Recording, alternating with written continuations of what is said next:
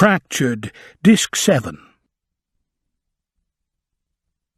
Chapter 13. Will had always been a good sleeper. He supposed it came from sharing a room with a handful of strangers for the first 18 years of his life. You learned to sleep through the coughs and the cries, the passing of wind, and the one-handed lullabies every teenage boy practiced from a very young age. Last night the house had been quiet except for Betty's soft snores and Angie's occasional groans. Sleep, on the other hand, had been an impossibility. Will's brain would not shut down. Lying in bed, staring at the ceiling, his mind had shuttled through what little evidence they had on the case until the sun had come up, and Will had finally forced himself out of bed. He'd done his usual routine, taken Betty for a stroll, then taken himself for a run. Even as he jogged, the pre-dawn heat pressing out every drop of moisture in his body, all he could do was think about Emma Campano. Was she being held somewhere in the air conditioning, or was she exposed to 100-plus temperatures? How long could she survive on her own? What was her abductor doing to her? It didn't bear thinking about, but as Will stood on the loading dock behind City Hall East, waiting for Emma's parents to show up, all he could think was that, for the first time in his life, he was no longer envious of Paul Campano. Will wondered how Amanda had broken it to the man that he was not to open his mouth during the press conference. Paul would not have taken the order lightly. He was used to bossing people around, controlling the situation with his anger or the threat of it. Even when he didn't speak, Paul managed to convey his displeasure. Will knew that the kidnapper would be watching the parents for any indication that he should just kill the girl and move on. Keeping a lid on Paul would be an uphill battle. He was glad it wasn't his job. Amanda had obviously not been pleased that the press had basically forced her into calling a conference. She had scheduled it at a time when most reporters were sleeping off the night before. They weren't as savage at 6:30 in the morning as they were at 8 or 9, and, as usual, she liked exploiting the advantage. In a fit of compassion, Will hadn't bothered Faith with the early call. He thought it best to let her sleep in. He didn't know her well, but he guessed the detective had spent her night tossing and turning over the case just like he had. Maybe the extra 2 hours would help clear her mind this morning. At least one of them would know what they were doing. A black BMW 750 pulled up to the loading dock. Of course, Paul had refused to let a cruiser bring him in. Amanda had told the Campanos to meet Will on the North Avenue side of the building because a couple of photographers were already milling around the front steps of City Hall East. The back was restricted to police vehicles and various support vehicles, so the vultures couldn't get in without risking arrest. Paul got out of the car first, his hand smoothing back the flap of hair that covered the top of his balding head. He was wearing a dark suit with a white shirt and blue tie, nothing flashy. Amanda would have coached them not to appear too wealthy or too well-dressed. Not for fear of the kidnapper, but because the press would be scrutinizing every inch of the parents to find a vulnerability that could be exploited for their lead paragraph. Abigail opened her car door just as Paul reached for the handle. Her long, shapely legs were bare, her shoes modestly heeled. She was wearing a dark blue skirt and an off-white cotton blouse of the sort Faith Mitchell seemed to favor. The overall look was understated, reserved. Except for the $90,000 car, she could be any soccer mom within a 5-mile radius. Yesterday's fight was obviously still fresh for the couple, or maybe there had been some new ones in between. There was a distance between them. Even as they walked up the stairs to the loading dock, Paul didn't offer his arm, nor did his wife reach to take it. "Agent Trent," Abigail said. Her voice was thin, her gaze almost lifeless. He wondered if she was still medicated. The woman seemed to have trouble standing upright. Paul, on the other hand, was almost bouncing on his toes. "I want to talk to your boss." "You'll see her in a minute," Will said, opening the door to the building. They walked down the narrow hallway to the private elevator that serviced the police station. Will couldn't help but put his hand at Abigail's back as she walked. There was something so fragile about her. The fact that Paul was oblivious to this was not surprising, but Will was taken aback by the renewed anger he felt at the man. His wife was falling apart in front of him, and all Paul could think to do was demand to talk to the person in charge. Will kept his pace slow so that Abigail wouldn't have to struggle to keep up. Paul bounded ahead of them toward the elevator as if he knew where to go. Will kept his voice low, telling the woman, "This won't take long." She looked at him, her red-rimmed eyes filling with tears. "I don't know what to do." "We'll get you back home as soon—" "I've got a statement to make," Paul told Will, his loud voice an intrusion in the small space. "You're not going to stop me." Will tried to temper his anger, but the other man's smug certainty was grating. "What exactly do you want to say?" "I'm going to offer a bonus." Will felt sucker-punched, again. A bonus for what? "I'm going to tell the kidnapper we'll double the ransom money if Emma isn't harmed." "That's not how these things—" "Let me talk to your boss," he interrupted, pressing the call button for the elevator just as the doors opened. "I don't have time to fuck with you." A crowd of cops filled the ancient elevator. They all recognized the Campanos and gave them a wide berth, vacating the car as quickly as possible. Paul got on. Will pressed his hand to Abigail's back, gently persuading her to move. He entered his code on the grimy keypad, then pressed the button for the third floor. There was a rumbling somewhere in the bowels of the building, then the doors creaked closed and the car jerked as it slowly started upward. Among other things, Will had discussed the press conference with Amanda last night. The Campanos were not going to talk to the media because Abigail was too vulnerable and Paul was too volatile. Once they opened their mouths, the press would attack. Even the most innocuous statement could be spun into a damning indictment. Will told Paul as much now. "This isn't like what you see on television. We don't need you to make a statement.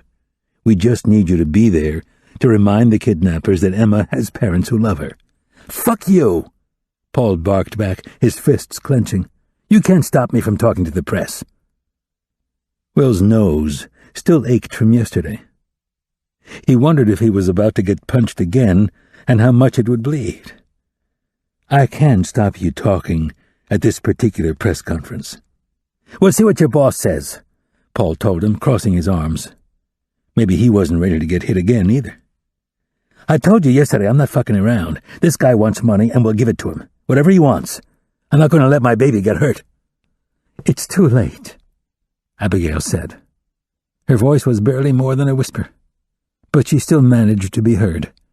She told her husband, "Don't you know that the worst has already happened?" Paul looked as if he'd been sucker-punched. "Don't say that."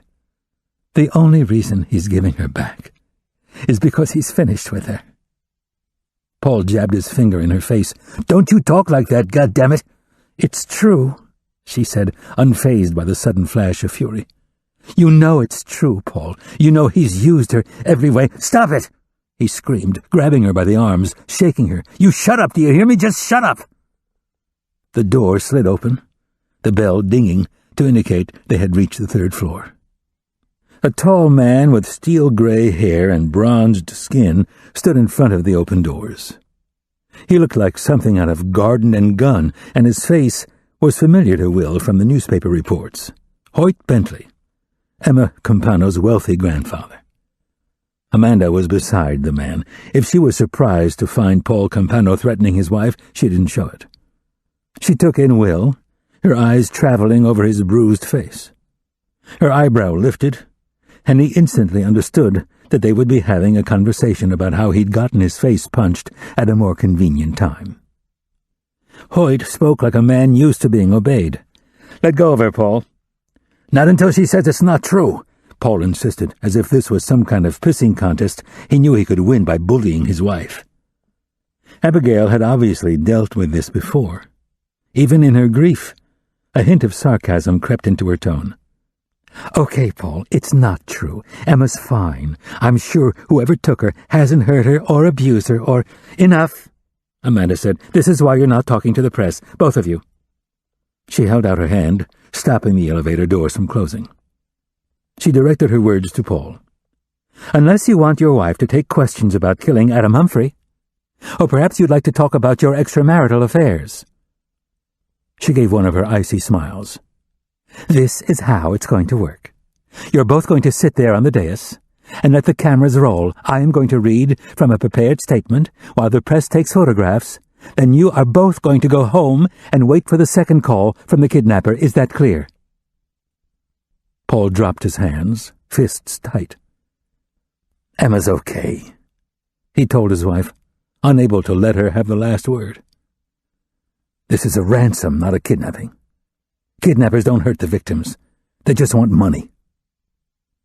Will glanced at Amanda, guessing she was thinking the same thing that he was, which was that Paul's words pretty much confirmed he had hired an outside expert to advise him. And possibly more. The offer of extra money was a calculated risk, but men who were paid by the hour tended to be good at coming up with a scattershot of ideas that justified their large paychecks. Hoyt spoke in a deep, resonant voice that perfectly matched his $1,000,000 suit and handmade loafers. "The only thing we're going to do by waving around more money is convince the kidnapper that he should hold out for more." Paul shook his head. His lips were moving, no words coming out.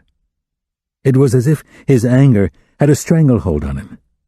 For Will's part, he was surprised to find that Paul wasn't more cowed by the father-in-law.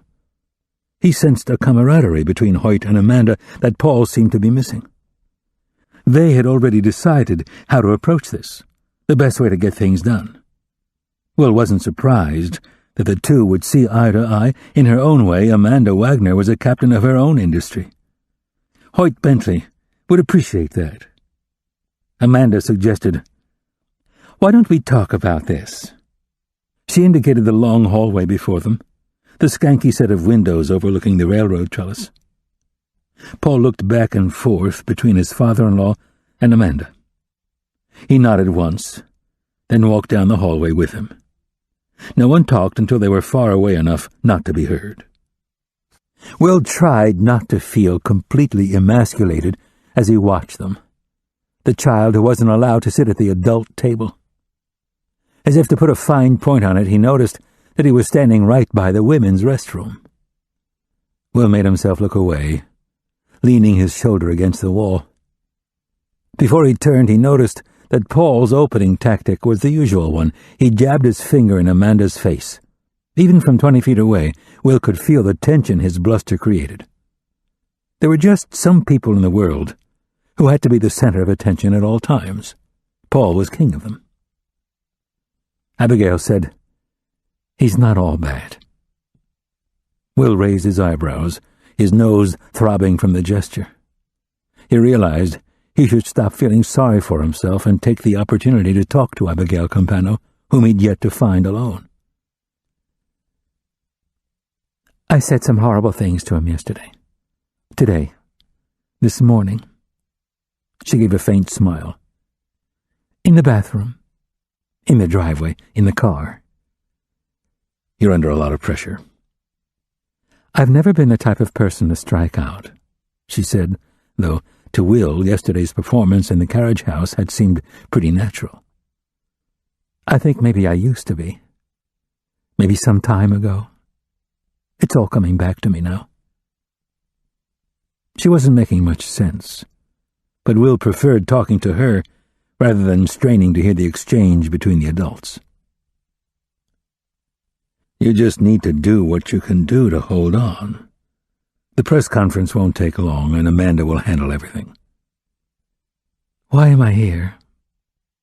Her question was so straightforward that Will found himself unable to answer her. She continued, "I'm not going to make a plea. You're not going to let me beg for the safe return of my daughter. Why is that?" He didn't tell her that if a sadist had her child, watching Abigail's pain might inspire him to get more creative with his victim. Even without that, Abigail proved every time she opened her mouth that she was unpredictable. He told the woman a softer version of the truth. It's easier if you let Amanda do all the talking. "So they won't ask me about killing Adam?" "Among other things." Aren't they going to wonder why I'm not at home, waiting for the second phone call? He gathered she was speaking more for herself than the members of the press. This is a very tense time, not just for us, but for whoever has Emma. We need the press to tone down the rhetoric. We don't need them running with some wild story, making up clues and chasing down crazy theories while we're trying to negotiate for Emma's return. She slowly nodded her head. What will it be like in there, in front of all those cameras? Excruciating, Will thought, but said, I'll be standing in the back of the room. Just look at me, okay? She nodded, and he continued, There'll be a lot of cameras flashing, lots of people asking questions. Just stare at me and try to ignore them. I'm kind of easy to pick out of a crowd. She didn't laugh at the joke. He noticed that she was holding her purse against her stomach. It was small, what he thought was called a clutch. Will had seen her closet, a spectacularly furnished room that was larger than his kitchen. There were evening gowns and designer labels and slinky high heels, but nothing in her wardrobe that appeared understated. He wondered if she had bought the outfit for the occasion, or borrowed it from a friend. As if she could read his mind, she asked, Do I fit the part of the bereaved killer? Will had heard the news call her as much this morning. The reporters were having a field day with the savage mother protecting her daughter angle. The irony was too rich to pass up. You shouldn't watch television, at least until this is over. She opened her purse. He saw a tube of lipstick, a set of keys, and a bundle of photographs that she rested her fingers on but didn't take out. Instead, she pulled a tissue from the bottom and used it to wipe her nose. How can I not watch? How can I not soak up every horrible thing that comes out of their mouths? Will didn't know how he was expected to answer, so he said nothing. One of Paul's ubiquitous fuck yous came from down the hallway. Whatever Amanda said was more of a murmur, but the tone sent out a chill that could be felt even from this distance. Abigail said, I like your boss. I'm glad. She wrote my statement for me. Will knew this already. Amanda wouldn't have trusted the mother to prepare a plea for the return of her child. The semantics were too important. One wrong word could send the wrong message. Then they would suddenly find themselves going from working a kidnapping to working a murder case. She doesn't lie to me, Abigail said. Are you going to lie to me? About what? Are they going to ask me questions about Adam? If they're any good at their jobs, yes, they'll try. But keep in mind, you're not here to answer questions.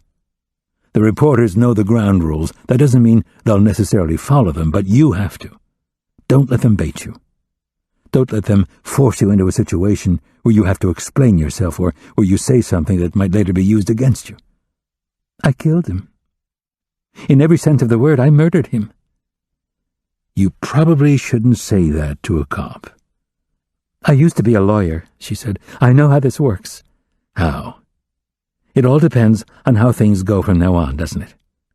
Whether or not you charge me. If Emma comes back in one piece, or if she's...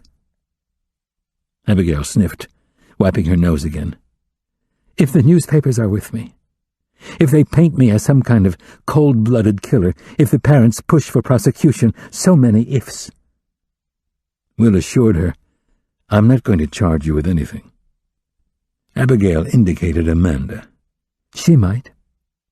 Will admitted to himself that the woman had a point.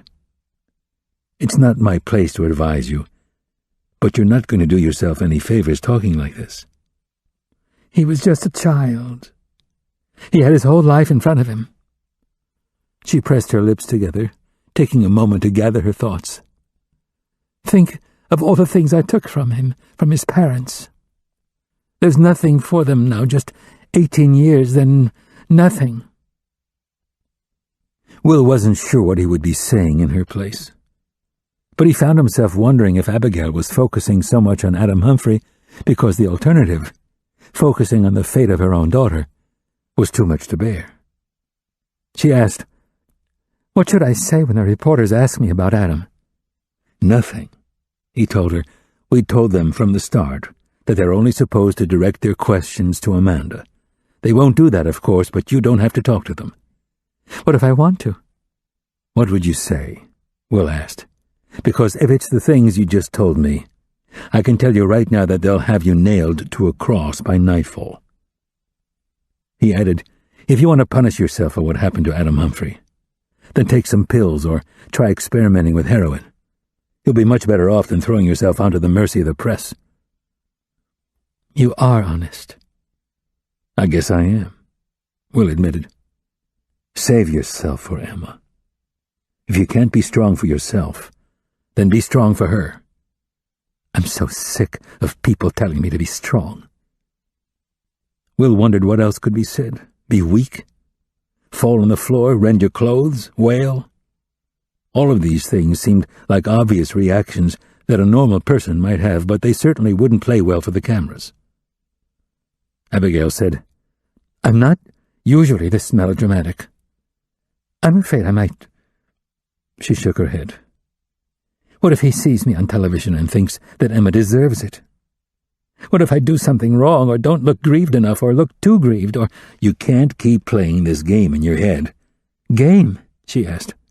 "I want this all to be a game. I want to wake up tomorrow morning and yell at Emma to get ready for school. I want to scream at my husband for screwing around on me. I want to play tennis with my friends and throw dinner parties and decorate my house and ignore my husband's affairs and—" Her composure had held up longer than he'd thought it would. Slowly she started to shatter. It started in her mouth, a slight tremble of her bottom lip that spread up her face like a tick.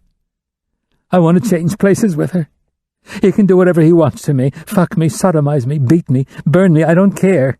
The tears came pouring now. "She's just a baby. She can't take it. She won't survive." Even as he took her hand, Will felt the awkwardness of the gesture. He didn't know this woman and certainly was in no position to comfort her. "Emma's alive," Will reminded her. "That's what you need to hold on to. Your daughter is alive." Impossibly, the moment turned more awkward. Gently, she slipped her hand from his. She ran her fingers under her eyes in that magical way women do to keep their eyeliner from smudging. Unexpectedly, she asked, "How do you know my husband?" "We met a long time ago." "Were you one of the boys who bullied him?" Will felt his mouth open but couldn't find any words to answer. "My husband doesn't talk much about his childhood." Will could have told her some stories. Instead, he said, "That's probably a good thing." Abigail looked at him, really looked at him, for the first time since they'd met. He could feel her eyes scanning the scars on his face, a thin pink line where his lip had been split so badly that there wasn't enough good skin left to sew it back together straight. Her gaze was so intimate that it was almost like a touch. They both looked away uncomfortably. Will checked his watch to make sure the battery was working. Abigail rummaged around in her purse. Footsteps clicked against the tiles as Hoyt, Amanda, and Paul made their way back up the hallway. Paul looked positively defeated, and Will wished that he had paid more attention to the exchange. Paul silently took his wife's hand and placed it on his arm. Amanda said, "Thank you," to Hoyt, shaking his hand. He kissed his daughter on the cheek, gave Paul a clap on the shoulder, then headed toward the exit. Will guessed the millionaire's work here was done. Amanda took both of Abigail's hands in hers. The naturalness of the gesture was surprising, but women, even Amanda, could get away with that sort of thing. "Chin up," she said. "Don't let them see you break." Will chewed his lower lip, knowing that Amanda was hoping for the exact opposite. The grieving mother card could never be played enough times in situations like this. Paul was simply an accessory. Knowing how these things worked, Will guessed that half the people following the story assumed that the father was the root of all this evil. If Abigail came across as too strong, then they would toss her onto the list of suspects as well. Then, of course, there was the only opinion that mattered, that of the person who was holding Emma Campano.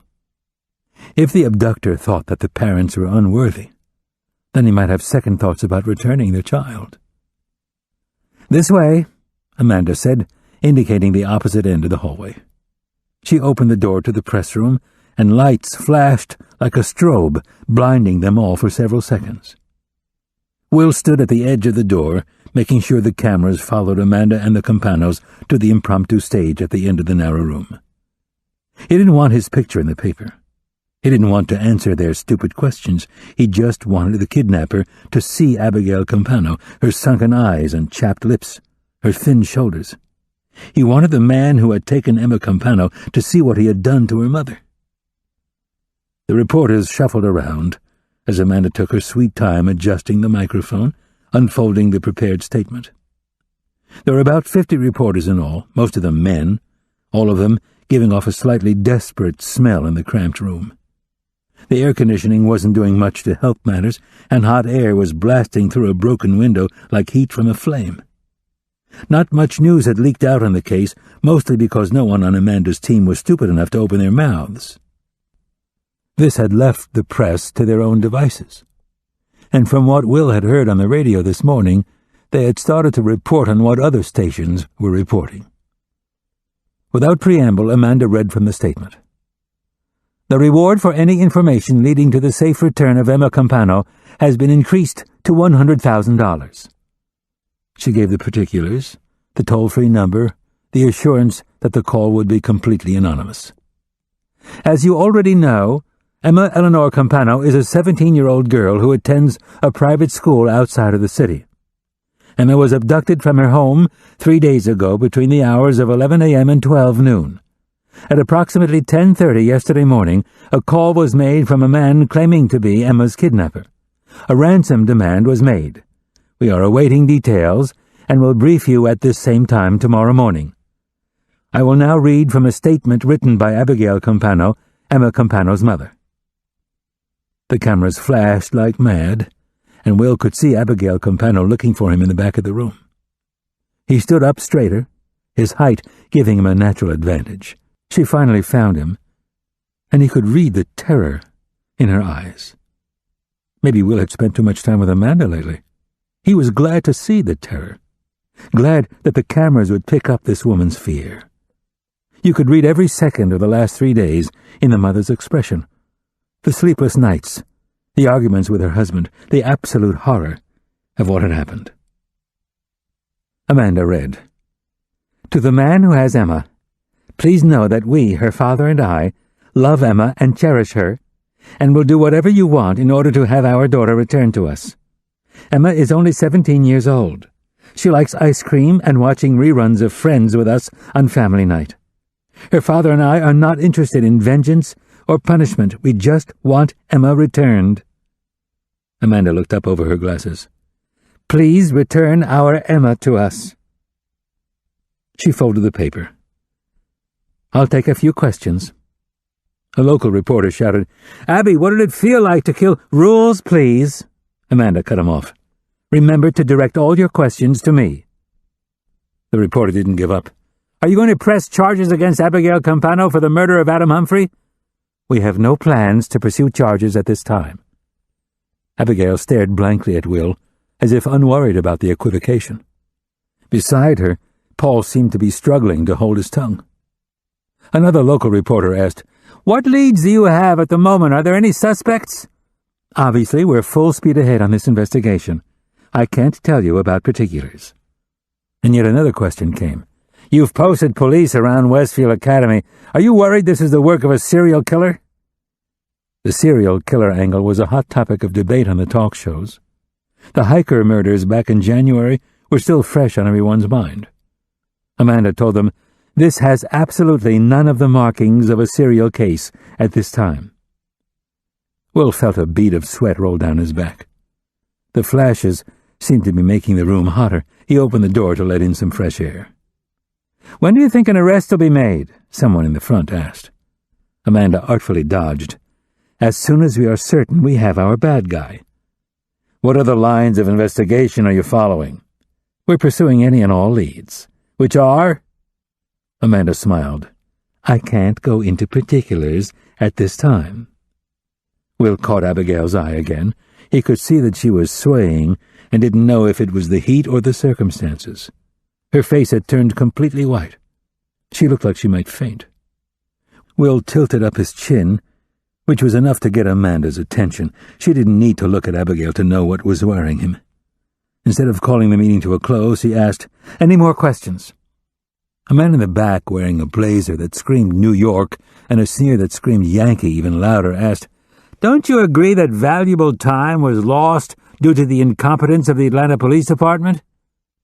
Amanda's eyes found the man, and she gave him one of her special smiles. "At this point in time, we're more focused on finding Emma Campano than we are on pointing fingers."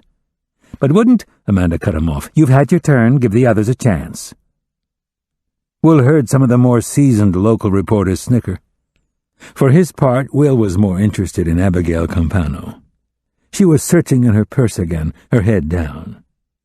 She was leaning too far forward in the chair.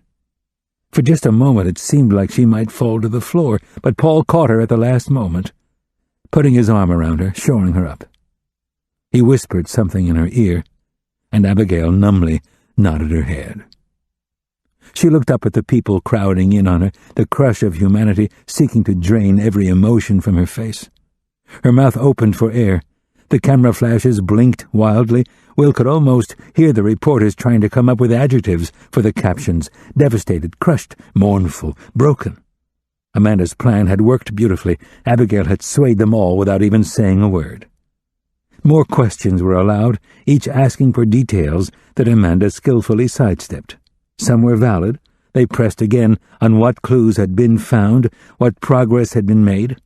Some were meant to be inflammatory, like the man who asked again whether or not this was the work of a sadistic serial killer who was targeting affluent young girls. Amanda gave them nothing, rapping her knuckles on the podium like a judge ending a court session, then leading the Campanos off the stage. Another barrage of photographs were taken as Amanda followed the parents back toward the exit. Abigail could barely walk on her own. She leaned into Paul like a crutch. The reporters kept their distance, not crowding the group. If Will didn't know any better, he would have sworn they were being respectful. Outside, Amanda made all the right noises. She took Abigail's hand, saying, "You did perfectly." Abigail nodded, obviously not trusting herself to speak. The ordeal had taken the last bit of strength out of her. Amanda said, "The second call from the kidnapper is in 3 hours. I'll be with you at the house." Paul said, "Thank you." Amanda shook Paul's hand. She gave Will a sharp look. "My office, 10 minutes." He nodded, and she walked off toward the stairs. For the first time since this had all started, Paul seemed concerned about his wife. "Are you okay?" "I just got a little too warm," she murmured, hand covering her stomach. Will offered, "There's a bathroom down here." She didn't look at him. Still leaning on her husband, she made her way to the ladies' room. Outside the door, she put her hand to his face, then his chest. "I'm okay." "You sure?" She pressed her fingertips to his mouth, then went into the bathroom. Paul stood outside, facing the closed door, as if he could still see her. Will found himself feeling something like jealousy, coupled with confusion. How could someone like Abigail love Paul? How could she have a child with this man? He'd never been attractive, but Paul had let himself go over the years. He'd put on more than a few pounds. His hairline was receding. This, coupled with his roving eye, didn't exactly make him a catch. What did she see in him that was attractive? And why was it that even after almost 30 years had passed, Will was still comparing himself to the bastard? Paul let out a long sigh. He walked a few feet away, then turned on his heel, and walked back as if keeping sentry. Will put his hands in his pockets. and leaned against the wall, wondering why he kept ending up outside the ladies' room. Paul stopped. He indicated his own face, asking, "Does it hurt?" Their fight the day before was the last thing on Will's mind, though the bruise that spanned the bridge of Will's nose and ran under his eyes was reminiscent of an Egyptian pharaoh. Instead of answering the man, Will looked down at the ground, noting that his shoes were badly scuffed. "Here." Paul held out the stack of photographs that Will had spotted in Abigail's purse. All of them, he knew, would show Emma in various stages of happiness. "My wife wanted you to have these." He didn't look at the photos. "She wanted you to know what Emma looks like." Will took the photos but didn't look at them either. The girl's face was already seared into his mind. He didn't need more visual cues.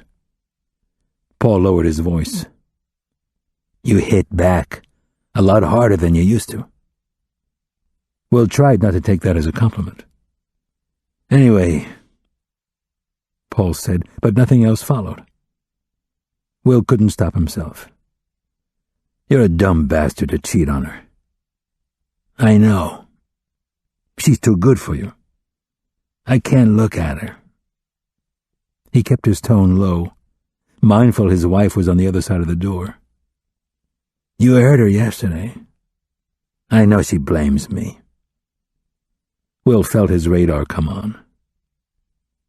"Is there something you're not telling me?" "No," Paul told him. "Believe me, I wish there was. I wish there was some guy out there I pissed off or somebody I fucked over who I could point to. I'd beat the shit out of the fucker."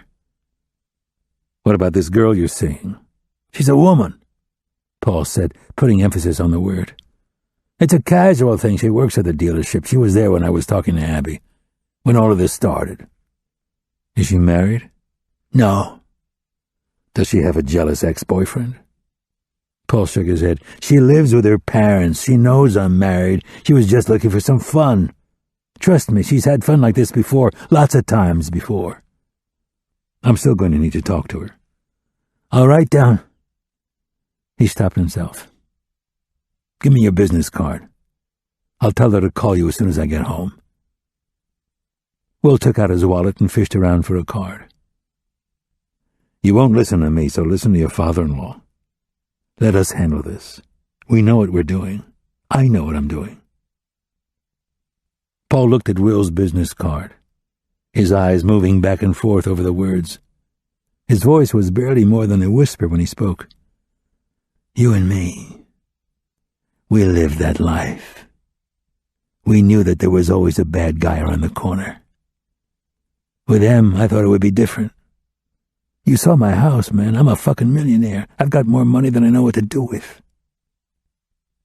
He stopped, his emotions catching up with him, tears flooding into his eyes. "I'd give it all up if I could have my little girl back." Will was uncomfortable being in the position to assure the man that everything was going to be okay, not least of all because they both knew better. "Fuck me," Paul whispered, sniffing, wiping his eyes. "I'm like a fucking girl here." Will looked back at his shoes.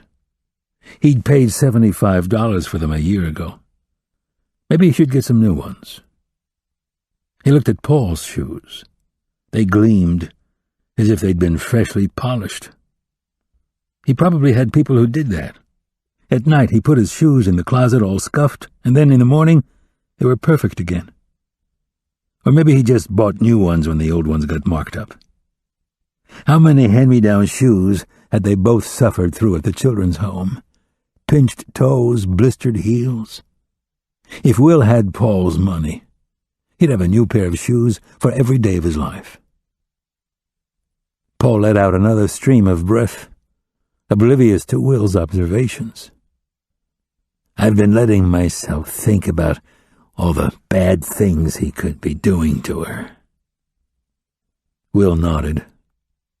Paul would know firsthand the nasty things men could think to do to children. Will had seen the scars, the bruises. He had heard Paul screaming in the middle of the night. You're the only one I can talk to about this kind of shit. Abigail doesn't know. She's still with me, isn't she? Will could hear the shame in the man's tone. It was a familiar sound to his ears. He looked back up at Paul.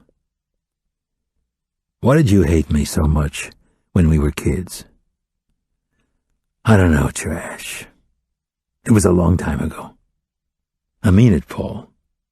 I want to know. Paul shook his head, and Will thought that was the only answer he was going to get, until the man said, You had it down, Trash. You knew how to do the time. What do you mean? You just accepted it. Being there, trapped at the home for the rest of your life. Not ever having anybody. He stared at Will as if he still couldn't believe it. You were content. Will thought about all the visiting days.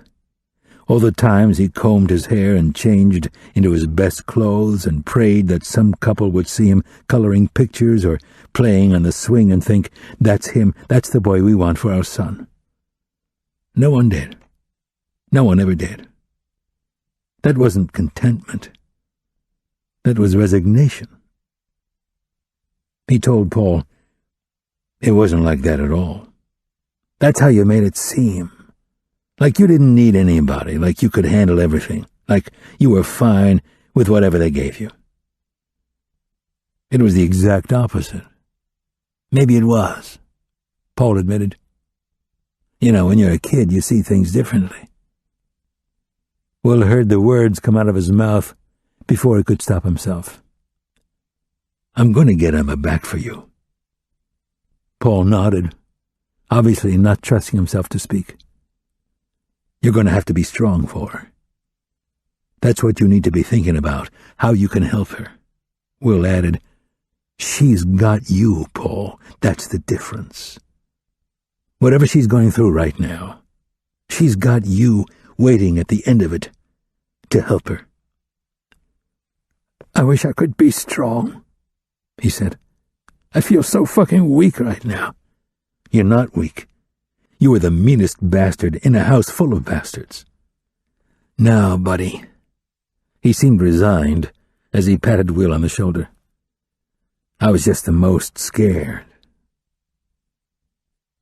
Behind the door, the sink turned on, water flooding out of the faucet. The paper towel dispenser screeched as the crank turned, then the door opened. Abigail's makeup had been fixed, her lipstick reapplied. Okay, Paul said, more to himself. He reached out his hand and she took it. Nothing awkward in the gesture. Will led them down the hall and pressed the call button. Abigail had her head on Paul's shoulder, her eyes closed as if she was willing herself to get through this. When the doors slid open, Will reached in and pressed his code into the keypad. Emma's parents got on. Paul gave him a stiff nod. Not a thank you, but an acknowledgement that Will was there. Abigail didn't give Will a second glance as the doors closed. Will looked down at the photographs in his hand. Emma Campano smiled back at him in a toothy grin. He thumbed through the pictures. In some she was with her parents, others showed her with Kayla Alexander. Younger shots showed Emma with a group of girls in the school choir, another group on a skiing trip. She seemed even more vulnerable with a group than when she was alone, as if she could feel her separateness, her outsider status, as keenly as the prick of a pin. He saw in her eyes the trepidation of a kindred spirit. Will tucked the photos into his pocket and headed toward the stairs.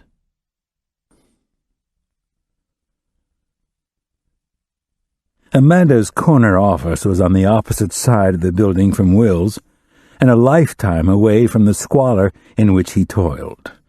Ahead was the ubiquitous view of the Home Depot parking lot. Up the street the city loomed, skyscrapers, regal old buildings, and, in the mist-covered distance, the greenery of Piedmont Park. Her desk was not the requisitioned metal type whose sharp corners had taken out more than one poor civil servant's kneecap, Polished wood gleamed from under her leather blotter with its pink phone messages Caroline had left her. Her in-and-out trays were always empty. Will had never seen a speck of dust in the place. Pictures of Amanda with various dignitaries hung alongside newspaper articles touting her triumphs. The walls were painted a soothing grey. The ceiling was made of crisp white squares rather than the dingy, water-stained tiles that were the hallmark of every other office in the building. She had an LCD TV and her own coffee bar. The air really was better up here. "Get you anything?" Caroline, Amanda's secretary, asked. She was the only woman who worked on Amanda's team. Will supposed this was because Amanda had come up during the age of tokenism, when there was only one spot for a woman at the top. Or maybe it was because Amanda knew that men were easier for her to control. "No, thank you," he said. "Did Amanda tell you we're expecting a phone call?" She interrupted. "Thanks." She smiled and returned to her desk outside the office. Will had called Evan Bernard, Emma's reading teacher, first thing this morning. The man had agreed to look at the threatening notes that Adam Humphrey had been sent. As Faith had suggested, Will was hoping the teacher could give his opinion as to whether or not they were looking at the work of a dyslexic. A cruiser had been dispatched to show him copies of the letters. Bernard was supposed to call as soon as he got them. Will checked the time on his splintered cell phone, wondering where Amanda was. The numbers didn't glow as brightly. Sometimes it rang when someone called, sometimes it flashed silently. Earlier, it had started vibrating for no apparent reason, and he had to take out the battery to get it to stop. He was worried about the phone, which was 3 years old, and about 3 million models out of date. A new one would require him to learn a whole new set of directions. He would have to change over all the numbers and program in the functions. There went his vacation. Or maybe not. He needed a job to take a vacation. "Looks like we're getting good feedback from the press," Amanda said, breezing into her office. "Paul Campano denied getting into a scuffle with you. He said it was an accident, that you fell." Will had stood when she entered the room, and he was so shocked that he forgot to sit back down. "Hamish Patel and his big mouth say otherwise." Amanda eyed him as she fanned through the notes on her desk. "I'm going to guess from your appearance that Campano took a swing at you." Will sat down. "Yeah." "And I gather from the black eyes and swollen nose that you valiantly suffered his blows?" Will tried, "If that's what Hamish says." "Care to tell me why he took the swing in the first place?" Will told her a favorable version of the truth. "The last thing I said to him before he hit me was that we needed a DNA sample." "That puts it nicely back on me." He asked, "Did Paul give the sample?" "Yes, actually, so either he's extremely arrogant or he's innocent." Will would have bet on both, but he still couldn't believe that Paul had covered for him. He hadn't even hinted at the favor less than half an hour ago. Maybe this was the man's way of paying him back for being such a jerk all those years ago. Or maybe he was still the same old Paul who liked to settle his scores when the adults weren't watching. "What about his affairs?" "I called the dealership as soon as I got back to my office. If she doesn't get back to me by noon, I'll send a squad car to pick her up." Will had to add, "My gut tells me Paul doesn't have anything to do with this. Maybe if it was just a simple kidnapping, but it's not." "We'll know soon enough," Amanda said. "I've fast-tracked the comparison between Paul Campano and the DNA we found on Kayla Alexander. Becky Kuiper at the lab is going to call you as soon as the results are in." "I sent a cruiser over to Emma's school," Will said, barely able to get past his shock. "Bernard should be calling us any minute." "It's extremely ironic that our resident dyslexic can't tell us, isn't it?" Will tried not to squirm in his chair. He had called his boss at home only one other time in the last 10 years, and that was to tell her that a colleague had been killed. Last night she'd been even icier to him when he'd explained that he had been unable to see anything unusual about the notes someone, probably the killer, had slipped under Adam Humphrey's dorm room door. He cleared his throat. If you want my resignation, when you leave this job, it'll be with my foot up your ass, not slinking out the door like a wounded kitten." She sat back in her chair. "God damn it, Will." "I'm sorry. Sorry doesn't cut it right now." She twisted the screw tighter. "Those letters are the first pieces of real evidence we have. Leave her alone. She belongs to me. Those are direct threats from our killer to one of our victims. If this is the work of someone with some kind of handicap, that's our blood in the water, Will. We should have been circling this information as soon as we got it." "I'm aware of that." "Where would we be right now in this case if you had followed up on the spelling yesterday afternoon instead of first thing this morning?" She didn't let him answer. "We're going on 3 days here, 3 days. I don't have to tell you what that means." "What else do you want me to say?" For once, she seemed to be at a loss for words. The condition was fleeting. "We're burning daylight. When is this teacher supposed to call?" "The cruiser should be there any minute." "What time is Gordon Chew supposed to be here?" She meant the fingerprint expert from Tennessee. Around 8:30, he was going to drive down first thing this morning. "He drove down last night," she said, but didn't elaborate. "What do we have?" "A lot of nothing," Will told her.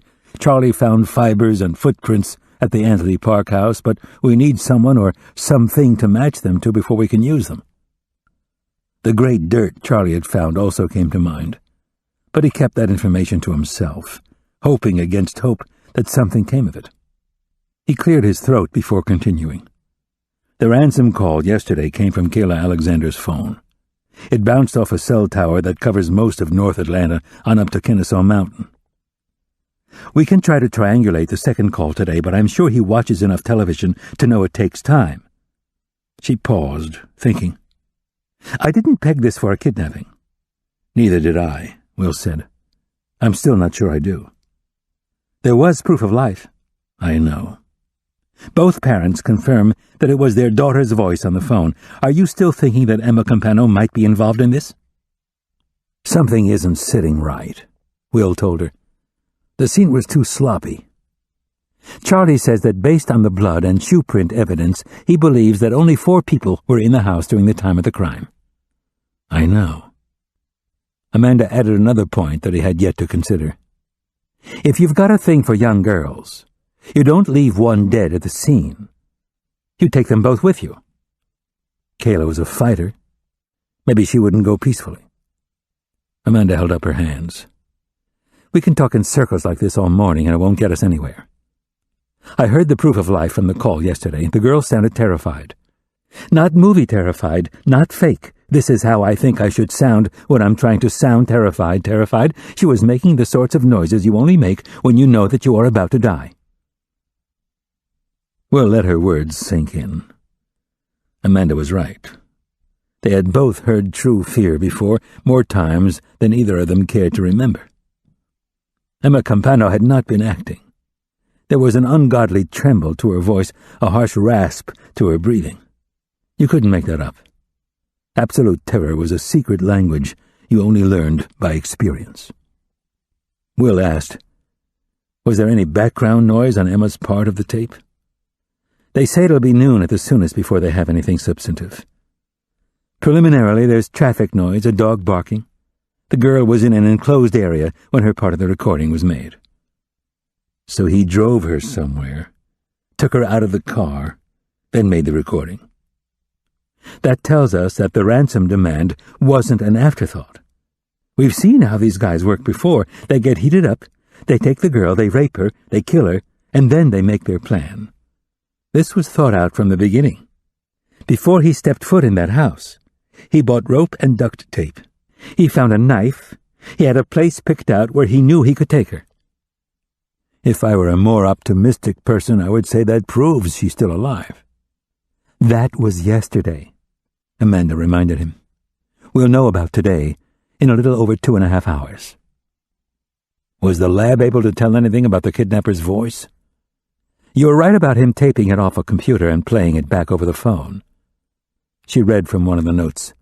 "The voiceover utility is a standard feature found in Apple Macintosh's Universal Access software. The voice selected by the caller is called Ba." She looked up from the note. So that narrows our suspect pool down to several million smug Apple computer owners. Kayla Alexander's parents should be— They're back, she interrupted, and you're not to go within 100 miles of them without an attorney. Why? They're filing lawsuits against Westfield Academy, the Campanos, and the Atlanta Police Department. I'm sure as soon as they realize we're on the case, they'll slap us with one too. On what grounds? The school couldn't keep the girl from leaving, the Campanos couldn't keep the girl from dying, and the police department couldn't find their asses if you drew them a map. Caroline called from her office. Evan Bernard is on line 3. Will told Amanda, please let me handle this. Are you trying to redeem yourself? I'm trying not to piss off the man who's trying to help us. Don't be ridiculous. She pressed the speakerphone button. Mr. Bernard, this is Amanda Wagner. I'm the Deputy Director of the Special Criminal Apprehension Team. I've got Agent Will Trent here with me. Thank you so much for helping us this morning. No problem, he answered. The policeman you sent came with his lights and siren blaring right up to the front door. He gave a forced chuckle. I have to admit it was a little disconcerting. Amanda smiled her grandmotherly smile. Consider it incentive to keep your nose clean. Will shook his head at the silence on the other end of the line. He took over the call, asking, Mr. Bernard, can you give us your impression of the letters? I have to admit I find them curious. Can you explain why? The first one, which I would read as, she belongs to me, just doesn't ring true.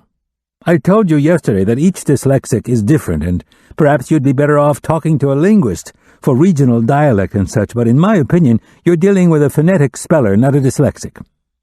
Will asked, how can you be sure? Well, I'm not. He made a thinking noise. All I can speak from is my own experience. With a dyslexic, I would expect the letters to be mixed up, not just misspelled or run together.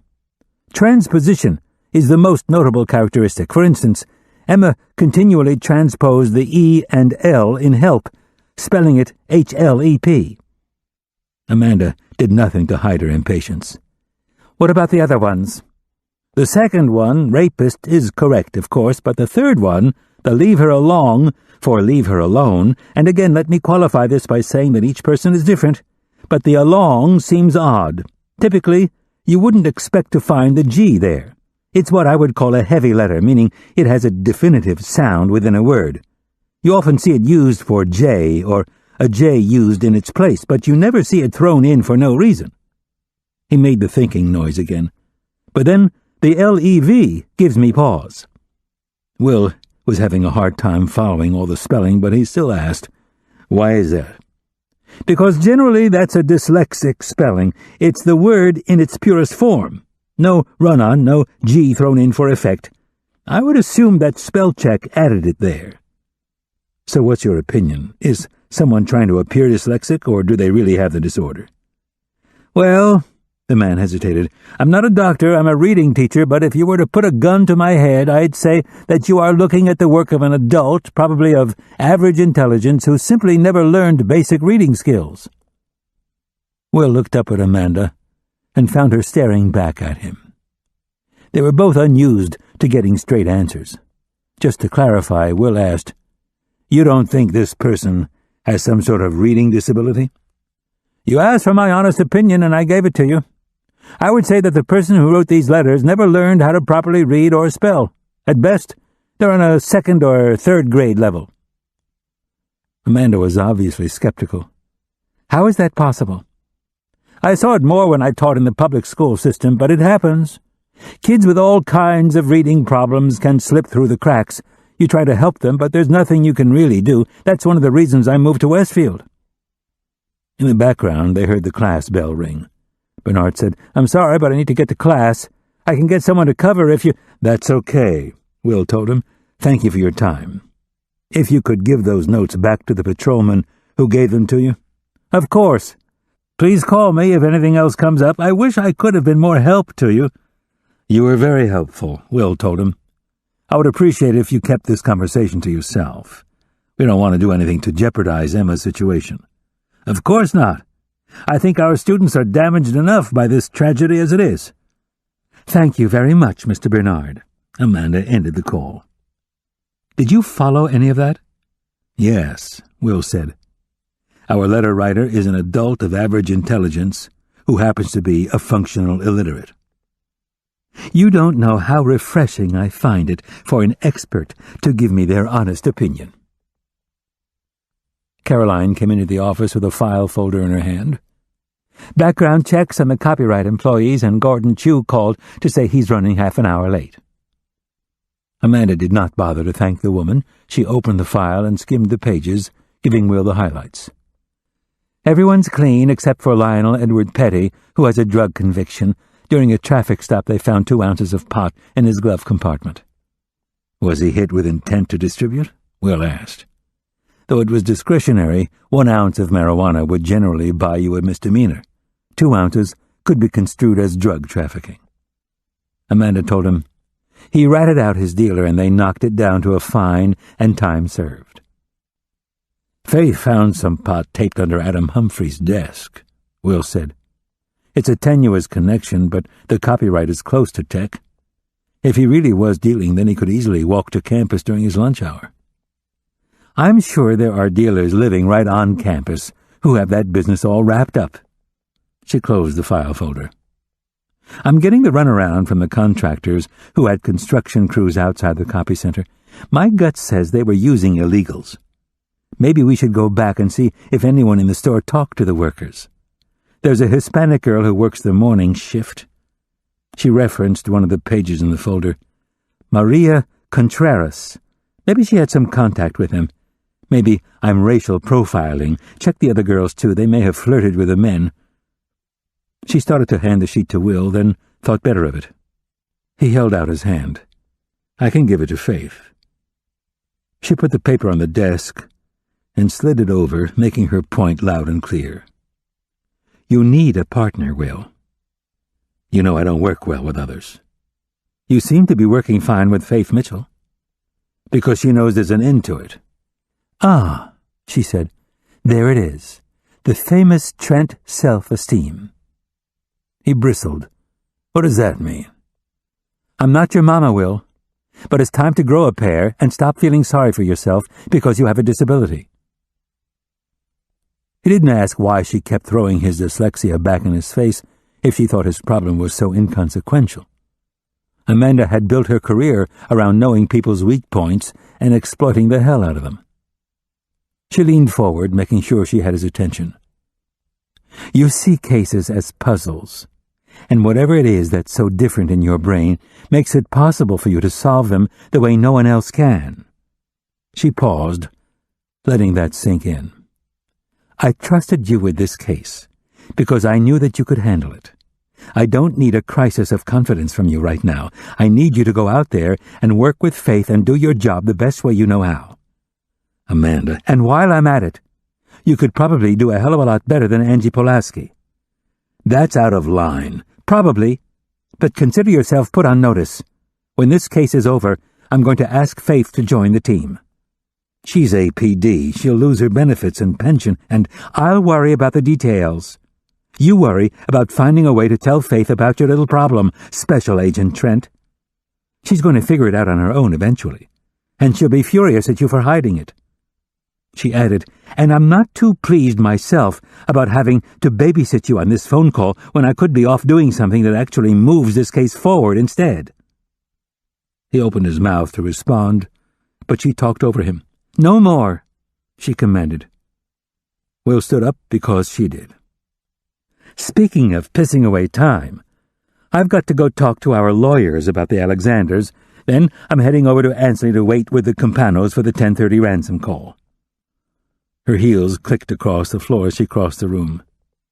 Wait for Gordon Chu to see what he comes up with on the threatening notes. Then canvass the copyright again to see if they remember anything about those construction workers. We'll reconvene outside the Campano house. She paused in the doorway, repeating, outside the house, Will. I have no idea why Paul Campano covered your ass over the little contretemps you two had.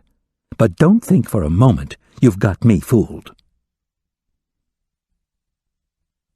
Chapter 14. Faith covered her mouth as she yawned, hard enough to pop her jaw. She was almost punch-drunk with exhaustion after spending most of the night talking to Victor Martinez. Once the restaurant had kicked them out, they had walked to the closed coffee shop next door and sat at one of the metal tables outside. Sweating in the evening heat, being devoured by mosquitoes, neither of them had made a move to leave. They'd both had horrendous days. They had both studiously avoided any further conversation about them. Faith had told him about her father, how she missed him, her brother in Germany, her relationship with her mother, and, of course, Jeremy. Victor had listened so intently, his eyes never leaving hers, his fingers stroking hers in ways that made Faith incapable of thinking about anything other than the feel of his skin, that she had finally given up and stared wordlessly back at him until he started talking about himself. He had given her the highlights: an early failed marriage, his rise to Dean of Student Services at Georgia Tech. He was the first man in his family to go to college. He was bullying his nieces and nephews to make sure he wasn't the last. He found out she had dropped out of college and started bullying her as well. When Faith had finally realized it was 3 a.m, that she had to get up for work in 4 hours, she had finally broken the spell. Victor had taken her hand and kissed her on the cheek, then, very gently, on the mouth. He had walked her to her car, then kissed her again before she'd pulled away. Even if he never called her again, Faith thought that it was one of the most romantic evenings of her life. Will came into the office. "Looks like I'm not going to be investigating bingo applications after all."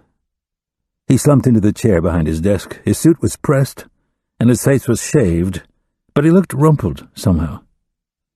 "Did you see the press conference this morning?" Faith felt the hair on the back of her neck stand up.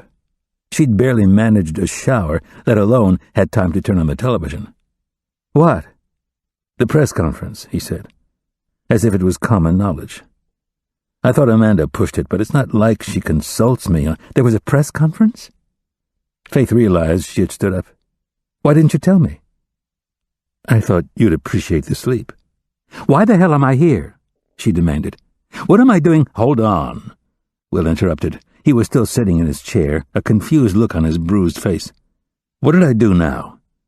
"What did you do?" "Whatever it is, I'm sorry. I really am." Will leaned forward.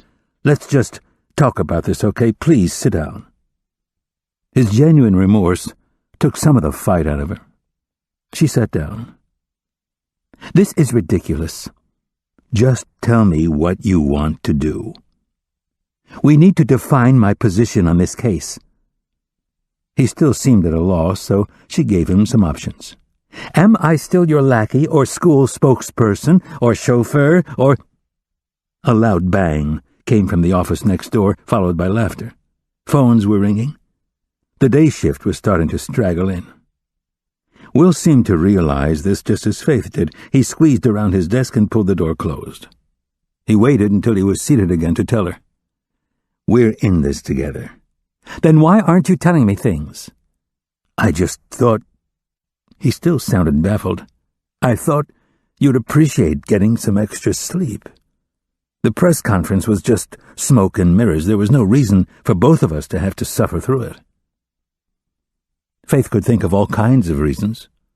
A chance to talk to Abigail Campano again, to see the mother and father interacting. The opportunity to find out what the reporters had dug up on their own, or just the common goddamn courtesy of being included in the case she had been pouring her life into for the last 3 days. Will was looking down at his desk, but Faith had been the mother of a teenage boy long enough to spot guilt when she saw it. She asked, "What else?" He didn't answer, so she pressed. "I know there's something else. Will, just go ahead and tell me." A sense of dread filled his voice. "You're really not going to like it." Faith waited. She could clearly hear the conversation in the next office, cop talk, somebody bragging about kicking the knees out from under an arrest. Will said, "I talked to Evan Bernard this morning." "By yourself?" "With Amanda." Faith let that sink in. Was it Amanda who didn't trust her? It would be very like the older woman to make her own decisions and leave Will to clean up the mess. Was Faith mad at the wrong person? On the other hand, if that was the case, If Faith's being left out was coming from Amanda, then why wasn't Will telling her? She rubbed her eyes, too tired to see through the layers of deceit. What did he say? In his opinion, we're looking at an illiterate adult, not someone with a learning disability. Faith found the leap extraordinary. He got that from 3 notes? I'm just telling you what he said. How can someone get through school without learning how to read and write? It happens, he said, rubbing his jaw. Faith felt more than snubbed this time. The press conference was one thing, but she had real questions for Evan Bernard. Primarily, how could he be so sure from 3 short sentences that they were dealing with someone who had a learning disability rather than someone who was perfectly normal and trying to cover his tracks? Will said, "The lab is going to call us when Gordon Chu gets here. He's the fingerprint expert." "Why didn't you use one of our guys?" "You only get a few chances to chemically process paper. If there's a fingerprint on one of those notes, Gordon will find it." Will tapped the keyboard on his computer to wake it up. He started reading something, probably his email. "Did you do anything with that vial?" She was conscious that sound traveled both ways. "I put it in the right hands."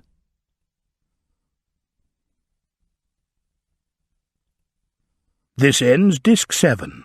Fractured, Disc 8.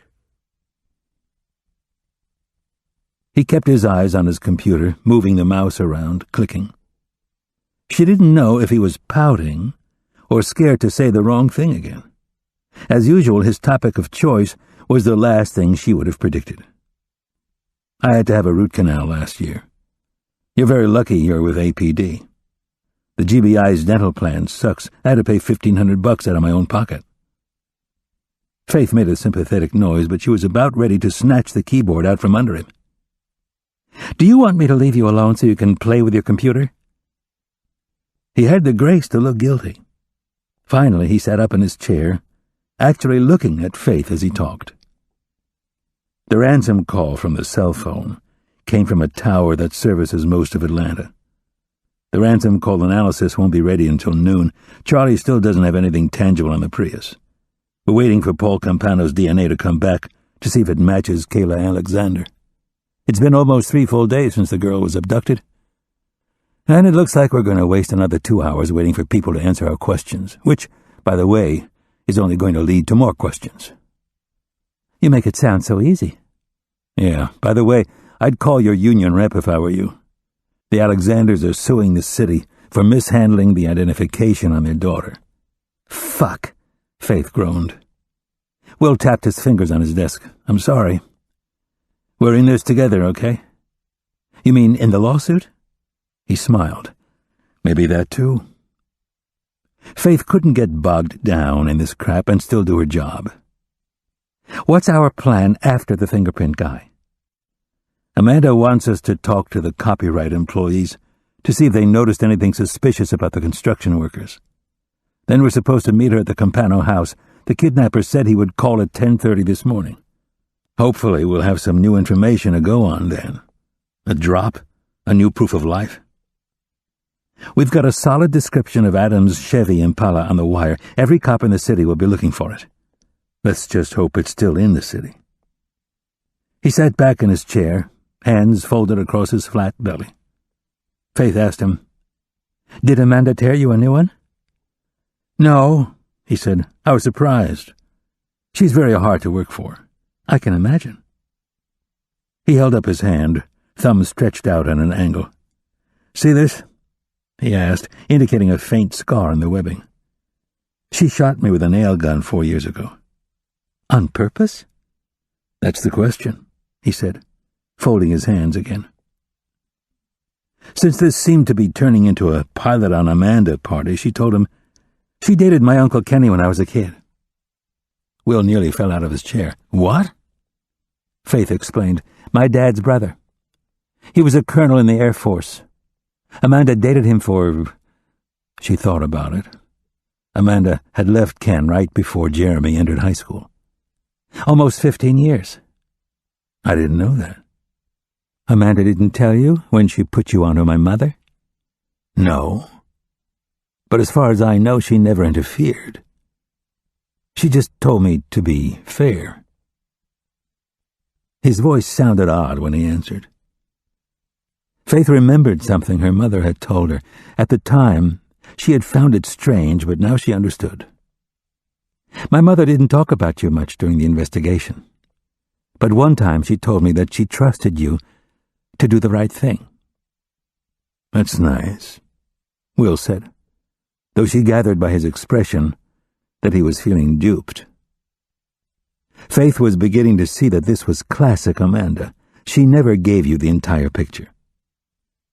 She tried to change the subject, talking about his dank office. The view doesn't really improve in the sunlight. Will rubbed his jaw again. No. He was silent for a moment, then said, I'm sorry I left you out of the phone call and the press conference. It won't happen again. She wasn't quite ready to accept his apology, maybe because he kept leaving her out no matter how many times he said he was sorry. What was Paul's reaction to all this? He was his usual asshole self, Will said, trying to control everything. What about him? Faith asked. Doth he protest too much? Paul's an asshole, but I don't see him doing this kind of thing. He'd have to have an accomplice, a motive. I guess we'll know motive well enough when the DNA comes back. It's not going to match. He seemed so sure of himself that Faith didn't bother to argue. The obvious culprit in any child abduction case was always the father.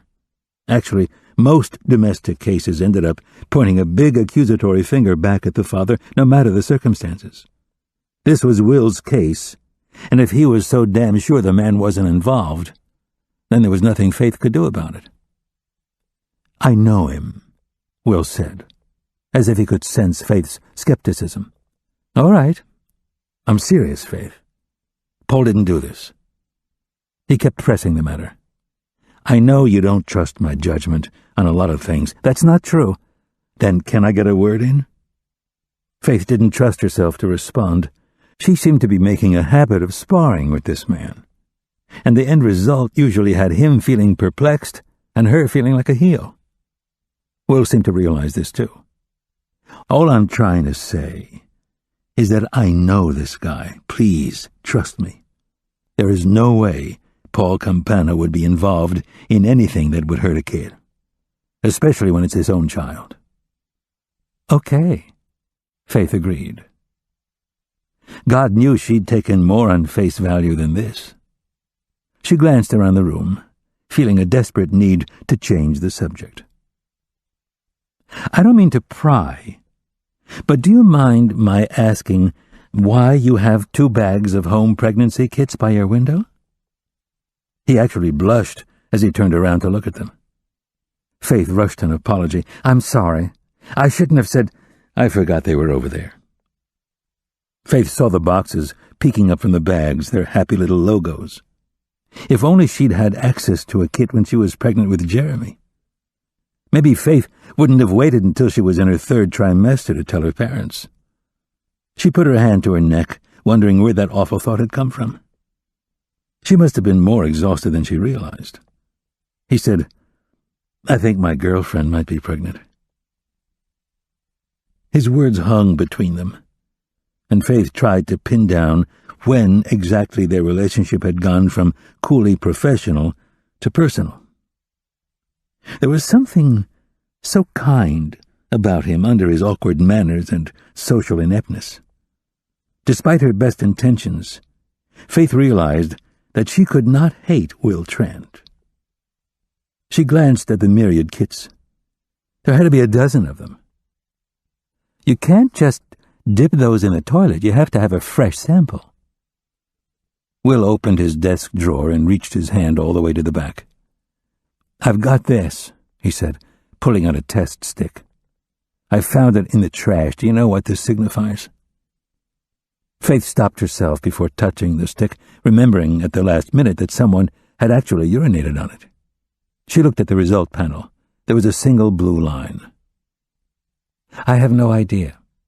Yeah, he said. Anyway, I got all these so I can figure out which brand it is and get the results.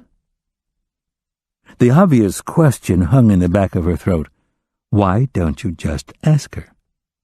But Faith figured the fact that Angie Pulaski hadn't mentioned the test to Will in the first place was proof enough that there was a serious breakdown in communications. She said, "Let's go through them now." He was obviously surprised by the suggestion. "No, I couldn't ask you to do that. We can't do anything until Bernard calls. Come on." Will only made a show of resisting. He emptied the bags onto his desk. They started opening the boxes, breaking the plastic seals, finding the test sticks, comparing them to the one on Will's desk calendar. They were nearly to the last one when Will said, "This looks like it." Faith looked at the plastic-wrapped tester in his hand and compared it to the used one on his desk. "Yep," she agreed. He unfolded the directions that came with the test, skimming them to find the right section. He glanced up at Faith nervously, then looked back at the directions. "Let me," she finally said, putting him out of his misery. There was a drawing on the backside. "One line," she said. "That means it's negative." He sat back in his chair, hands gripping the arms. She couldn't tell if he was relieved or disappointed. "Thank you for helping me with that." Faith nodded, sticking the directions back in the box. "Spell check." "What?" "Yesterday, Bernard said that computers make it easier for dyslexics to hide their problem." He shrugged. "It would make sense that someone who was functionally illiterate would do the same thing." Faith closed her eyes, remembering the threatening notes.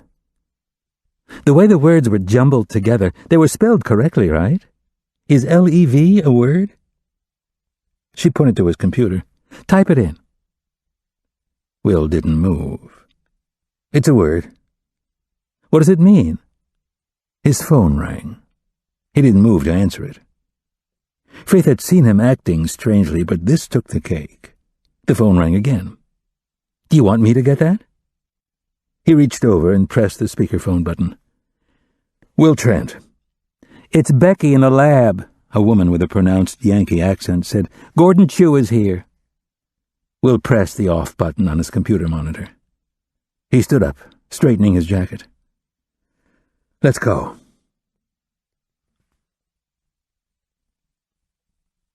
The forensics lab took up the entire second floor of City Hall East. Unlike the rest of the building, which was likely filled with mice and asbestos, the lab was clean and well lit.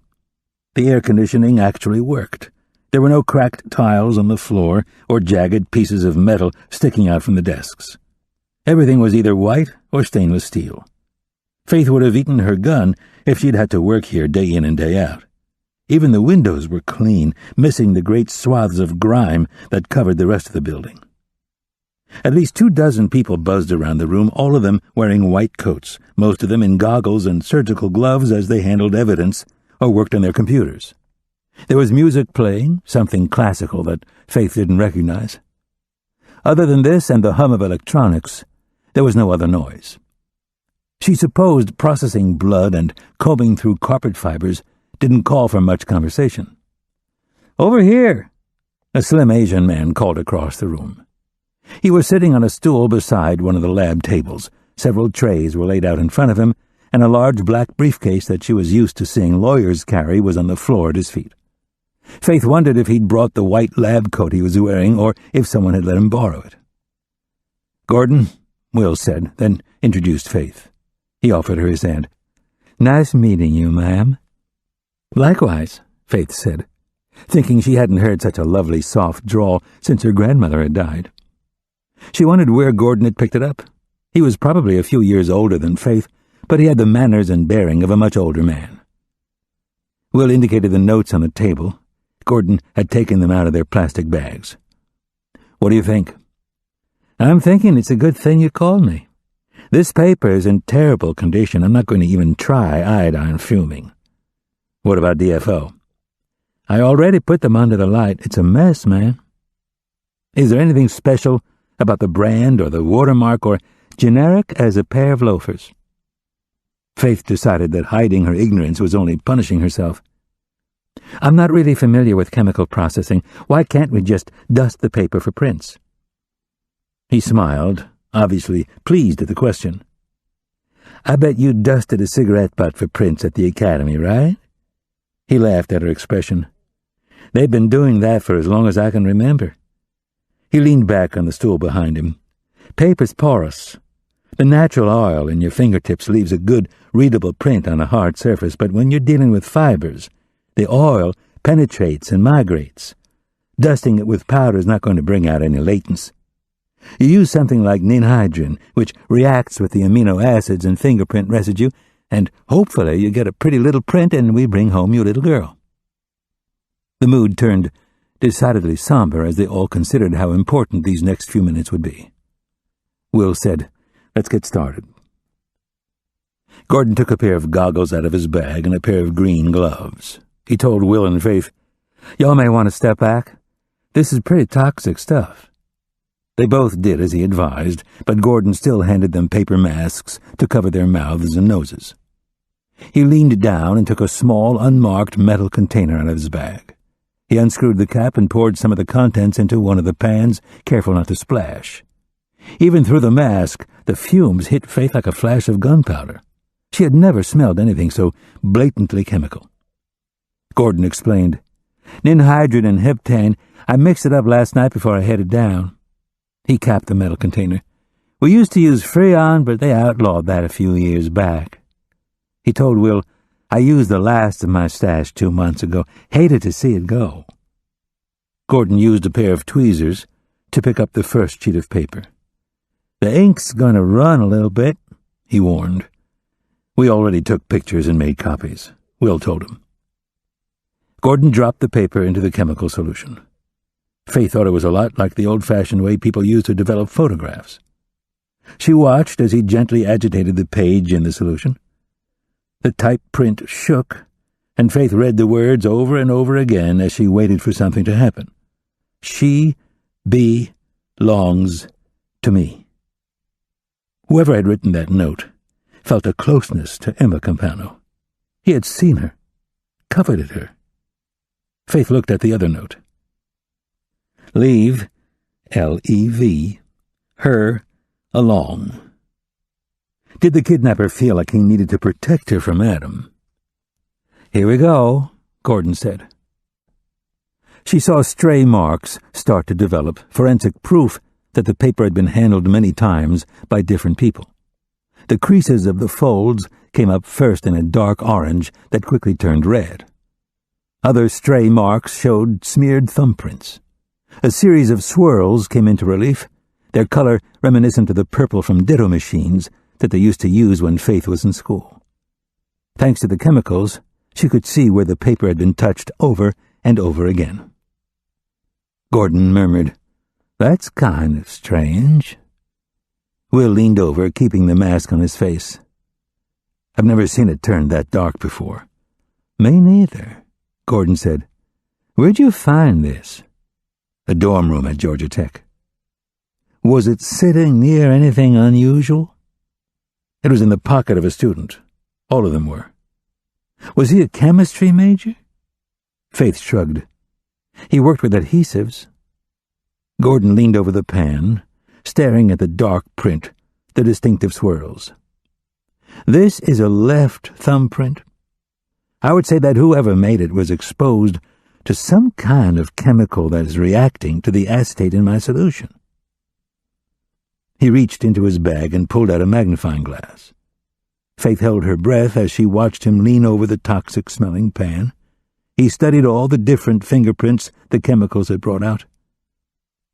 "Based on the latents, we've got 3 different people touching this paper." He looked at the black print again. "I'd say the thumbprint is the only time the third person touched this page." He indicated the position. "It's in the bottom left corner. He was being careful when he handled it." Will said, "He might have put his thumb there because he was trying not to touch it as he slid it under the door." "He might very well," Gordon agreed. "I need to dry this, then I can look at the back. Why don't y'all give me a few hours to see what I can come up with? Do you have comparisons of the two people you believe touched this?" Faith said, "Adams will be on file. We took Gabe Cohen's to rule him out before we searched Adams' room." "What about Tommy Albertson's?" She nodded. Albertson had been an ass about it, but she had managed to get prints off him. "Well," Gordon began, "get me the comparisons. This is a pretty excellent print, coloring aside." "I'll run it through APHIS," he said, referencing the automated fingerprint identification system. "The system's been running slow lately.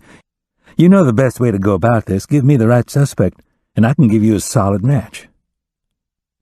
"Will?" A tall woman with spiky blonde hair and the requisite white lab coat walked over. "Amanda told me to find you. We got a hit on the sperm from the crime scene." Will's shock registered on his face. He shook his head, insisting, "No, it can't be the father." "The father? No, Will, I'm telling you we got a hit from the sex offender database." She held up a post-it note. Faith read the name, hissing, "Jesus, he was right under our nose." Will seemed just as shocked as she felt. He asked the woman, "Do you have an address?" Faith told him, "We know where he is." "His house," Will said. "We need to check his house." He was right. Faith took out her cell phone and dialed the switchboard.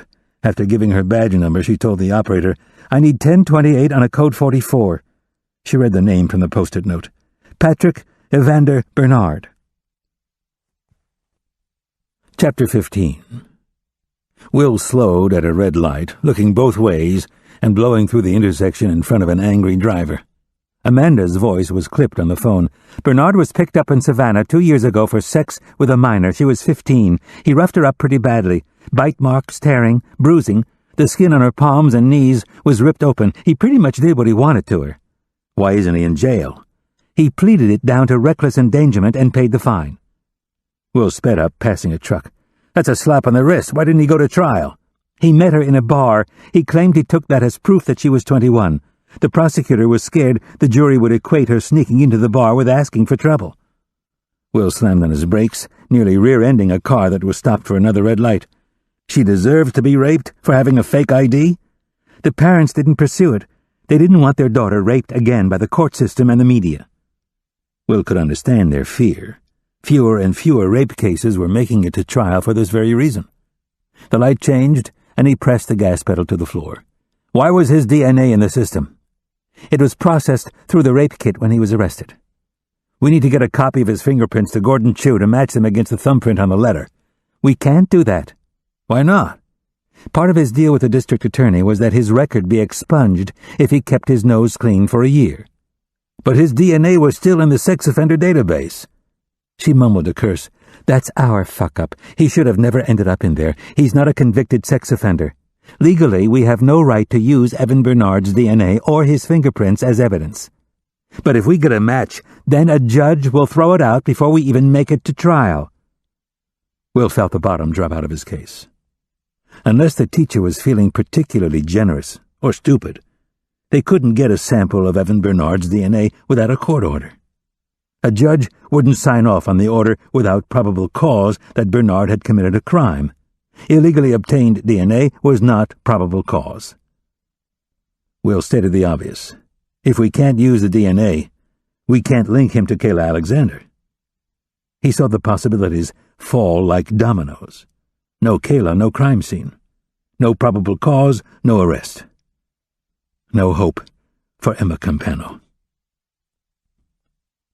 Faith's waiting outside Bernard's apartment right now. His unit is on the first floor. All the blinds are open. She can see straight into the rooms. There's a garage, but the car is gone. Without the DNA, we can't do anything. She needs legal cause to go inside. I need you to link Bernard to one of these crimes, Will. Get me into that apartment. Will jerked the steering wheel, swerving the car into the school's parking lot. It felt like a lifetime since he'd been here, though only a day had passed. He thought of Emma Campano again, how a day could be an eternity for her, every second the difference between life and death. Bernard would know that they would come to Emma's school. He would know that they would eventually find out about the arrest, just as he would know that the apartment was the first place they would look. He had to be keeping her somewhere remote, somewhere no one would hear Emma scream. 2 cruisers were parked on the street. away from the school's security cameras.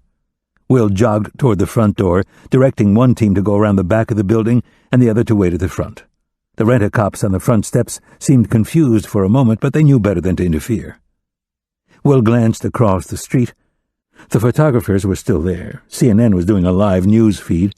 The reporters back to the school as she gave absolutely no new information on the case. She would have some information soon enough. This would probably be the scoop of her career. Will told the security guard, "Get some more of your men around here. Keep the press off school property." "Yes, sir," the man replied, taking his walkie-talkie out of his pocket. Will took the steps up to the main building two at a time. He had already debated with Amanda about how to approach this. Emma Campana was in danger, but Evan Bernard couldn't hurt her while he was at school. Surprise was the only element they had in their favor. The fact that the ransom call was supposed to be made within the next half hour had sealed the deal. If they could catch him on the phone, that would be all the proof they would need. Will reached out to press the intercom button, but he was already buzzed in. Olivia McFadden waited for him on the other side of the door. She didn't mince words. "There are 2 officers with guns in front of my school." "There are 2 more in the back," Will informed her, ushering her down the hallway by her arm. He led her into the same conference room they had used the day before. "I'm going to tell you some things, and I need you to remain calm." She jerked her arm away. "I run a high school, Mr. Trent. There's not much you can say that would shock me." Will didn't feel the need to go into the fact that they had found Bernard's sperm inside one of his dead students. Instead, he told the woman, "We have reason to believe that Evan Bernard was having a sexual affair with Kayla Alexander." Apparently, she could be shocked. She sunk into one of the chairs. "My God!" She stood up just as quickly, her mind leaping to the next conclusion. Kayla had been murdered, but Emma was still missing. "He's got students." She was heading toward the door, but Will stopped her. "Is there a camera in his room?" She was still trying to absorb the news, but McFadden snapped out of her surprise quickly enough. "This way," she said, leading him back into the hallway and to the main office. "Colleen," she told the woman behind the desk, "pull up Mr. Bernard's classroom." The woman turned to the bank of monitors and tapped some keys.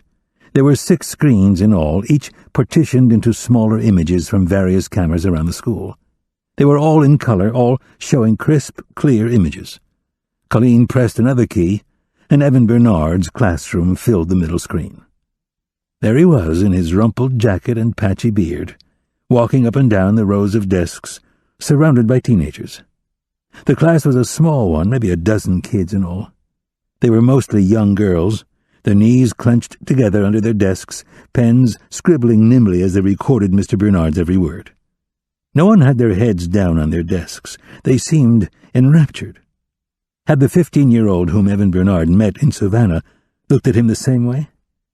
Maybe she did, until he raped her. Will asked, "Is there audio?" Colleen tapped another key. Sound came out of the speakers. Evan Bernard discussing the importance of the awakening in American literature. Will asked, "When is his planning period?" The principal provided, "Right after lunch, so he gets about an hour and a half between classes." "Can you give me an exact time frame?"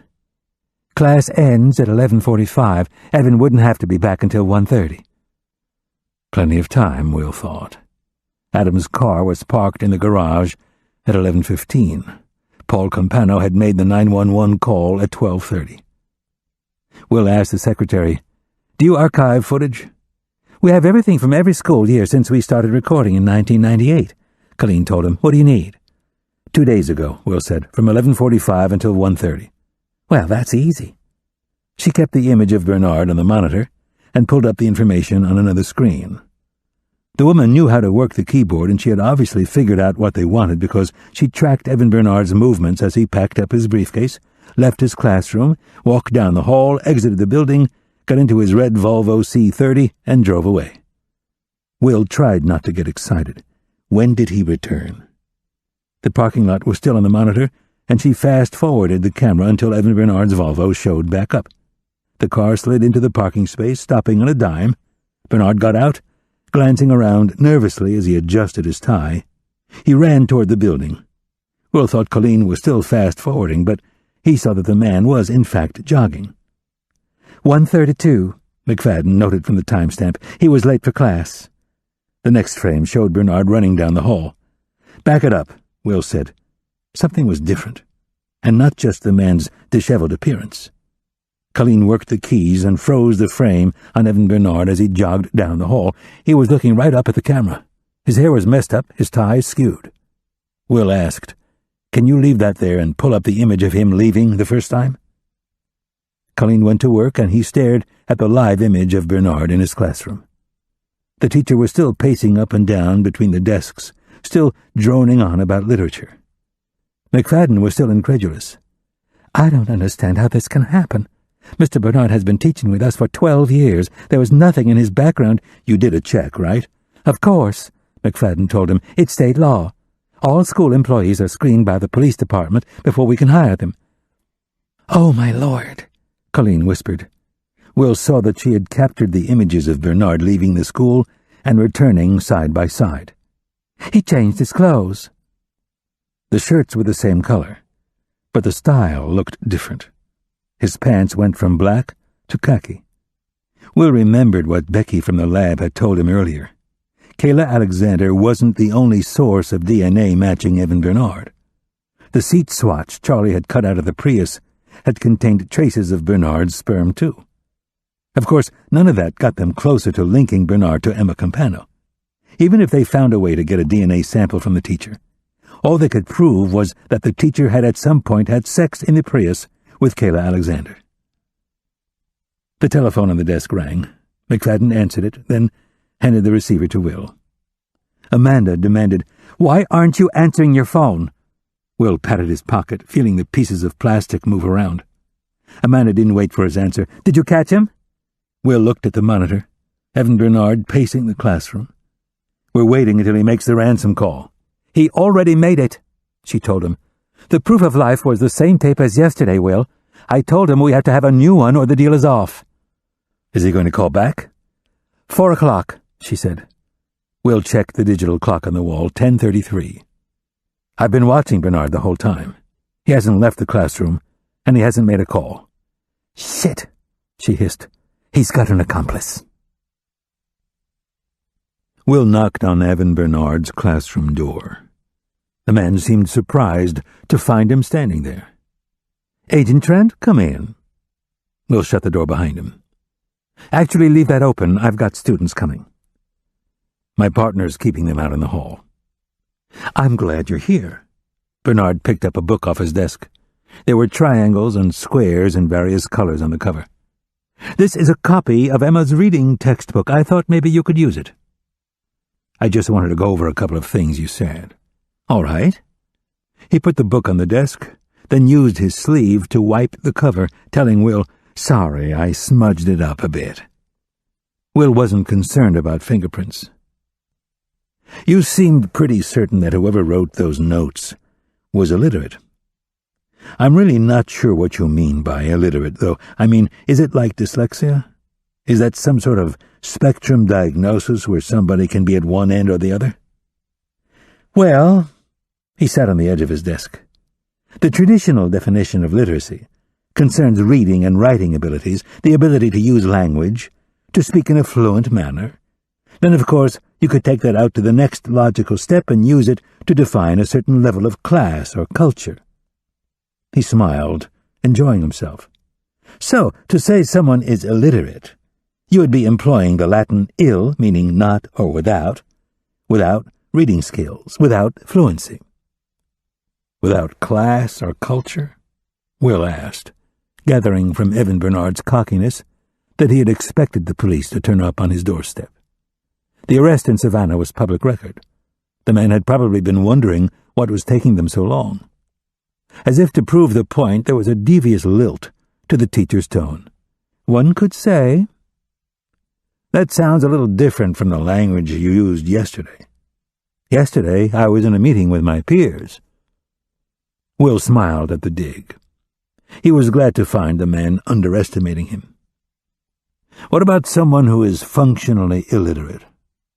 "Strictly going by definition, it is as it sounds, a person who is able to function or pass, if you will, in the real world." "And you're sure That's the sort of person who wrote those notes.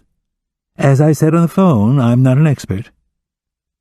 You're an expert in something, aren't you? He had the audacity to wink. Let's just say that I know a little bit about a lot of things. Will leaned against the closed door, casually crossed his arms. There was a security camera mounted in the corner on the wall opposite.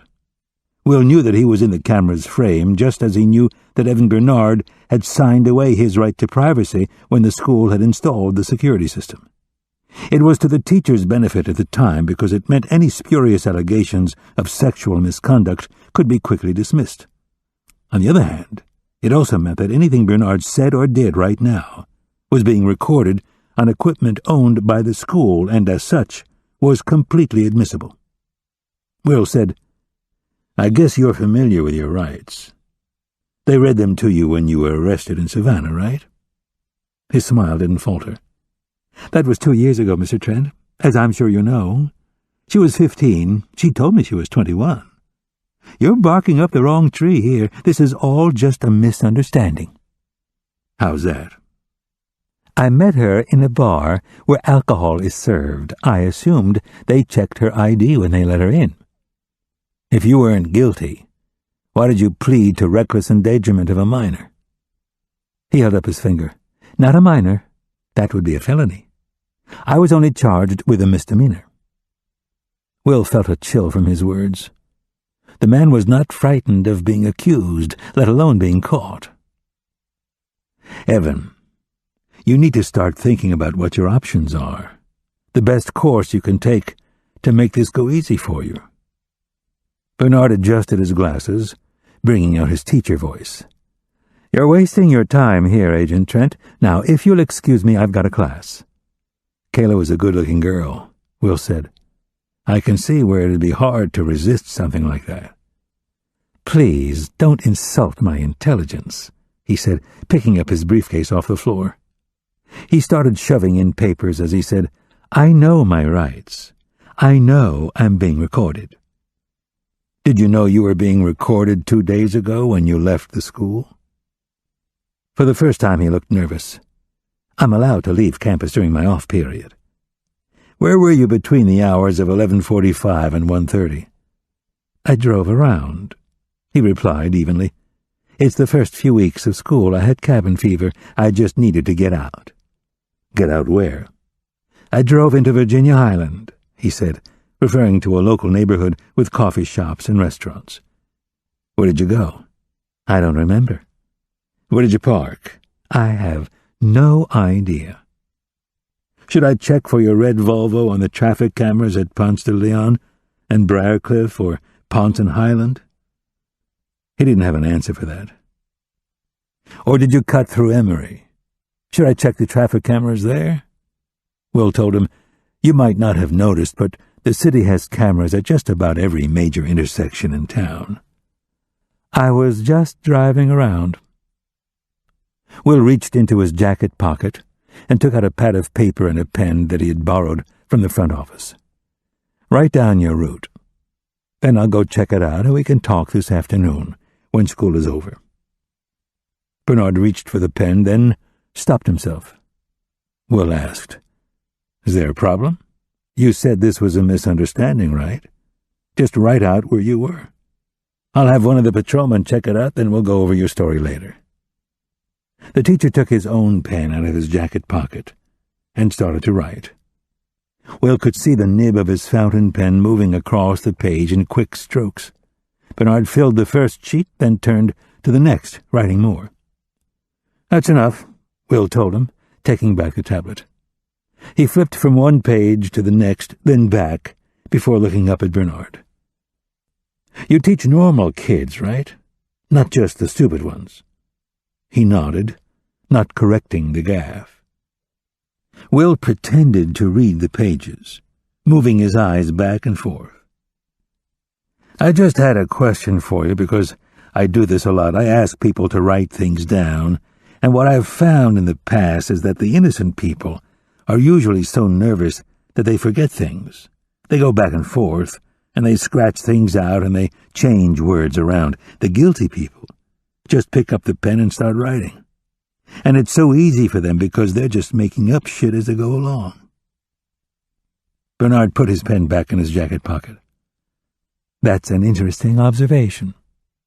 Evan, Will said, it's going to go a lot easier for you if we get Emma Campano back to her parents. I have no idea what you're talking about. I'm just as outraged as the next person that one of our students has been abducted from her home. Do you remember when you first started teaching? Will asked. The state did a background check on you, right? You had to go to the police station and give them your social security number and your address, and then they took your fingerprints. You remember that? Bernard seemed to realize where this was going. His little game with the pen and wiping down the book had been for naught. Vaguely. What's going to happen when the fingerprints from your card match the ones we found on the threatening letters you slid under Adam Humphrey's door? He seemed wholly unconcerned. I imagine you'll be investigated for fabricating evidence. Even if Emma's dead, Evan, if you tell us where she is, a judge will look at that as a positive indication that you tried to do the right thing. That's your reality, not mine. He sat back in his chair, a smug look returning to his face. Kayla was a troublemaker. Everybody said that. Did she meet you outside of school? It wouldn't have been here, right? It would have been somewhere outside of school. Bernard shook his head slowly from side to side, as if he felt sorry for Will. She's a good-looking girl. I know, man. Will felt his stomach clench like a fist. I've been in this school 10 minutes, and I've already seen some girls. He shrugged. Different time, different place. I wouldn't say no. Bernard took off his wire-rimmed glasses and used the tail of his shirt to clean the lenses. Not that it's any of my business, but I'd be careful talking like that. He nodded toward the video camera in the corner. People are watching. They were watching 2 days ago when you came running back to school, too. He breathed on his glasses as if there was a spot he needed to get. I lost track of time. I was late for class. Really? I assumed it was because you had to change your pants. He stopped, his shirt tail still in his hand. Cum stains are hard to wash out, aren't they? Will smiled. He couldn't use the DNA from the rape kit, but it was perfectly legal for him to lie about finding another source. Funny thing about cum, Evan. It takes more than one washing to get it out. You're lying.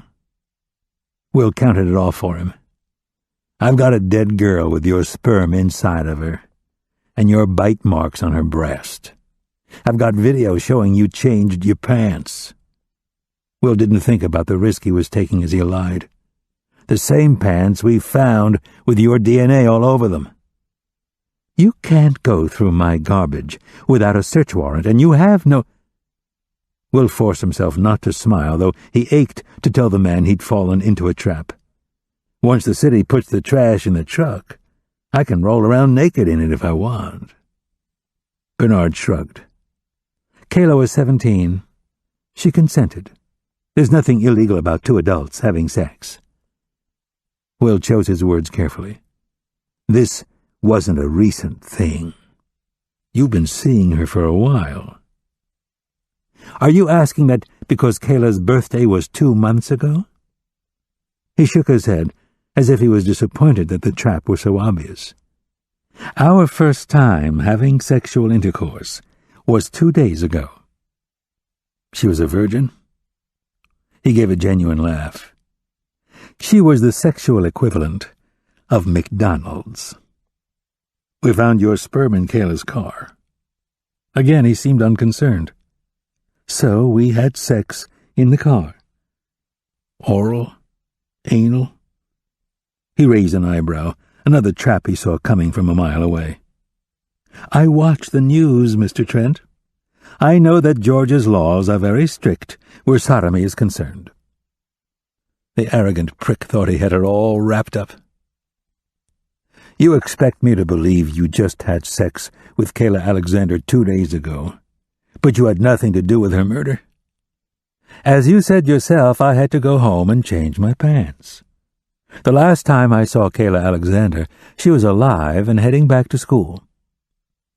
So you left school, had sex with Kayla Alexander in her car, then came back to school. What of it? Will could feel his own smile spread across his face. I've got some more Latin for you, Evan. Bernard held out his hands in a wide shrug, indicating Will should fire away. In loco parentis, Will said, in place of the parent. Bernard's hands were still out, but his expression had drastically changed. By law, you're Kayla's guardian, her acting parent, during school hours. According to the state, it's illegal to have sex with anyone who is under your supervisory control, no matter what their age is. He gave the same open shrug Bernard had used.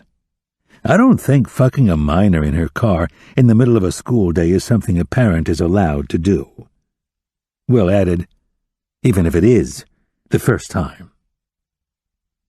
Bernard's mouth closed. His nostrils flared. Will could almost see him going over the last 2 minutes, desperately trying to figure out how he had walked into the trap. The man cleared his throat, but instead of addressing Will, he looked directly into the video camera, saying, My name is Evan Bernard, and I am requesting this interview to be terminated so that I can consult with my lawyer about these spurious allegations. Tell me where Emma is, Evan.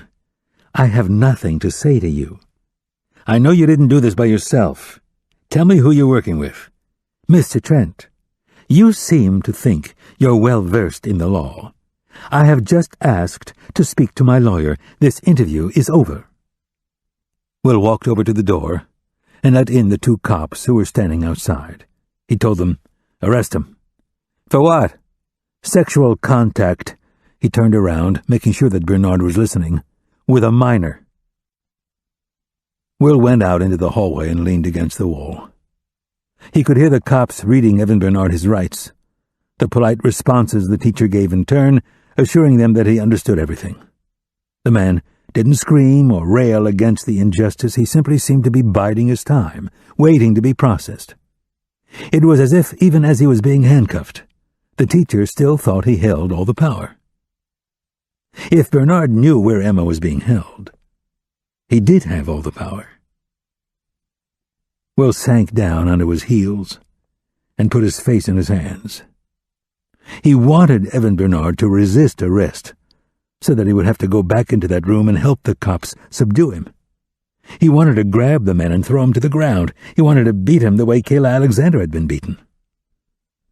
Instead, he pulled out his cell phone, holding the pieces together so he could make the call. "Can I go in?" Faith asked. Her words rushed. She'd been standing outside Bernard's house for the last hour, waiting for Will to give her the word that they had enough evidence for a warrant. Will thought of the teacher, the smug look on his face, his certainty that he was going to get away with this. "Call the county," he said. "Tell them to pick up Bernard's trash, then go through whatever they put in the truck. I want you to photograph every step you take." "What am I looking for?" "A pair of black pants." "What about his apartment? Can I go in?"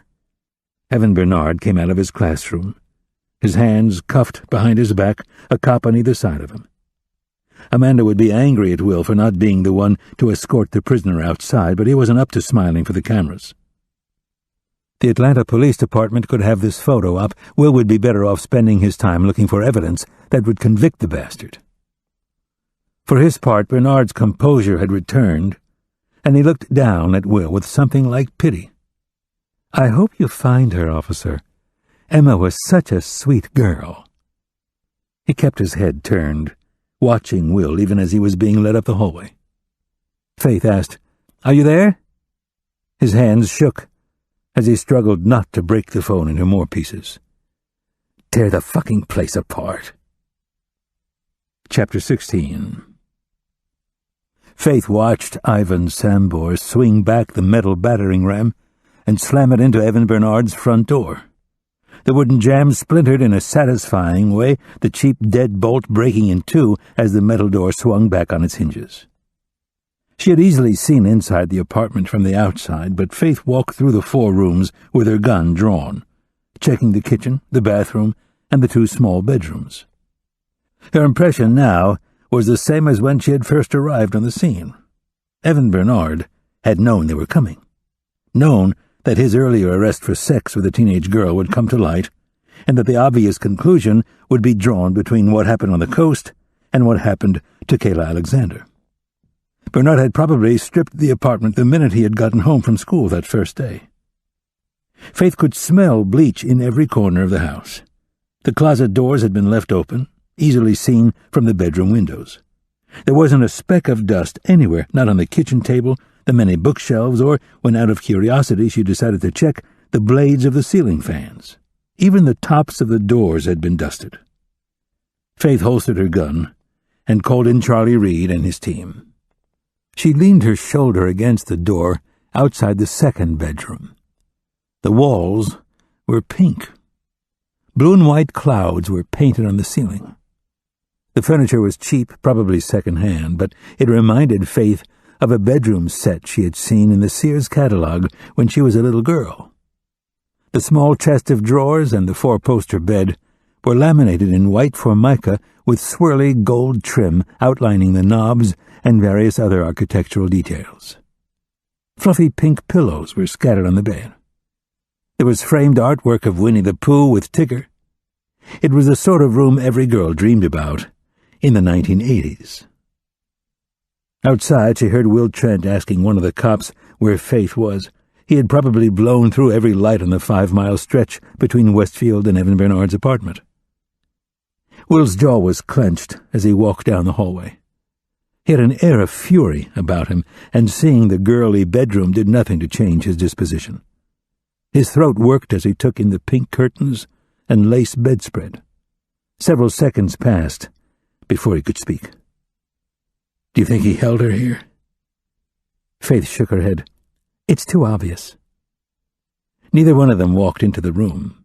Faith knew there would be no evidence in the white sheets, no telltale strands of hair in the freshly vacuumed carpet.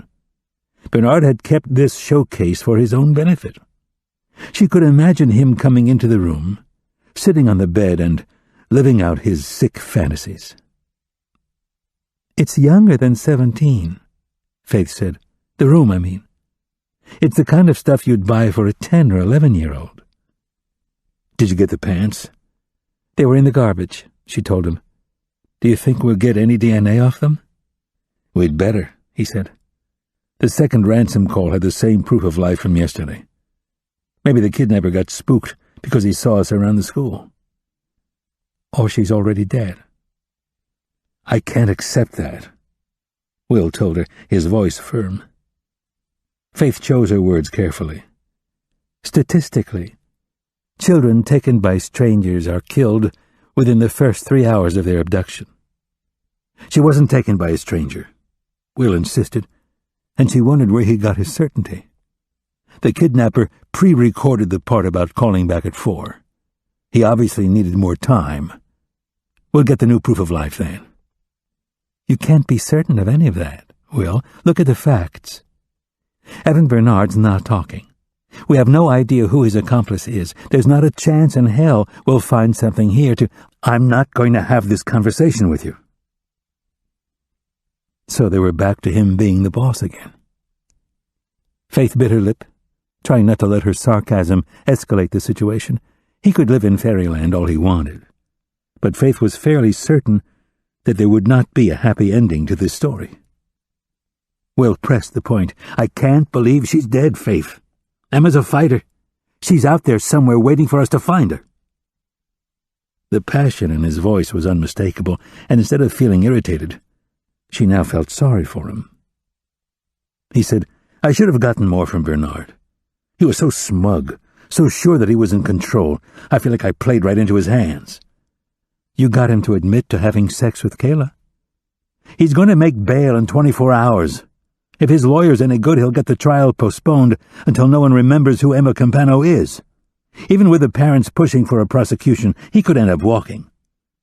He admitted on tape to having sex with her. I hadn't read him his rights. He could argue that I coerced him. Will shook his head, obviously angry with himself. I screwed it up. He knew we were coming to his apartment. Faith said, This place is immaculate.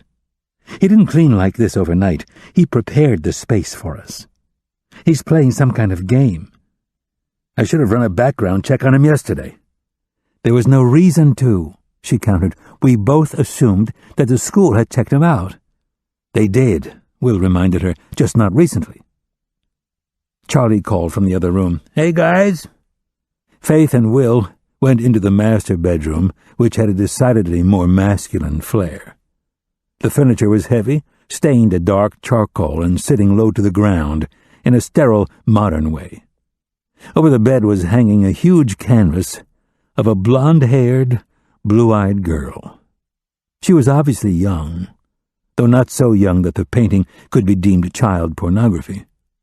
It was certainly pornographic, though. The girl was naked, her chest thrust out, her legs wide open. There was a sexy twinkle in her eyes, a kittenish pout to her lips. Everything glistened unnaturally. Charlie was sitting at a desk that was built into an armoire. His computer, Charlie said. Look at this. Faith saw that the monitor showed a live image of the second bedroom. Will said, The camera must be mounted in the Winnie the Pooh poster. Christ, Faith whispered. Are there any files? Charlie was clicking through the directory. I'm not seeing anything, he told them. We'll have the forensic techs look at this, but it's my guess that an external hard drive was used. He pulled some loose cables out from behind the computer. These would have recorded sound and video onto the drive. He could completely bypass the computer's hard drive. The main computer wouldn't keep any records? Charlie shook his head, opening and closing files as he checked for anything incriminating. Faith saw spreadsheets, homework assignments. She asked, What about email? There are 2 addresses on here. One is through the cable company for internet service. All that's on there is spam. Viagra offers, Nigerian money laundering, that sort of thing. There's no address book, no sent mails, nothing. The other one looks like his school email. I read through everything. They're just correspondences with parents, memos from the principal, nothing suspicious and nothing personal. Could he have kept a new email address on the hard drive? You'd have to ask someone who knows more about computers than me, Charlie said. Blood and guts I can tell you about. Computers are just a hobby. Will said he wouldn't put a camera in that room unless he was taping himself so he could watch it later. We need to find that hard drive. I didn't find anything in Adam's room, Faith reminded him. His computer was stolen a week before the crime was committed. What about Gabe Cohen? Nothing jumped out, Faith told him. I checked his computer, but like Charlie said, I'm not an expert. It'll be a stretch asking to see it again. She wondered if that was some kind of dig at her for not arresting Gabe Cohen. They were both frustrated and angry. She decided to let the comment pass. Did you find anything in Bernard's desk at school? Nothing, Will answered. Maybe the accomplice is keeping the hard drive or a computer for him. Maybe there's a laptop. What about his car? Cleaner than the house, Will said. Smells like bleach and vinegar. Charlie stated the obvious.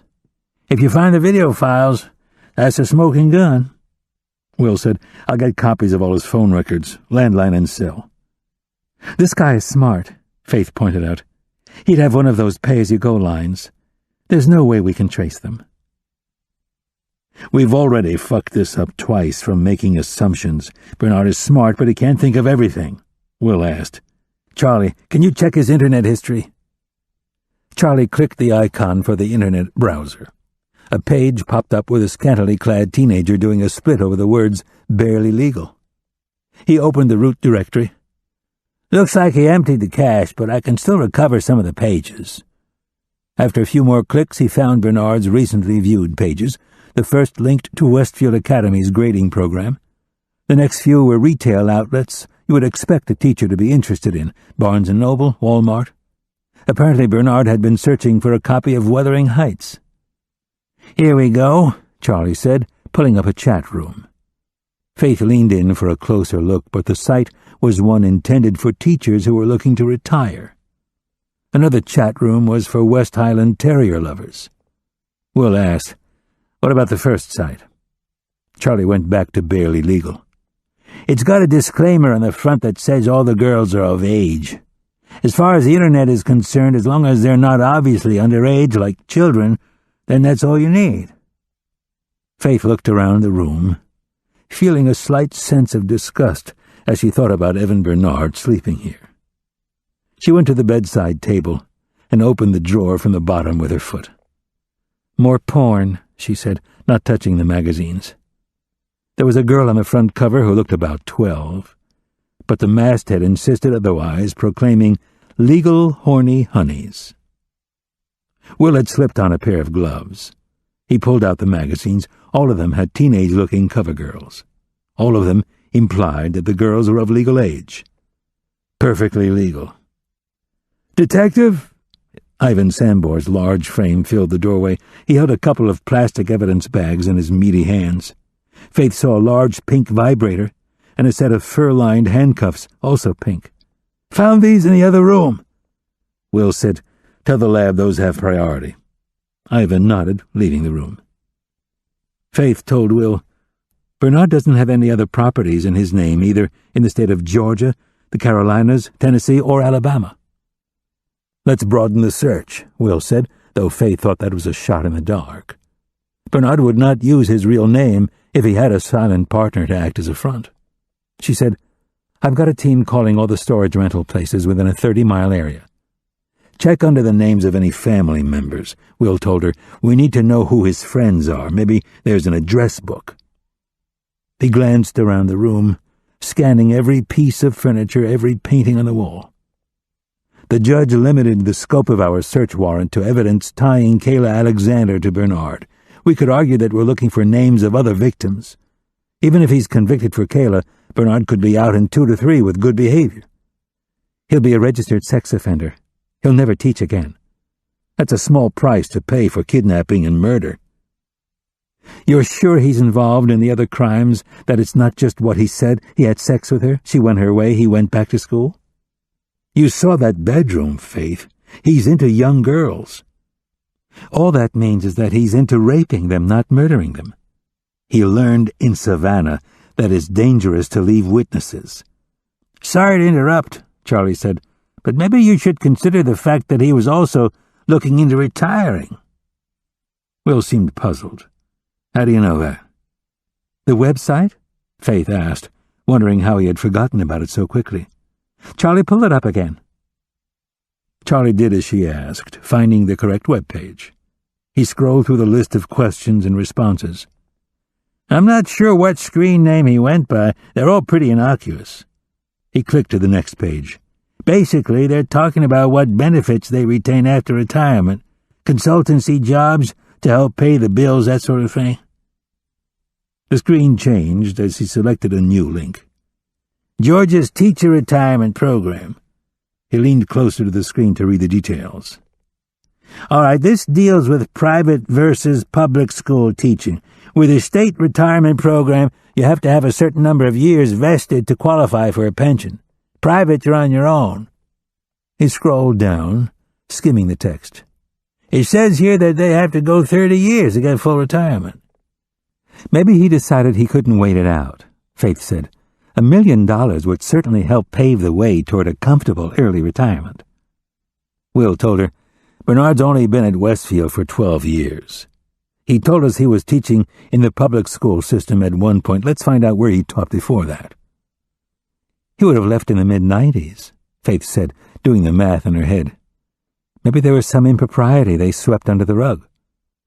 "I know teachers don't make a lot of money, but don't you think it's odd that he's living in this crappy apartment at his age?" Charlie suggested, "Maybe he's been spending all his spare cash on flights to Thailand to pick up underage girls." Faith asked, "Do you think we have enough cause to look at his financial records?" Will shook his head. "We didn't list financial documents in the search warrant." Charlie cleared his throat. Faith looked at the computer screen. He had pulled up Evan Bernard's accounts at the local credit union. Let this be a lesson not to store your passwords in your keychains. Will said, check to see if he made any payments to storage facilities. Charlie moved the mouse around, highlighting each account as he read through the details. Nothing's popping up. He pays $1,200 a month for this place. His utilities are about what you'd expect. Groceries, dry cleaners, car payments, a couple of PayPal payments. He read through the rest. It looks like most of his money goes into his 401k. The guy's socking it away for retirement. Faith asked, what does he bring home every month? Around $2,300? Faith stared at the computer screen. She could hear policemen outside the window laughing about something. Traffic noise from the street filled the air with a low hum. This was the sort of place you rented when you were fresh out of college, not heading toward your 50s and looking to retire. She said, Evan Bernard's been teaching for how many years and he doesn't own his own house? Could be divorced, Charlie suggested. An ex-wife could have bled him dry. We'll check court records, Will said. If he's got an ex, maybe she found out what he was doing and left him. If we can corroborate that Kayla was a pattern, we might be able to get a judge to deny bail. We already tried the neighbors. Most of them were gone, probably at work. There's a stay-at-home mom in the unit across the garden. She says she's never met Bernard, never seen anything suspicious going on. Send a couple of units back around 7 tonight. More people should be home by then. Will went to the closet and checked the top shelves. Maybe he's got a photo album or something. We won't find anything he doesn't want us to. Will kept searching the closet, taking down boxes, checking their contents. We know he was gone from the school for 2 hours. He pulled out a stack of yearbooks and dropped them on the bed. There were almost 20 in all, their cheerful covers screaming school spirit.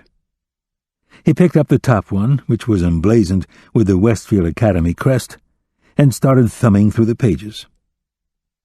That's not enough time to do the murders, hide Emma, and get back to school. The accomplice must have done the heavy lifting.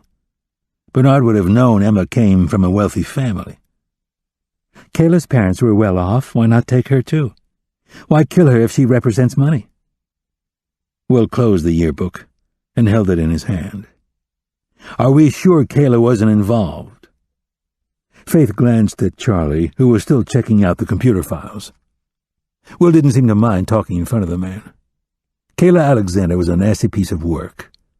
He dropped the yearbook and picked up the next one. We haven't found one person who said otherwise. She'd have to be pretty sick to be screwing Bernard in her car while she knew that her best friend was about to be kidnapped. Faith considered something. Maybe Kayla felt threatened by Emma's affair with Adam. Will picked up on her train of thought. Kayla might know that Adam and Emma were parking in the garage. The nosy neighbor told on the girls last year they had to find somewhere else to park. I've been wondering why Kayla parked her white Prius in the driveway of the Campano house when she knew that the last time they were caught skipping, it was because the neighbor saw a car in the driveway. He stopped searching the pages. Something's bothered me since I saw the Prius in the parking lot. Everything the killer touched had blood smeared on it. The trunk, the door handles, the steering wheel. Everything except for the duct tape and the rope in the trunk. Do you think Kayla brought them for the killer to use? Maybe. Hold on, Faith said, trying to process all of this. If Kayla was involved, why did she get killed? She had a reputation for being nasty. You've said all along that the killer must have known her. His phone started ringing, and he slid it out of his pocket. The thing was pathetic, the pieces held together with Scotch tape. Hello. Faith picked up one of the yearbooks and thumbed through it so she wasn't standing there doing nothing. She glanced up once at Will, trying to read his expression as he listened to the call, impassive as usual. Thank you, he said, then ended the call. Bernard's fingerprints don't match the thumbprint on the letter. Faith held the yearbook to her chest. It felt heavy in her hands. So his accomplice handled the threatening notes. Why send the notes? Why show their hand? Faith shrugged. Could be they were trying to scare away Adam so Emma would be alone in the house. She contradicted herself. In that case, why didn't Kayla just drive Emma to the house? It had to be that they weren't getting along. Will opened the Westfield yearbook from last year and flipped through the pages. We need to go back to the beginning. There's a second man out there. He traced his finger across the rows of student photographs. Bernard's not the kind of guy who gets his hands dirty. My friend at Tech said he would probably have news today. Faith told him, hoping she wouldn't have to be more specific about the vial of gray powder she had asked Victor to have tested. Will might have been okay speaking freely around Charlie Reed, but Faith didn't know the man well enough to trust him with her career. Will said, "Go to Tech. See if there are any results." He found Kayla Alexander's class picture and tore out the page from the yearbook. He handed it to Faith. "While you're there, ask Tommy Albertson if he's ever seen this girl hanging around either Adam or Gabe Cohen. Ask everybody in the dorm if you have to." He flipped to another page and found Bernard's faculty photograph. He tore it out, saying, "Show this one too." Faith took the photographs. Will opened another yearbook, searching for his own copies of the photos. "I'm going to go to the copyright and do the same." Faith looked at the bedside clock. "You said the next ransom call is supposed to come at 4? Carefully, he tore out the right pages. The killer is probably with Emma right now, getting the second proof of life. Faith put the yearbook on the bed. She started to walk away, but stopped, knowing something was different. She fanned out the yearbooks, finding the 3 that did not belong. They were thicker, their colors not as vibrant. "Why does Bernard have yearbooks from Crim?" Faith asked. The Alonzo A. Crim High School was located in Reynoldstown, a transitional area in East Atlanta. It was probably one of the seedier schools in the system. Will told her, "At least we know where Bernard taught before he moved to Westfield." Faith was silent as she thumbed through the pages. She'd never been one to believe in fate, or spirits, or angels sitting on your shoulder, but she had long trusted what she thought of as her cop's instinct. Carefully, she skimmed the index in the back for Evan Bernard's name. She found his photo in the faculty section, but he also sponsored the newspaper staff. Faith found the appropriate page for the staff photo. The kids were in the usual silly poses, some of them wearing fedoras that had press tags sticking out of them. Some had pencils to their mouths or were eyeballing the camera over folded newspapers. A pretty young blonde stood out, not because she wasn't hamming for the camera, but because she stood very close to a much younger-looking Evan Bernard. The photo was black and white, but Faith could imagine the color of her strawberry blonde hair, the freckles scattered across her nose. She told Will, "That's Mary Clark."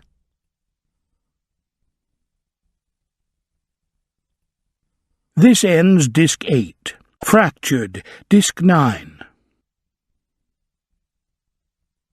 According to a very angry Olivia McFadden, within half an hour of Evan Bernard's arrest, Mary Clark had abandoned her classroom. The teacher had simply taken her purse out of the desk, told her students to read the next section in their textbooks, then left the building. Faith found the woman easily enough. Mary's beat-up Honda Civic was parked outside her family's home on Waddell Street in Grand Park. People took good care of their homes here, but it was nothing like the richer climes of Ansley Park, where professionally manicured lawns and expensive gray-water reclamation tanks made sure the lawn stayed green, flowers kept blooming all through the summer. Trash cans lined the road, and Faith had to idle the Mini while the garbage truck slowly made its way up the hill, emptying the cans and crawling along to the next house. Grand Park was a family-friendly neighborhood that managed to be barely affordable while still being in the city limits of Atlanta.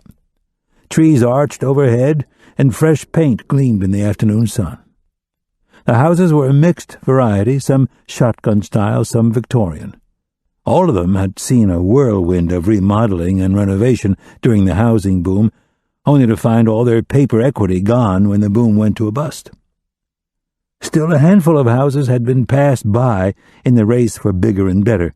Single-story cottages popped up here and there, neighboring homes looming 2 and 3 stories above them. Mary Clark's house was one of these poor cousins. From the outside, Faith guessed the house probably had 2 bedrooms and 1 bathroom. Nothing about the house overtly pointed to disrepair, but there was a certain air of neglect to the place. Faith walked up the stone steps. A large 2-toddler stroller of the type used for runners seemed to be taking up permanent space on the front porch. Toys were scattered about. The porch swing looked weathered from its place on the ground. The hardware and chains rusted in a pile beside it. Faith gathered someone had started the weekend project with great intentions but never followed through. The front door was painted a high-gloss black, the window curtained on the other side. There was no doorbell. She raised her hand to knock just as the door opened. A short, bearded man stood in the doorway. He had a small child on either hip, each in various states of oblivious happiness at the prospect of a stranger at the door. "Yes?" "I'm Detective Faith Mitchell with the—" "It's okay, Tim," a distant voice called. "Let her in." Tim didn't seem to want to comply, but he stepped back, letting Faith come into the house. "She's in the kitchen." "Thank you." Tim seemed to want to say something more to her. A warning, perhaps? But he kept his mouth closed as he left the house with the twins. The door clicked shut behind him. Faith glanced around the room, not knowing whether she was expected to stay here or to find the kitchen. The Clarks had chosen a post-college eclectic style for the living room, mixing brand-new pieces with old. A ratty couch sat in front of an ancient-looking television set. The leather recliner was modern and fashionable, but for faint scratches on the legs that showed signs of a recent visit from a cat. Toys were scattered all over the place. It was as if FAO Schwarz had fired off a bunker buster from their New York headquarters. A quick glance into the open doorway of what must have been the master bedroom showed even more toys. Even at 15, Faith had known not to let Jeremy have every room in the house. It was no wonder parents looked exhausted all of the time. There was no space in their homes that belonged completely to them. "Hello?" Mary called. Faith followed the voice, walking down a long hallway that led to the back of the house. Mary Clark was standing at the sink, her back to the window. She held a cup of coffee in her hand. Her strawberry blonde hair was down around her shoulders. She was wearing jeans and a large, ill-fitting T-shirt that must have belonged to her husband. Her face was blotchy, her eyes red-rimmed. Faith said, "Do you want to talk about it? Do I have a choice?" Faith sat down at the table, a 1950s metal and laminate set with matching chairs. The kitchen was cozy, far from modern. The sink was mounted onto a one-piece unit that had been painted a pastel green. All of the cabinets were the original metal. There was no dishwasher, and the stove tilted to the side. Matching pencil marks on either side of the doorway celebrated each growth spurt Mary's twins had experienced. Mary tossed her coffee into the sink, put the cup on the counter. "Tim said that I should stay out of this." Faith gave her back her earlier comment. "Do you have a choice?" They both stared at each other for a moment. Faith knew the way people acted when they had something to hide, just as she knew how to spot the cues that they wanted to talk. Mary Clark showed none of the familiar traits. If Faith had to guess, she would say the woman was ashamed. Faith clasped her hands in front of her, waiting for the woman to speak. "I guess I'm fired." "You'll have to talk to McFadden about that. They don't really fire teachers anymore. They just give them the shittiest classes until they quit or kill themselves." Faith didn't respond. "I saw them take Evan out of the school in handcuffs." He admitted to having sex with Kayla Alexander. "Did he take Emma?" "We're building a case against him," Faith told her. "I can't tell you details."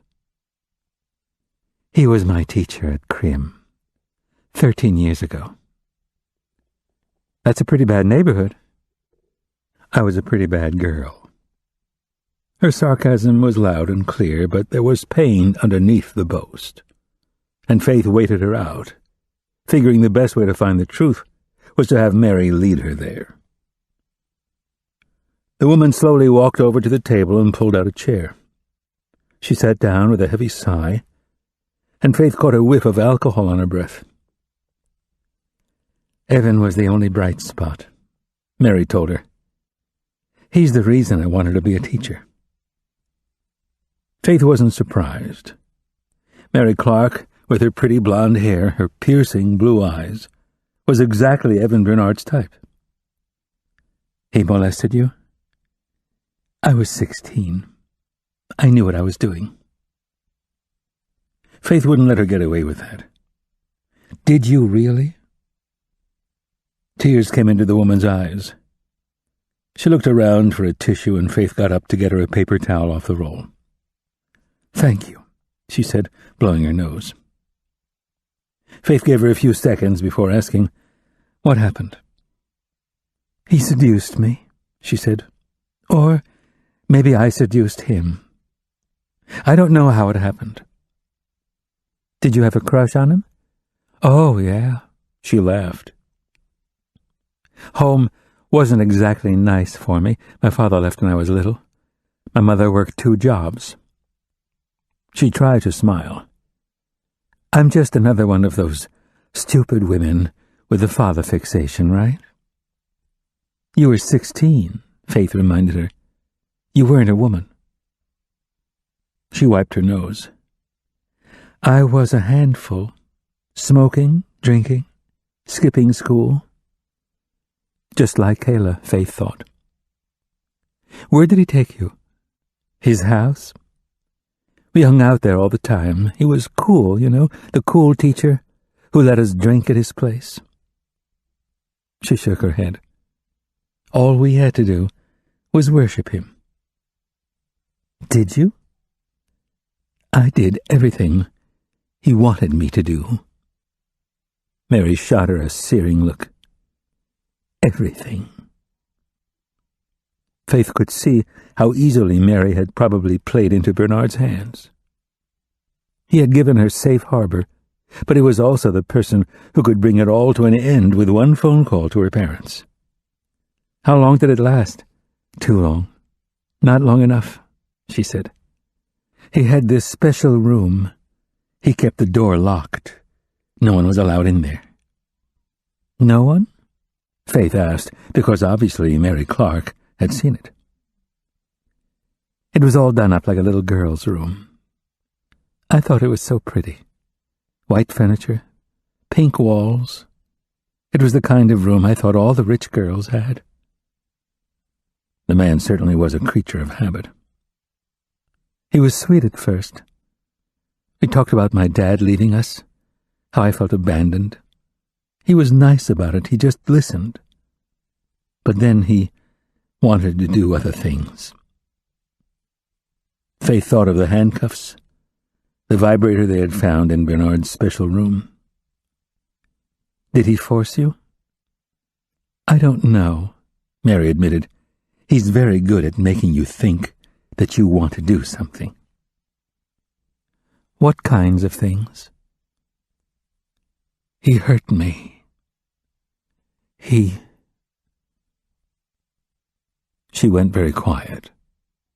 Faith gave her space, not pressing the woman, knowing that she was fragile. Slowly, Mary pulled down the collar of the baggy t-shirt.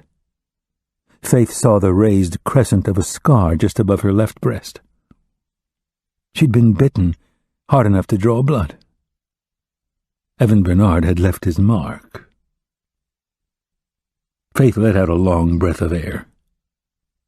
How close had she come as a kid to being just like Mary Clark? It was the luck of the draw that the older man in her life had been a teenage boy instead of a sadistic pederast. Did he handcuff you? Mary put her hand over her mouth, only trusting herself to nod. Were you ever afraid for your life? Mary didn't answer, but Faith could see it in the woman's eyes. She'd been terrified. trapped. It was all a game for him, she said. We would be together one day, and then the next he would break it off with me. I lived in constant fear that he would finally leave me and I would be all alone. What happened? He quit in the middle of the year, Mary told her. I didn't see him again until my first day at Westfield. I just stood there like a gawking teenager, like it was 13 years ago, and he was my teacher. I felt all these things for him, things that I shouldn't feel. I know it's sick, but he was the first man I loved. She looked up at Faith, almost begging her to understand. All the things he did to me, all the humiliation and the pain and the grief. I don't know why I can't break this connection I have with him. She was crying again. How sick is that? That I still have feelings for the man who raped me.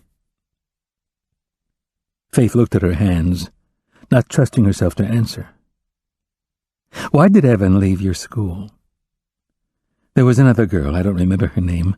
She was hurt really badly, raped, beaten. She said that Evan did it to her. He wasn't arrested? She was a troublemaker, like me. Another kid stood up for him, gave him an alibi. Bernard could always get kids to lie for him, but he still quit anyway. I think he knew they were on to him. Did you ever see him again? I mean, after he left school, did he try to get in touch with you? Of course not. Something in her tone made Faith ask, Did you try to get in touch with him? The tears came back, humiliation marring her pretty features. Of course I did. What happened? He had another girl there, she said. In our room, my room. Tears rolled down her cheeks. I screamed at them, threatened to call the police, said whatever stupid thing I could think of to get him back. She stared at the markings on the door jamb, the milestones of her children's lives. I remember it was pouring down raining, and cold like it never gets here. I think it actually snowed that year. What did you do? I offered myself to him. Whatever he wanted, however he wanted. She nodded her head, as if agreeing with the memory that she'd been willing to debase herself in any way for this man. I told him I would do anything. What did he say? She looked back at Faith. He beat me like a dog with his hands and fists. I lay there in the street until the morning. Did you go to the hospital? No. I went home. Did you ever go back? Once, maybe 3 or 4 months later, I was with my new boyfriend. I wanted to park in front of Evan's house. I wanted someone else to fuck me there, like I could pay him back. She chuckled at her naivete. Knowing Evan, he would have stood at the window, watching us, jerking himself off. He wasn't there. He had moved. I guess he was onto greener pastures, onto our illustrious Westfield Academy. And you never spoke to him again? Not until you saw him your first day at school? No. I wasn't so stupid that I didn't understand. Understand what? Before, he never left bruises where people could see them. That's how I knew it was over. He kicked my face so hard that my cheekbone fractured. She put her hand to her cheek. You can't tell, can you? Faith looked at the woman's pretty face, her perfect skin. No. It's on the inside, she said, stroking her cheek the way she probably soothed her children. Everything Evan did to me is still on the inside.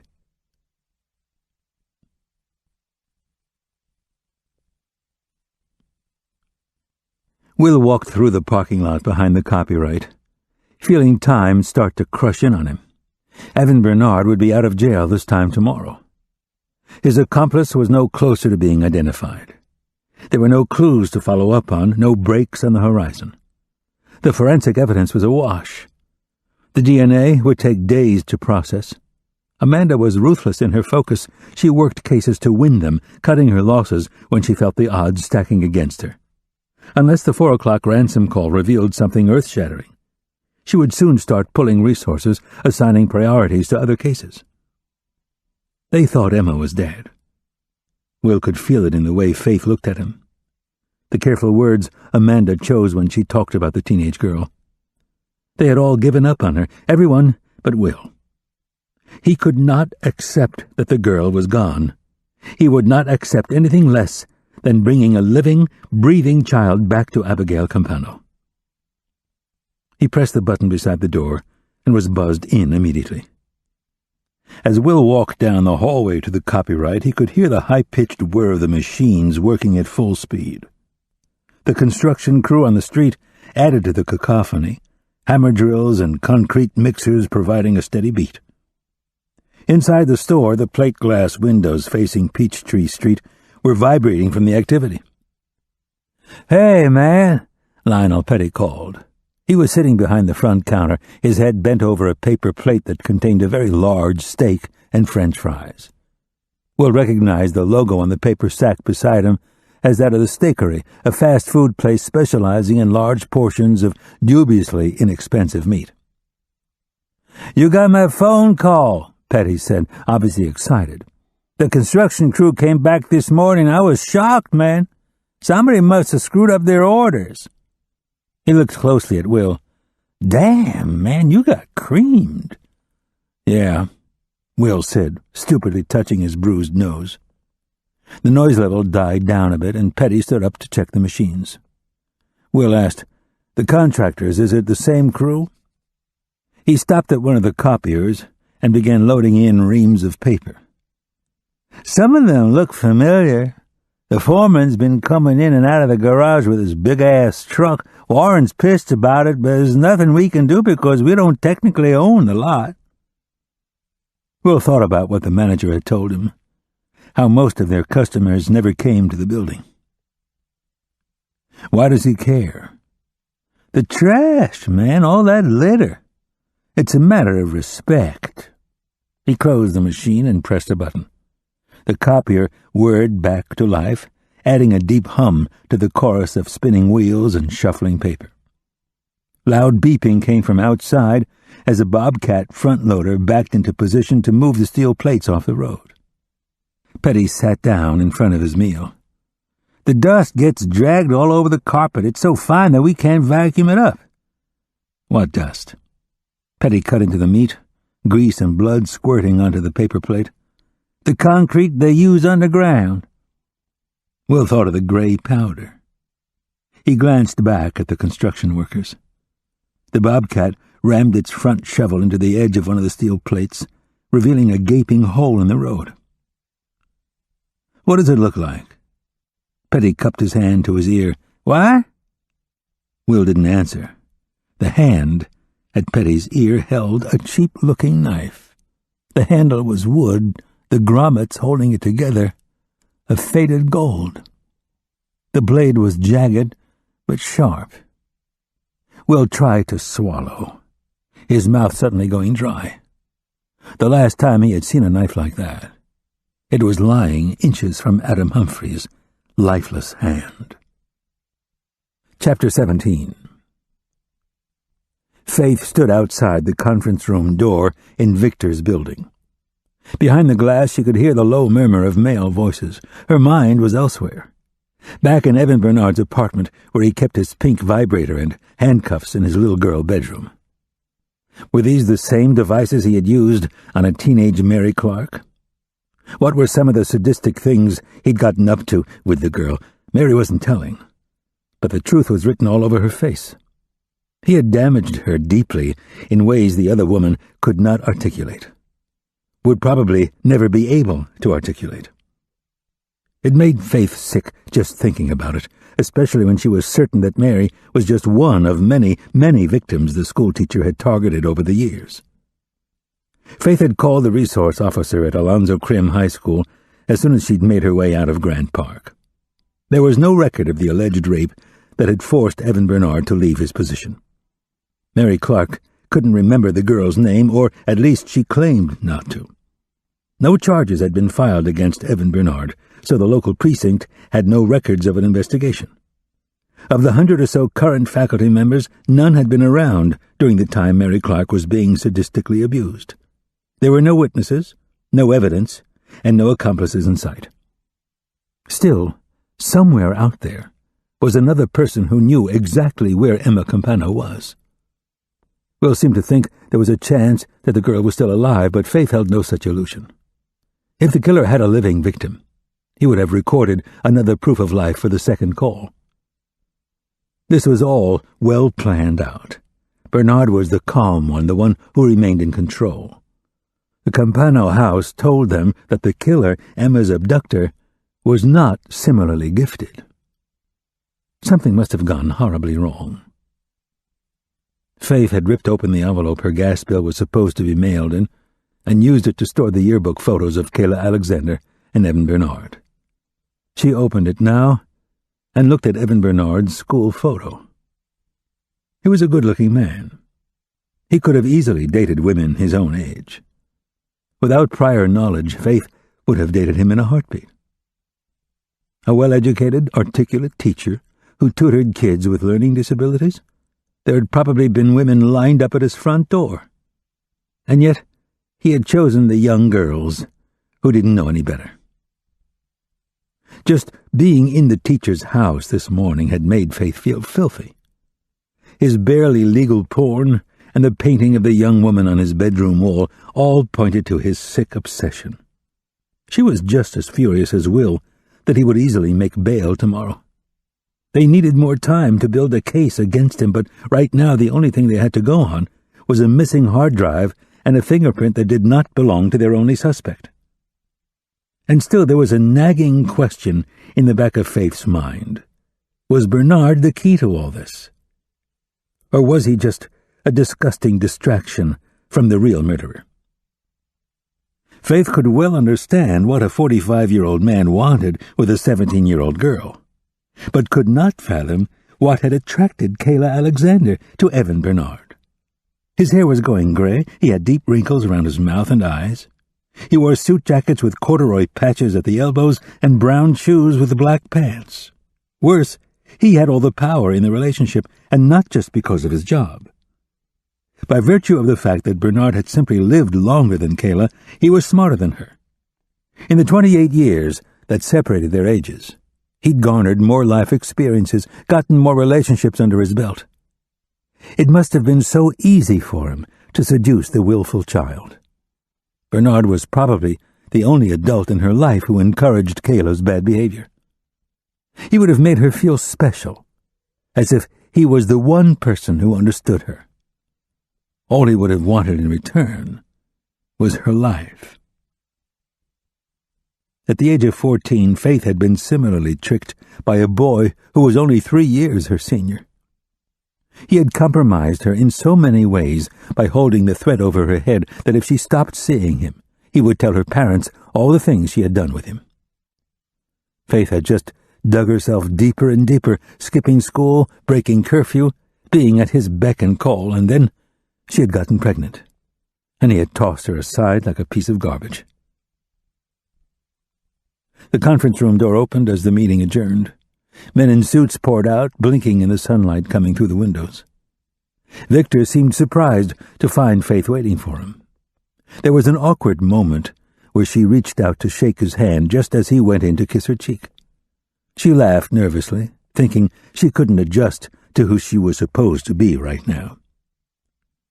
"I'm here for my job," she told him by way of an explanation.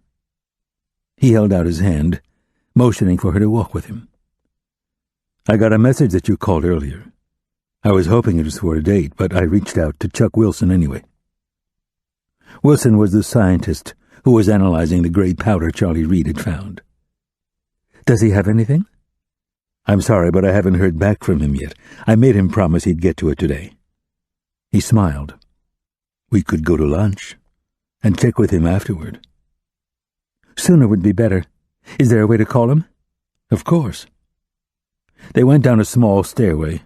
She told him, I need to talk to one of your students, too. Which one? Faith played with the envelope in her hand, the pictures of Kayla and Bernard. Tommy Albertson. You're in luck, Victor said, glancing at his watch. He's been waiting for me in my office for the last hour. Is he in trouble? That's what the meeting was about. Victor took her arm and led her down the hallway. He lowered his voice. We've just gotten approval to begin the process of expelling him. The parent side of Faith experienced a mild form of panic at the thought. What did he do? A series of extremely stupid pranks, Victor told her, one of which resulted in destruction of school property. What property? He backed up the toilets on his hall last night. We think he used socks. Socks?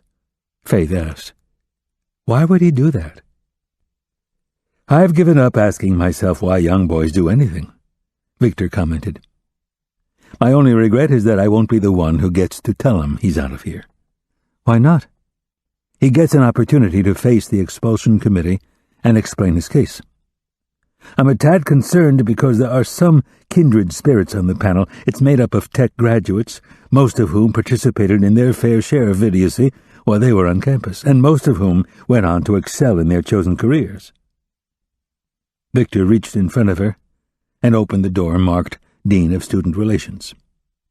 His name was in gold letters under the title, and Faith felt a shocking thrill at the sight of it. Her brief bouts of dating were usually with men whose titles generally tended toward the more generic: plumber, mechanic, cop, cop, cop. Marty, Victor said to the woman behind the desk, this is Faith Mitchell. He smiled at Faith. Faith, this is Marty. She's worked with me for almost 12 years. The women exchanged pleasantries, but there was a definite understanding between them that they were sizing each other up. Victor put on his official voice as he told Faith, Detective Mitchell, Mr. Albertson is a 19-year-old adult, so you don't need my permission to talk to him. You're more than welcome to use my office. Thank you. Faith tucked the envelope under her arm and walked to another door with Victor's name on it. Her first thought as she entered the office was that it smelled like Victor's aftershave, and looked as masculine and handsome as he was. The space was large, with a bank of windows that looked down on the expressway. His desk was glass on a chrome base. The chairs were low-slung but comfortable-looking. The couch in the corner was sophisticated black leather, only marred by the teenage lump sitting on it. "What are you doing here?" Tommy Albertson wanted to know. "I'm here to help you with your grief counseling. Apparently, you've been so distraught about what's happened in your dorm over the last few days that you've been acting out." The large light bulb over his head flickered before finally turning on. "Yeah," he agreed. "I'm pretty worried about Gabe." "Do you know if he has a gun?" "I already answered that question," he reminded her. "No, I don't know if he had a gun. I didn't know he was depressed. I never met that girl, either of them. I just kept my head down, kept out of everybody's business." "Is that why you're in Dean Martinez's office when you should be in class?" "All just a big mix-up," he told her, his shoulders going up in a shrug. She sat down in one of the chairs across from the couch. "You're in a lot of trouble here, Tommy." "I'll be fine," he assured her. "My dad's on his way here to straighten everything out." "There's not a lot to straighten, considering you destroyed school property." He shrugged again. "I'll pay for it." "You will? Or your dad will?" Again he shrugged. "What does it matter? He'll make a donation or buy a couple of football uniforms and it'll all be over." He added, "Plus, it's like you said, I was acting out." He grinned. "I'm really torn up about Adam, and then I find out my buddy's depressed and leaving school. Man, too much." Faith clenched her jaw, trying not to let him know he had gotten to her. She opened the envelope and showed him Evan Bernard's photo. "Have you ever seen this man?" The boy shrugged. Tommy, look at the photo. He finally sat up on the couch and looked at the picture of Evan Bernard. Faith asked, "Have you ever seen him?" Albertson glanced up at her, then back at the photo. "Maybe. I don't know." She had never in her life wanted so desperately to slap the truth out of anyone. "Which one is it?" "I said I don't know." She kept the picture out. "I need you to really look at this, Tommy. It's important. Does this man look familiar to you?" He sighed, exasperated. "I guess. Was he on TV or something?"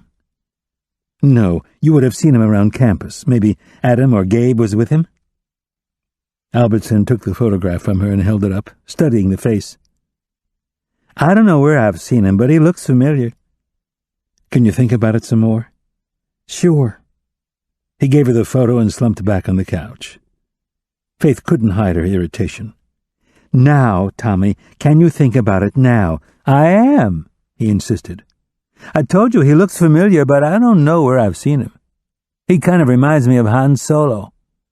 Maybe that's why I recognize him." Faith slotted the picture back into the envelope, thinking she looked like Harrison Ford more than Evan Bernard did. "How about her?" Albertson didn't have to be asked twice to look at Kayla Alexander. "Wow, she's fucking hot." He narrowed his eyes. "She's the chick who died, right?" Faith knew that Alexander's photo had been all over television for the last 3 days. He frowned, handing back the photo. "Man, that's sick, getting wood for a dead girl." When Faith didn't take back the picture, he dropped it on the table, a sour expression on his mouth. "You never saw her before?" Faith asked, tucking the photo back into the envelope. He shook his head. "Thanks a lot, Tommy. You've been a real big help." She stood up to leave. "I can call you if I remember anything."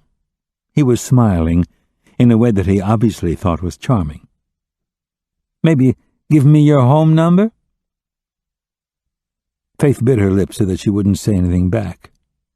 His lack of compassion was galling. She wanted to remind him that Emma Campana was still missing, possibly dead, that a boy who was his age and in his school, someone who had slept less than 10 feet from him, had been brutally murdered, and that a killer was still at large.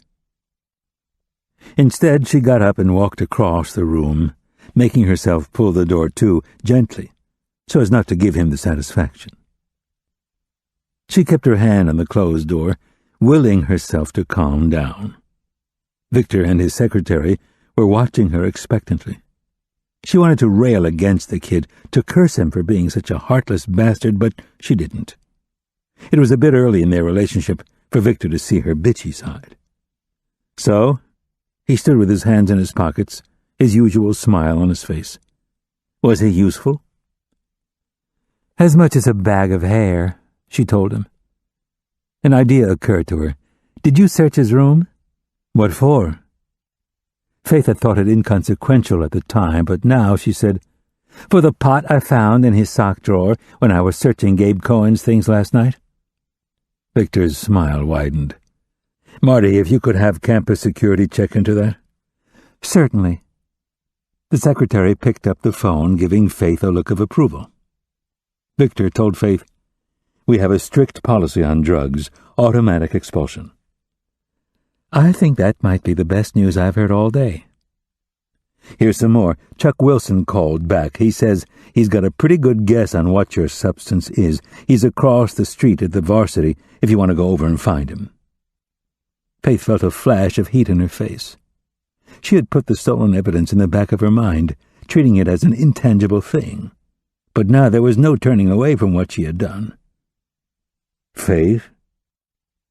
"Great." She made herself smile. He opened his office door. "Are you sure you can't grab a quick bite? I know that fast food isn't very romantic." If Victor wasn't ready to see her bitchy side, he certainly didn't need to watch her wolfing down a chili steak sideways with a PC. "I appreciate the invitation, but I've got to meet my partner on this case."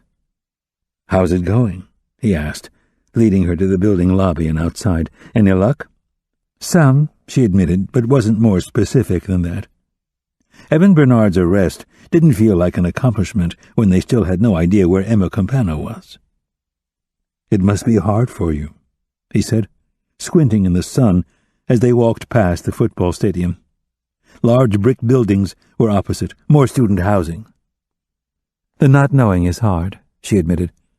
"I keep thinking about the girl, what it must feel like for her parents."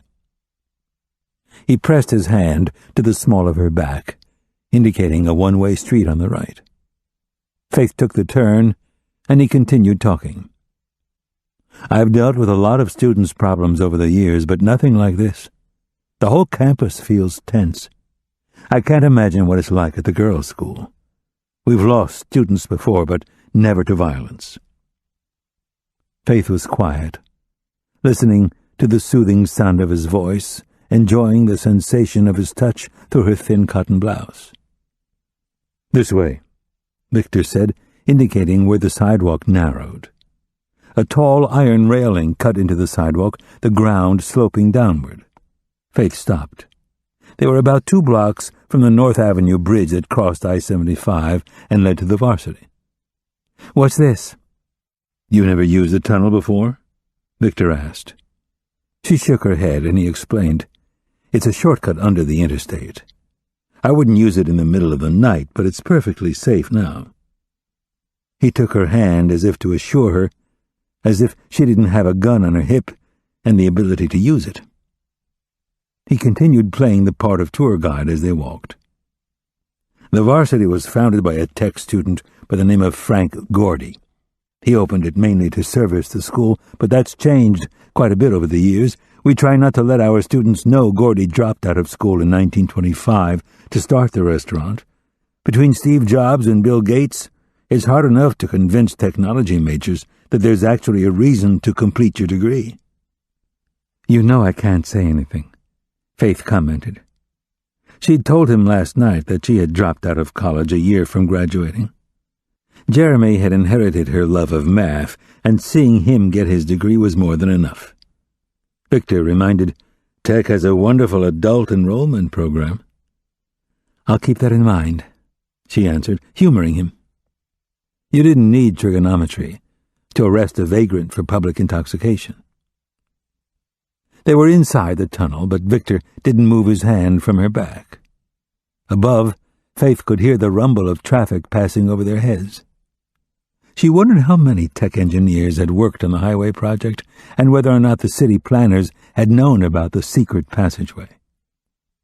The tunnel was large, about 12 feet wide and at least 20 yards long. The ceiling was low, and though Faith wasn't normally the type, she felt a bit claustrophobic. Victor continued, "I'm sure you know that the Varsity is the largest drive-in fast food restaurant in the world. It covers 2 city blocks. This tunnel comes out on the north side of the building at 3rd Street. I don't remember this part of the tour when Jeremy visited the campus. It's a well-kept secret. You should see this place during football games. It's wall-to-wall." Faith felt herself sweating, even though it was cooler underground. Her heart started pounding for no reason, and no matter how far they walked, the stairs lining the tunnel exit seemed to get farther away. "Hey," he sounded concerned. "You okay?" She nodded her head, feeling silly. She realized she was clutching the envelope and slipped out the pictures to make sure she hadn't creased them. When she looked up at Victor, she felt her panic from a few moments before start to return. His face was hard, angry. She asked, "What is it?" He glared at her, his fury almost tangible. "What are you doing with pictures of Evan Bernard?" "How do you—" He quickly closed the space between them, grabbing her right arm. His grip was tight. He was left-handed. Why hadn't she noticed that before? "Victor," she breathed, panic taking hold. "Tell me what you know," he demanded. "Tell me right now." Faith felt her right arm go numb where Victor was grabbing her. "What are you talking about?" she asked, her heart beating hard enough to hurt. He pressed. "Was this some kind of sting operation?" "To catch you doing what?" I have no connection to that man. You tell them that. You're hurting me. Victor let go of her. He looked down at her bare arm, the mark he had made. I'm sorry, he said, walking back to his side of the tunnel. He ran his fingers through his hair, pacing nervously. I don't know Evan Bernard. I had no idea what he was doing. I never saw him with students. I never even saw him on campus. She rubbed her arm, trying to get the feeling back. Victor, what the hell are you talking about? Victor put his hands in his pockets, rocked back on his heels. Just tell me, Faith. Does this mean anything to you, or are you investigating me? For what?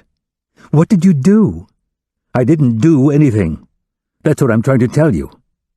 He shook his head. I really liked you. And this was all some kind of game, wasn't it? Game? She demanded. I've spent the last 3 days trying to find the sick fuck who killed 2 people and abducted another to do God knows what to her. You think this is some sort of game? Faith, no, she snapped. You don't get to sound like the reasonable one here. Tell me exactly what's going on, Victor, starting with your connection to Evan Bernard. He's been a part-time tutor for over 20 years. Our students aren't exactly well-versed in liberal arts. He helped them with their coursework. Was Adam Humphrey one of his students?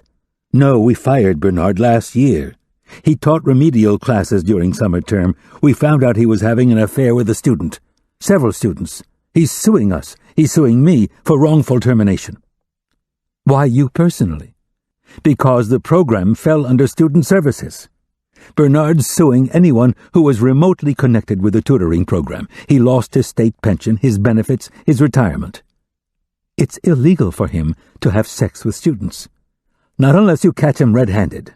He countered in disgust. None of the girls would testify against him. Then how did you find out? One of them came forward.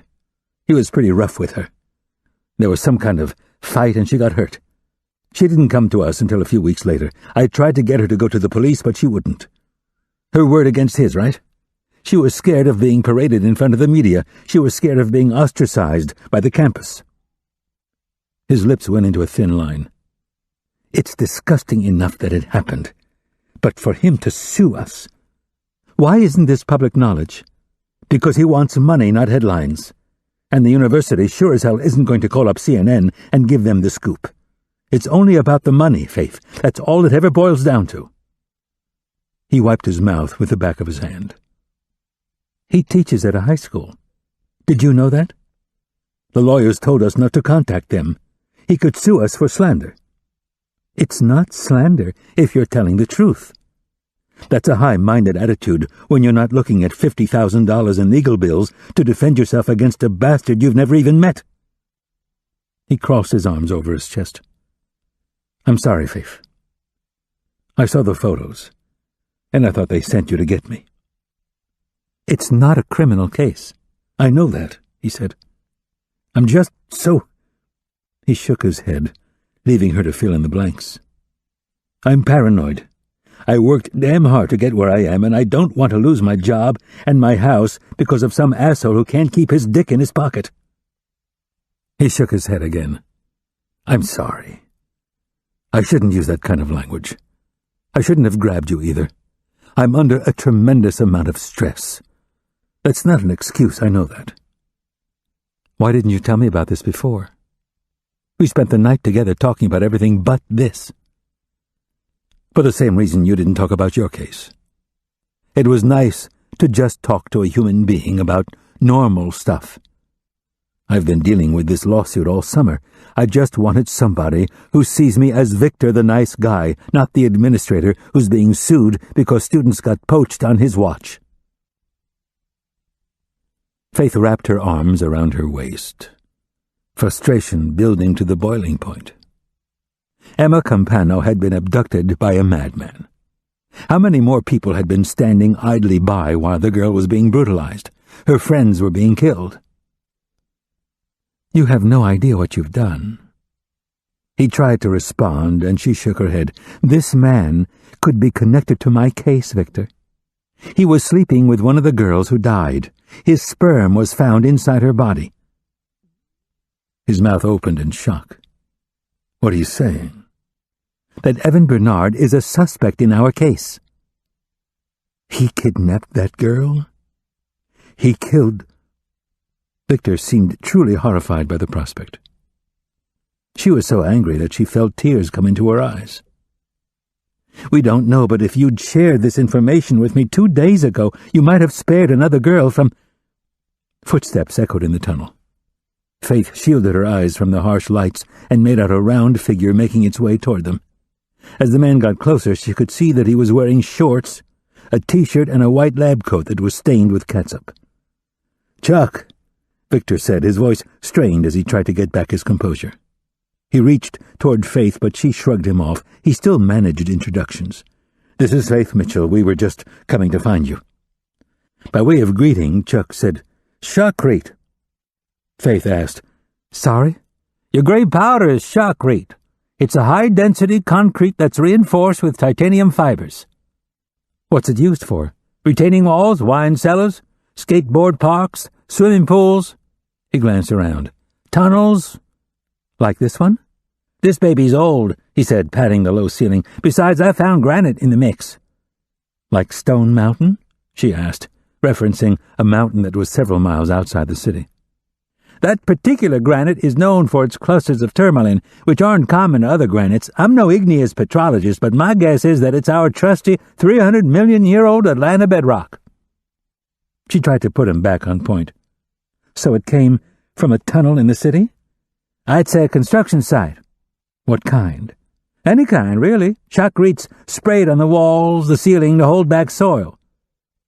"Would it be used in water main construction, fixing lines under the road?" "Almost exclusively. As a matter of fact—" There was more, but Faith was running too fast to hear him. Chapter 18. Will repeated his question. "What does the concrete powder look like?"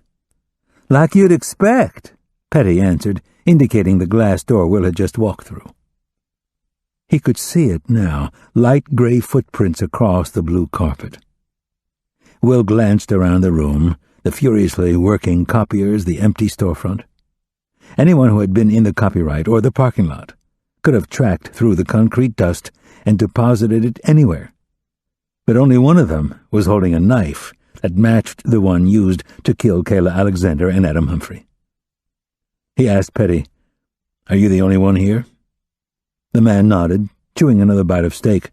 "Warren should be back soon. He's out making a delivery." "He has a van?" "Nah, it's just down the street.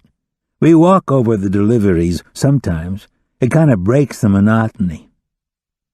Outside, the jackhammer kicked in, the vibrations so hard that Will could feel the floor shaking under his feet. Will raised his voice, asking, "Do you ever make deliveries?" He shrugged. "Sometimes." "What?" Will asked, though he had heard the man well enough. "I can't hear you over the jackhammer." "I said sometimes." Will shook his head, pretending he still couldn't hear. This wasn't going to be like Evan Bernard.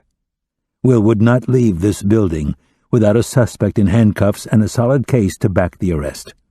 Petty had the knife, he had the opportunity, and he certainly had the motive. What better way to end his illustrious career at the copyright than to retire with $1 million cold hard cash in his pocket? Having Emma Campano in the process would be icing on the cake. Was that enough, though? Was this pathetic pothead the kind of man who could beat a girl to death and take another away for his own pleasure? Faith had said she'd be the ruler of the world if she could spot a killer from 100 paces. Was Lionel Petty someone who hid murder in his heart, or was he just caught up in something bad, the wrong place at the wrong time? Either way, Will wanted to get Petty away from the exit and in an enclosed space where he could talk to him. He especially wanted him to put down the knife. He told the man, "I still can't hear you." Petty cupped his hands to his mouth, making a joke of it. "Sometimes I make deliveries." Will knew the office was in back of the room. He guessed that all the paperwork would be kept there. He yelled to Petty, "I need to see who you delivered to." Petty nodded, dropping the knife and standing up. He started to leave, then changed his mind. Will reached around to his paddle holster as Petty's fingers moved toward the knife, but the man only scooped up a handful of French fries. He ate them as he led Will to the back of the store. At the door to the office, he pulled out a ring of keys. Will asked, Does Warren always leave those with you?" "Never, man." He jammed a key into the lock, pushed open the door, and sat down in front of the desk. The noise was somewhat buffered in the small room, and Petty spoke in a normal tone.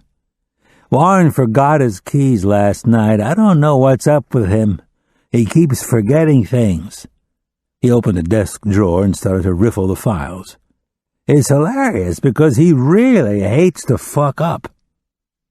Will stood in the doorway, feeling the breeze of the air conditioning freeze the sweat on his back, gluing his shirt and vest together. He leaned into the doorframe, reaching his hand around to his back, finding his gun snugly tucked into the paddle holster. Petty mumbled to himself as he searched the files. "Sorry, man, Warren has his own system for filing things." "Take your time," Will said. He looked at the CDs lining the walls, the way the colored jewel cases were stacked together in their own particular order. It reminded him of his own CD collection at home, the way he identified certain albums not by their words but by their colors, their recording logos, their artwork.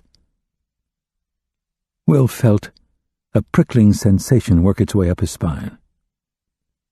"What about the customer files on the shelves? Does Warren have a system for those too?" "The CDs?" Petty laughed. "Shit, man, I can't even begin to tell you how he's got those filed. I'm not even allowed to touch them." "But Warren knows where everything is, right?"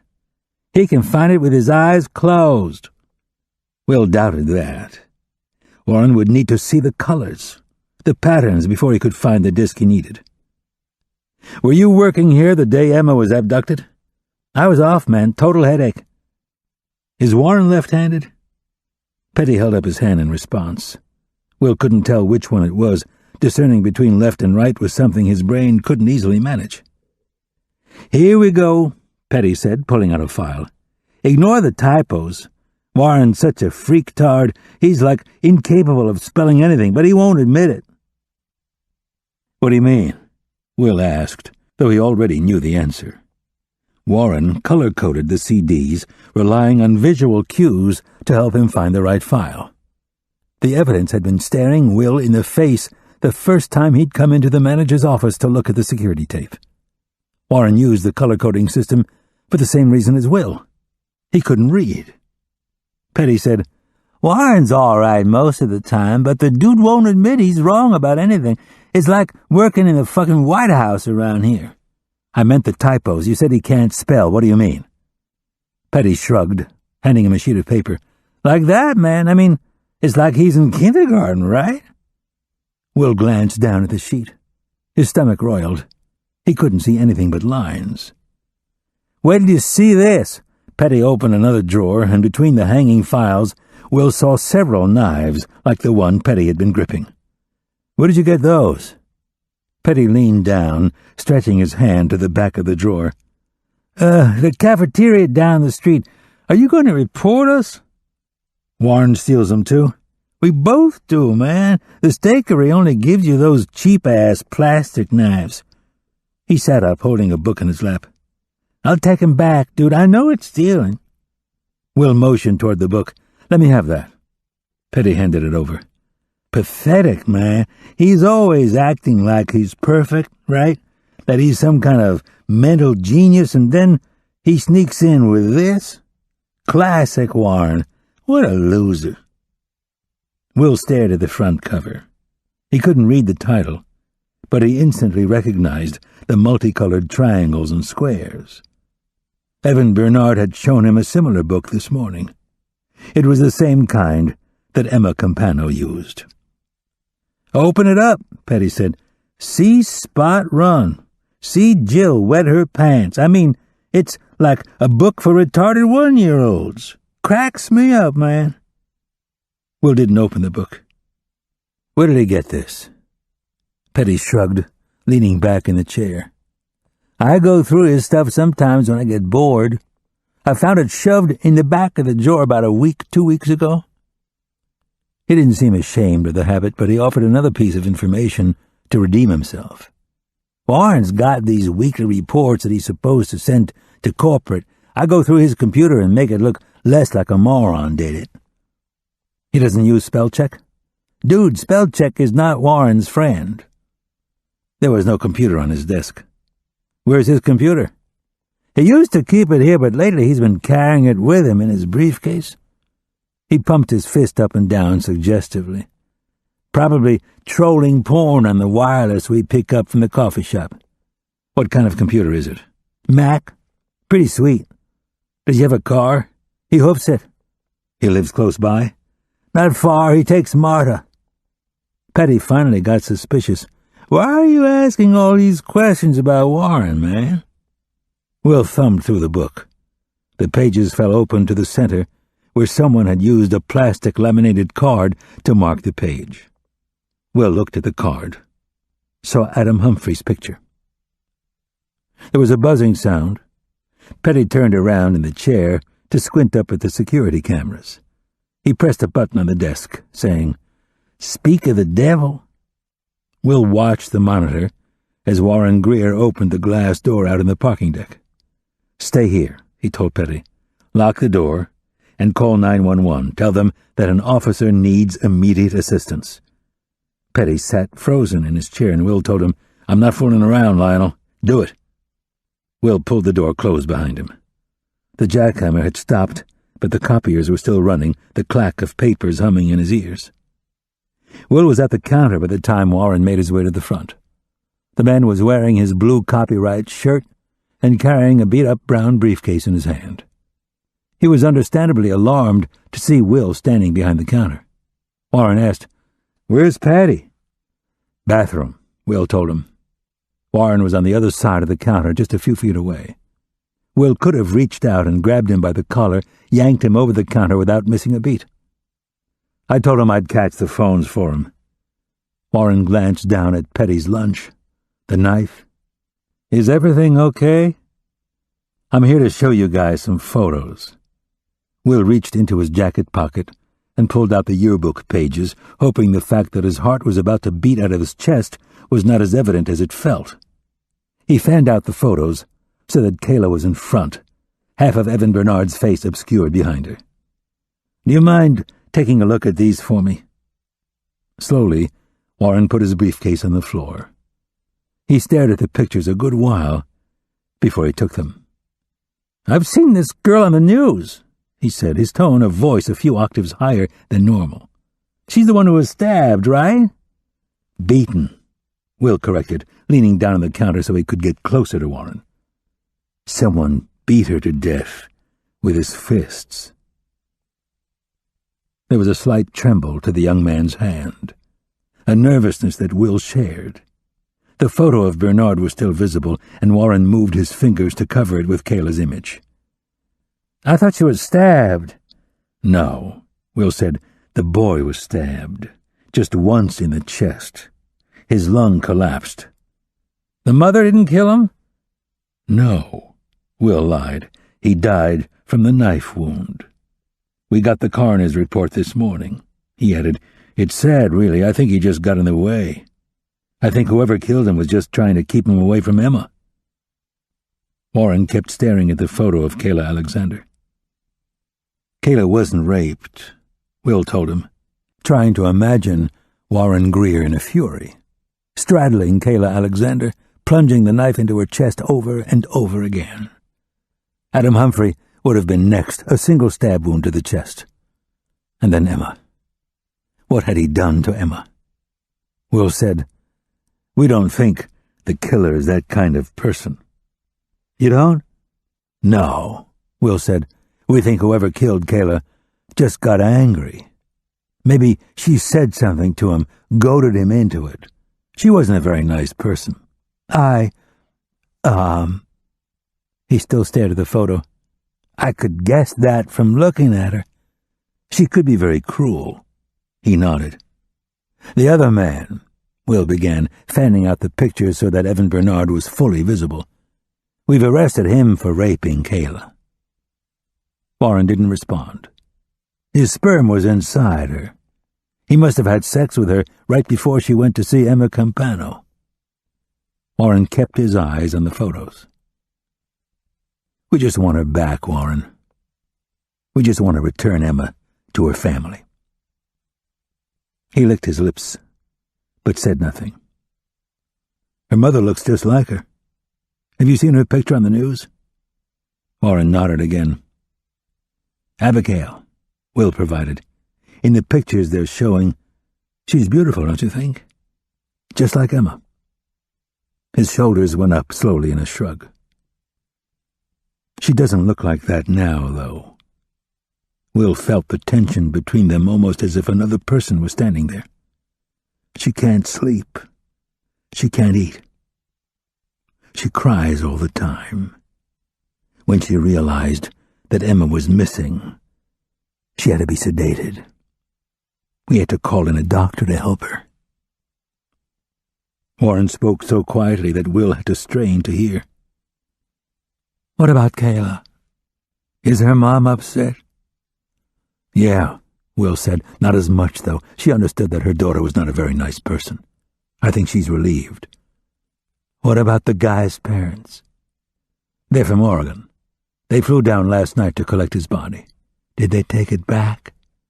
Yes, Will lied. They took him back home to bury him. Warren surprised him. I didn't have parents. Will forced a smile, conscious that there was a twitch to his lip. Everybody has parents. Mine left me, Warren said. I don't have anybody. Everybody has somebody, Will said. Without warning, Warren dropped to the floor. Will leaned over the counter trying to stop him, but he wasn't fast enough. Warren was on his back, flat to the ground. He held a short-nosed revolver in his hands. The muzzle was a few inches from Will's face. Don't do this, Will said. Hands where I can see them, Warren ordered, wriggling to stand. I've never used a gun before, but I don't think it matters when you're this close. Slowly, Will straightened up, keeping his hands in the air. Tell me what happened, Warren. You're never going to find her. Did you kill her? I love her, Warren said, taking a step back, keeping the gun trained on Will's chest. That's what you don't understand. I took her because I love her. Evan just wanted the money, didn't he? He pushed you to take Emma so he could cash in. You never wanted to do it. It was all his idea. Warren didn't answer. He took another step toward the hall that led to the parking garage. Emma wasn't his type, right? He likes girls like Kayla, the ones who fight back. Warren kept inching toward the exit. Will's words came out in a rush. I grew up in care too, Warren. I know what it's like on visiting days, sitting there, waiting for someone to pick you. It's not about having a place to live, it's about having someone there who looks at you and really sees you and wants you to belong to them. I know you felt like that when you saw Emma, that you wanted to... Warren put his finger to his lips, the way you would quiet a child. He took another step, then another, and he was gone. Will vaulted the counter. As he reached the hallway, he saw Warren shouldering open the back door. He pursued the man, bursting through the exit, rounding into the parking lot in time to see Warren slam into a bright red Mini. Will jogged toward the car as Faith got out. Warren was obviously dazed, but adrenaline kicked in as he realized Will was closing in. He stepped on the bumper and jumped clear of the car, making a break for the street. It's him! Will screamed at Faith, bolting over the Mini. He ran out into the street, furiously searching for any sign of Warren. He spotted the man almost a block down the road and gave chase, his arms pumping, his legs screaming. The afternoon heat was intense, nearly suffocating him as he ran after the younger man. Will gulped hot air and exhaust into his lungs, sweat poured into his eyes. Will saw a red blur in his periphery and realized that Faith was in her car driving against traffic. The Mini bumped furiously up and down as it careened over metal plates in the road. Warren saw Faith, too. He veered off the main road, going down one of the side streets that led into Ansley Park. The younger man was fast, but Will's stride was twice his. He managed to close the gap between them as he took the turn down the side road. Even when Warren ran into the woods, Will was able to make up time. He had always been a marathoner, not a sprinter. Long distances were his passion, endurance the only thing he could offer to any competition. Warren was obviously the opposite. As he maneuvered through the thick woods, he started to lag, and the space between the two men got shorter and shorter. The man kept looking over his shoulder, his mouth gaping open as he gasped for breath. Will was inches from him, close enough to reach out and grab the collar of his shirt. Warren knew this, could obviously feel the heat on the back of his neck. He did the only thing he could. He stopped short. And Will was going so fast that he practically flipped over Warren's head as they both slammed into the ground. Dirt and leaves kicked up as each man scrambled to stand. Will tried to roll over, but his foot was caught in something. He jerked his leg, furiously trying to free himself. Warren seized the advantage, straddling him, pointing the gun at Will's face, and pulling the trigger. Nothing happened. He pulled the trigger again. "Hold it!" Faith screamed. She had somehow gotten in front of them. Her body blocked out the sunlight, her hands casting a shadow across Will's face. Her gun was trained squarely between Warren's eyes. "Drop it, motherfucker, or I will blow your brains back to Peachtree!" Warren stared up at her. Will couldn't see the man's eyes, but he knew what Warren was looking at. Faith was tall and blonde and pretty. She could be Emma or Kayla or even Abigail Campano. The sun was behind her. Maybe it gave Warren the impression that an angel was standing over him. Maybe you did what you were told when there was a gun in your face. Warren dropped his weapon. It hit Will's chest, then fell onto the ground. Will put his hand on the revolver as he rolled out from under the man. His leg came free from the vines with a gentle pull. He realized he had stopped breathing. He felt lightheaded and slightly ill. "You have the right to remain silent," Faith said, her handcuffs clicking around Warren's wrist. "You have the right to an attorney." Will sat up, the dizziness taking over for a few seconds. He held the gun in his hands. Smith & Wesson Classic Model 36, 1 7/8, with a blue case. The serial number was gone. Duct tape covered the grip to keep fingerprints from transferring. The weapon had been professionally prepped. He guessed that Adam had bought a gun after all. Will opened the cylinder and turned it upside down. The revolver was designed to hold 5 rounds. 3 bullets fell into the palm of his hand. Will stared at the shiny brass, smelling the scent of powder mixed with oil. If Warren had pulled the trigger one more time, Will would be dead right now. Chapter 19. Faith was struck by how normal she found Warren Greer. He was average-looking, the sort of young man you wouldn't think twice about letting into your house to fix your toilet or check for a gas leak. Considering what had happened to Kayla Alexander and Adam Humphrey, what had most likely been done to Emma Campano, Faith had expected a monster, or at the very least, an arrogant sociopath like Evan Bernard. Instead, she found Warren Greer almost pitiable. His body was thin and wiry. He couldn't make eye contact with her.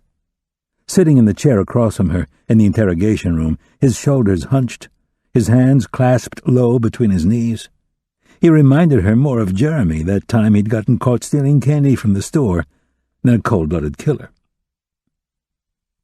She cleared her throat and he glanced up at her, shy, as if they were in high school and she was the cheerleader who was nice to him when her friends weren't looking. He seemed almost grateful to be sitting across from her. Had she not seen him with her own eyes less than an hour ago, pointing a gun in Will Trent's face, Faith would have laughed at the prospect of this introspective, awkward man being capable of such a thing. Faith had only drawn her gun twice in her career. It was not a thing a police officer did lightly. You did not pull your weapon unless you were ready to use it, and there were a finite number of circumstances that justified that happening. Standing there in the woods, looking down at Warren Greer, watching his finger pull back on the trigger, she had been fully prepared to pull back her own finger. But it would have been too late. Faith had been following procedure. She could have safely told any review panel that she was doing the job as she had been trained to do. You give a warning first, then you shoot. Faith knew now that she would never again give that warning. Warren had already pulled the trigger twice by the time she got there. The only thing that had kept him from pulling it a third time, sending the firing pin into the back of a bullet, the bullet through the back of Will's brain, was... what?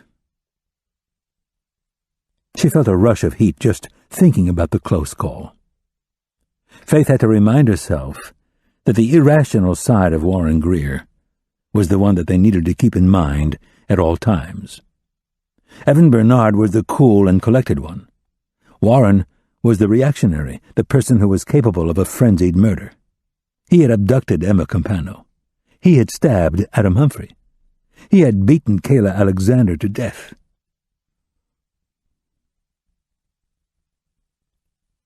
This ends Disc 9.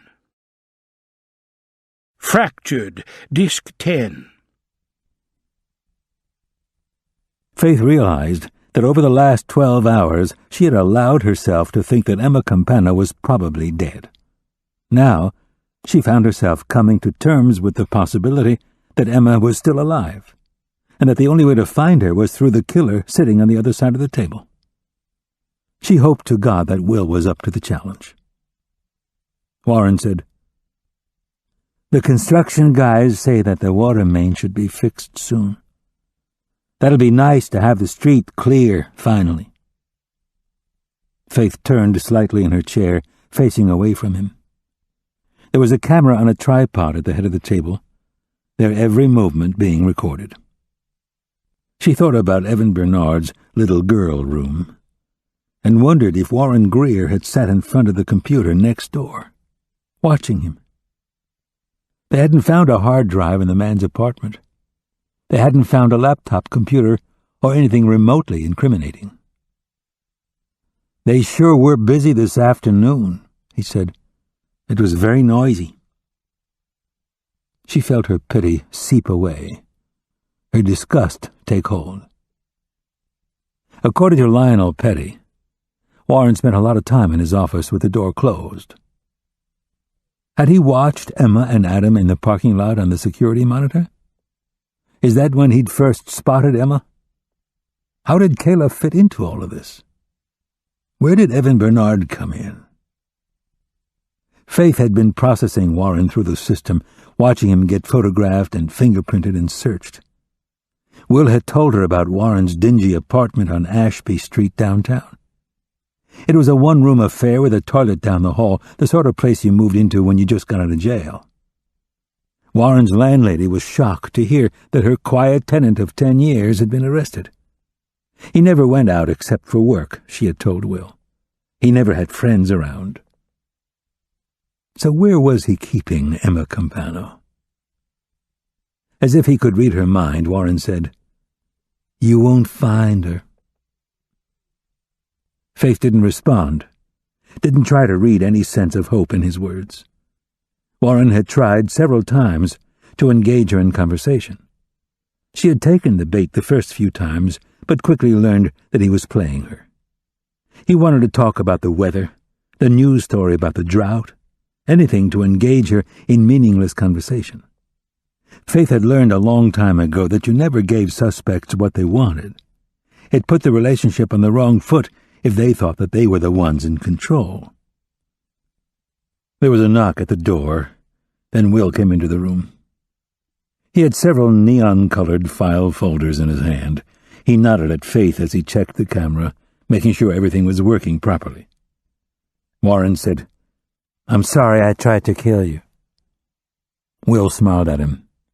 "I'm glad you didn't succeed." It showed remarkable restraint, and Faith was again struck by how very little Will Trent acted like a cop. He straightened his vest, making sure his tie was tightly tucked in, as he sat down beside Faith. The man looked more like an accountant who was about to start an audit than a cop. Will told Warren, "Your fingerprint matches the note that was slipped under Adam Humphrey's door last week." Warren nodded his head once. He stayed hunched over the table, his hands between his knees. His chest was pressed into the metal top the way babies do when they're trying to stand. Will asked, "Did you try to warn Adam away?" Warren gave a single nod again. "May I tell you what I think happened?" He seemed to be waiting for just that. "I think that you planned this out well ahead of time. Evan Bernard needed money to pursue his legal case against Georgia Tech. He lost his pension, his retirement benefits, everything. Will told Faith, "We found out that he sold his house last summer to pay his legal bills." He shook his head, indicating they had checked the house and found nothing. Faith wondered what other information he had unearthed while she had been sitting on Warren. She glanced at the colored file folders. and Will gave her an uncharacteristic wink. Warren asked, "Did you get adopted out?" Faith didn't understand the question, but Will obviously did. "No," he answered. "I left when I was 18. Warren smiled, a kindred spirit. "Me too." "Did you meet Bernard when you got fostered out? Did he teach at your school?" Warren's face was placid. "I think that Evan Bernard introduced you to Kayla Alexander. He needed Kayla to open the front door for you to make sure that Emma was at home. Maybe she was supposed to keep Adam calm while you took her away." Warren did not confirm anything. "Was Kayla the one who told Emma to start parking in the garage?" Warren said, "Kayla told Emma to park there last year so her parents wouldn't find out they were skipping." "Let's go back 3 days ago, the day of the crime. Did you use the path in the woods behind the copyright to walk to the Campanos?" "Yes." "Did you have the knife and the gloves with you?" "Yes." "So you went there intending to kill somebody?" He hesitated, then shrugged in answer. Will thumbed through the files in his hand and opened the green one. "We found this in your desk at the copy center." He showed Faith the photograph before sliding it toward Warren. The picture showed Emma Campano walking with Adam Humphrey. The two teenagers had their arms around each other. Emma's head was tilted back as she laughed. Will said, "You liked watching her." Warren didn't respond, but then Will hadn't really asked a question. "Did you think that Adam wasn't good enough for her?" He remained silent. "You knew Emma was special. Who told you she had a reading problem like you?" "I don't have a reading problem."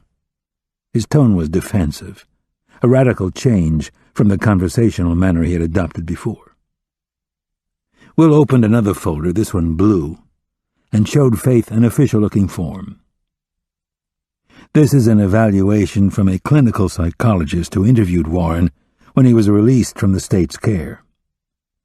Will put the sheet of paper down on the table, turning it toward Warren. Faith saw that there were colored dots on the page. Will put his finger on the blue one. "Antisocial," he read, moving down to the red dot. "Sociopathic tendencies." He moved his finger down to the next dot, then the next, calling out, "Anger control issues, poor aptitude, poor reading skills." "Do you see this, Warren? Do you see what they said about you?" He paused, though obviously he didn't expect an answer. Will tucked the form back into the folder, and the tone of the interview suddenly changed when he said, "Well, I guess it doesn't matter if you can see it because it clearly says that you can't read it." Pain flashed in the other man's eyes, as if he had been betrayed. Will kept chipping away, his tone soft, as if he could be both the good and the bad cop rolled into one. "Is that why you dropped out of school when you were 16? Warren shook his head. "I guess school wasn't that fun since they stuck you with the stupid kids." For Faith's benefit, Will explained, Warren was put into special education classes when he was 15, even though his IQ tested within the normal range. Warren looked down at the table, his eyes still glistening. Will said, "It's kind of sad when the short bus pulls up in front of the orphanage." Warren cleared his throat, struggling to speak. "You're never going to find her. And you're never going to see her again." "I have her, up here," he insisted, pressing his finger to his temple. "I have her with me all the time." "I know she's alive," Will said, sounding so certain of himself that Faith almost believed him. "You wouldn't kill her, Warren. She's special to you. She loves me." "She's terrified of you." He shook his head. "She understands why I had to do it. I had to save her." "What does she understand?" "That I'm protecting her." "Protecting her from Bernard?" He shook his head, biting his lip, refusing to give up the teacher. Will opened a red file folder and took out yet another sheet of paper which he slid Warren's way. It is my opinion that Warren Greer has an undiagnosed reading and written language disability. This, combined with his average IQ and antisocial behavior, Warren whispered, "She's going to die, and it's all going to be on you. I'm not the one who took her from her family.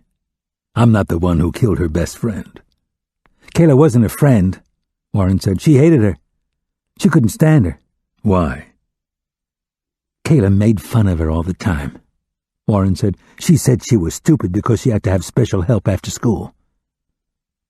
"Was Kayla mean to you, too?" He shrugged, but the answer to that question was lying dead down in the morgue right now. "Tell me what happened that day, Warren. Did Kayla let you into the house?" "She was just supposed to let me into the house and shut up, but she wouldn't stop. She was pissed about Adam, that he was upstairs having sex with Emma. She kept going on and on about how stupid Emma is, and how she doesn't deserve to have a boyfriend. She said Emma is stupid like me." "Did Kayla start yelling?" "When I hit her," Warren amended. "Not hard, though. Only to get her to shut up." "Then what happened?" "She ran up the stairs. She kept screaming. I told her to stop, but she wouldn't. She was supposed to help with Adam. I was supposed to hold the knife to her neck so he wouldn't try anything. But she just went crazy. I had to hit her." "Did you stab Kayla?" "I don't know. I don't remember. I just felt someone grab my hand, and it was him. It was Adam. I didn't mean to hurt him. I just stood up, and the knife went into his chest. I didn't want to hurt him. I tried to help him. I tried to warn him to go away." "Where was Emma when all of this was happening?" "I heard her crying. She was in the closet, in one of the rooms. She had—" His voice caught. "The room was so nice, you know. It had a big TV and a fireplace and all these clothes and shoes and everything. She had everything." "Did you hit her?" "I wouldn't hurt her. But she was unconscious when you carried her down the stairs. We went outside. I don't know what was wrong with her. I carried her. I put her in the trunk. Then I went to the parking garage like I was supposed to." "Like Bernard told you to?" He looked back at the table again, and Faith wondered what kind of hold Evan Bernard had over the young man. For all appearances, Bernard preferred girls. Was there another side to his depravity that they had yet to find out about? Will asked, "Where did you take her, Warren? Where did you take Emma?" "Somewhere safe," he said. "Somewhere we could be together." "You don't love her, Warren. You don't kidnap somebody if you love them. They come to you. They choose you, not the other way round." "It wasn't like that. She said she loved me." "After you took her?" "Yeah." He had a grin on his face, as if the news still surprised and astounded him. "She really fell in love with me." "You really think that?" Will asked. "You really think you belong in her world?" "She loves me. She told me." Will leaned closer. "Guys like you and me, we don't know what it means to be in a family. We don't see how deep that bond is. We never feel how much parents love their children. You broke that bond, Warren. You took Emma away from her parents, just like you were taken away from yours." Warren still shook his head, but with sadness more than certainty. "What was that like for you, being in her room? Seeing the good kind of life she had when you had nothing?"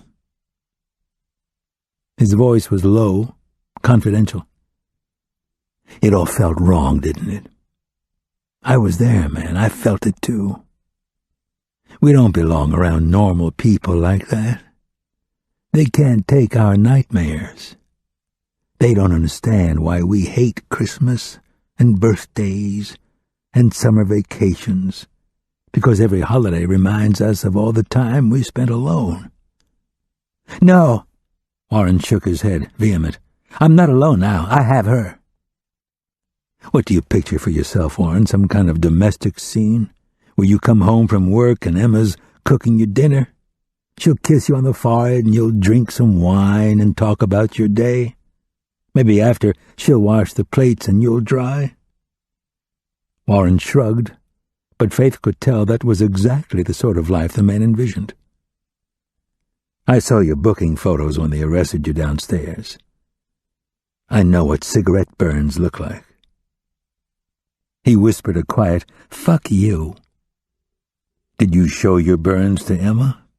Did she get sick the same way you do every time you see them? It's not like that. She had to feel the scars, Warren. I know you took your clothes off. I know you wanted to feel her skin against yours. No.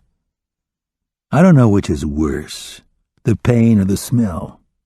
First, it's like little needles digging into you, 1,000,000 at a time, just burning and stinging. And then the smell hits you. It's like barbecue, isn't it? You smell it in the summer all over the city, that raw flesh burning in the flames. I told you, we love each other. Will's tone was almost playful, as if he was giving the wind-up for a joke. You ever feel your skin in the shower sometimes, Warren? You're soaping up and your hand goes to your ribs and you feel the little holes that were burned into your flesh? That doesn't happen. They're like little suction cups when they're wet, right? You put your finger in them and you feel yourself get trapped all over again. He shook his head. Did you beg for it to be over? Screaming like a pussy because it hurt so bad? You told them you'd do anything, right? Anything to make the pain stop. Nobody hurt me like that. Will's tone got harder. His words came faster. You feel those scars, and it makes you so angry. You want to take it out on someone, maybe Emma, with her perfect life, and her rich daddy, and her beautiful mother who has to have a doctor come knock her out because she can't bear the thought of being without her precious little girl. Stop it! Will slammed his hand against the table. They all jumped. She doesn't belong to you, Warren. Tell me where she is. Warren's jaw clenched as he glared at the table in front of him. Spit flew from Will's mouth as he moved even closer. I know you. I know how your mind works. You didn't take Emma because you love her. You took her because you wanted to make her scream. Slowly, Warren looked up, facing Will. His anger was barely controlled, his lips trembling like a rabid dog's. Yeah, he said, his voice a hoarse whisper. She screamed. His face was as controlled as his tone. She screamed until I shut her up. Will sat back in his chair. There was a clock on the wall. Faith listened to it slowly ticking away the time. She looked at the cinder block wall in front of her rather than give Warren the satisfaction of her curiosity, or Will the intensity of her concern. She had worked with cops who could stand in the pouring rain and swear on a stack of Bibles that the sun was shining. Many times she had sat in this very interrogation room and listened to Leo Donnelly, a man with no children and 4 divorces, rhapsodize about his love of God and his precious twin baby girls in order to lure a suspect into a confession. Faith herself had at times fabricated an invisible husband, a doting grandmother, an absent father, in order to get suspects to talk. All cops knew how to spin a yarn. Only this time, she was certain that Will Trent was not lying. Will put his hand on the stack of folders. We found your adoption records. Warren shook his head. Those are sealed. They are unless you commit a felony, Will said. And Faith studied him, knowing that this was a lie, trying to figure out what cues he gave when he wasn't telling the truth. His face was just as impassive as before, and she ended up turning her attention back to Warren so that she didn't drive herself mad. Will said, Your mother is still alive, Warren. You're lying. She's been looking for you. For the first time since Will had entered the room, Warren glanced at Faith, as if he could engage her maternal instinct. That's not fair, Will said. All this time, she's been looking for you. He opened the last folder. There was a sheet of paper inside. He turned the page around and slid it toward Warren. From where Faith sat, she could see that he had copied a memo about appropriate attire for on-duty undercover officers. The city's seal at the top had been duplicated so many times that the rising phoenix looked like a blob. Will asked, "Don't you want to see your mother, Warren?" His eyes filled with tears. "There she is," Will said, tapping the paper. "She lives less than 10 miles from where you work." Warren started rocking back and forth, his tears wetting the page. "What kind of son is she going to find in you?" "A good one," the young man insisted. "You think what you've done is good? You think she's going to want to be around the man who kept a young girl from her family?" Will pressed a little harder. "You're doing the same thing to Emma's parents that was done to your mom. You think she's going to be able to love you after finding out that you knew how to get Emma back to her family, but you wouldn't do it?" "She's safe," he said. "I just wanted to keep her safe." "Tell me where she is. Her mother misses her so much." He shook his head. "No," he answered. "You're never going to find her. She's going to be with me forever. There's nothing that can come between us now." "Stop the bullshit, Warren. You didn't want Emma. You wanted her life." Warren looked at the file folders in front of Will, as if he expected something even worse to be pulled out, some information even more damaging to be thrown into his face. Will tried again. "Tell us where she is, and I'll tell you your mother's address." Warren's eyes didn't stray from the files, but he started whispering something so quietly that Faith could not make out what he was saying. "I'll go get her myself. I'll drive her over to see you." Warren kept whispering, his mouth moving in an unintelligible mantra. Will said, "Speak up, Warren. Just tell us where she is so we can give her back to her parents who love her." Faith finally understood his words. "Blue, red, purple, green. Blue, red, purple, green. Warren," his voice got louder, "blue, red, purple, green." He stood up, screaming, "Blue, red, purple, green!" He started waving his hands, his tone rising to the top of his voice. "Blue, red, purple, green!" He ran toward the door, trying the knob. Faith was closest to him, so she tried to pull him away. Warren's elbow caught her in the mouth, and she fell back against the table. "Blue, red, purple, green!" he screamed, running full-on into the concrete wall. Will went after him, wrapping his arms around the man. Warren kicked, screaming, "No, let me go! Let me go!" "Warren!" Will let go of him, keeping his hands out wide in case he needed to grab him again. Warren stood in the middle of the room. Blood dripped down his face where he had slammed his head into the wall. He lunged toward Will, swinging his fists wildly. The door flew open, and 2 cops rushed in to help. Warren tried to run out the door, but they wrestled him to the floor, where he wriggled frantically, jerking his hands away from them as they tried to cuff him, screaming all the while. His foot kicked up, catching one of the officers in the face. The taser came out. 30,000 volts screamed through his body. Almost immediately, Warren went limp on the floor. Will sat back on his heels, his breath coming in pants. He leaned over Warren, hand on his chest. "Please," he begged, "just tell me. Tell me where she is." Warren's lips moved. Will leaned down to listen to him. Something passed between the 2 men. Will nodded once, very much like the curt affirmations Warren had given them earlier. He sat up slowly, hands in his lap, telling the cops, "Take him away." The officers scooped up Warren like a bag of potatoes, dragging him toward the door. They would take him to his cell and let him sleep off the shock. Faith looked at Will, trying to understand. "What did he say to you?" He pointed to his file folders on the table, leaning over as if he was still too breathless to speak. Faith looked at the files. They were in the wrong order, but she could see it now. Blue, red, purple, green. Warren had been yelling out the colors of the folders.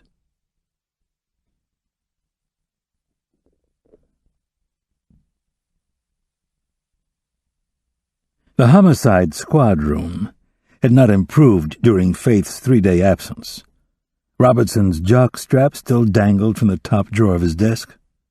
A blow-up doll marked as evidence during the last birthday party sat on top of the filing cabinet. her mouth still opened in a suggestive O, even as the air slowly drained out of her once curvaceous body. Leo Donnelly's desk was cleared but for a famous old photograph of Farrah Fawcett that he had obviously cut out of a magazine. Over the years, the margins of the photo had been embellished with graffiti and artwork that was more suitable for a middle school boy's bathroom. Adding to the overall masculine effect, the shift was changing, an event Faith always likened to a football locker room during halftime. The noise was deafening, the smells alarming. Someone had turned on the television that hung from the ceiling. Someone else was trying to find a station on the ancient radio. A burrito heated in the microwave, the odor of burned cheese wafting through the air.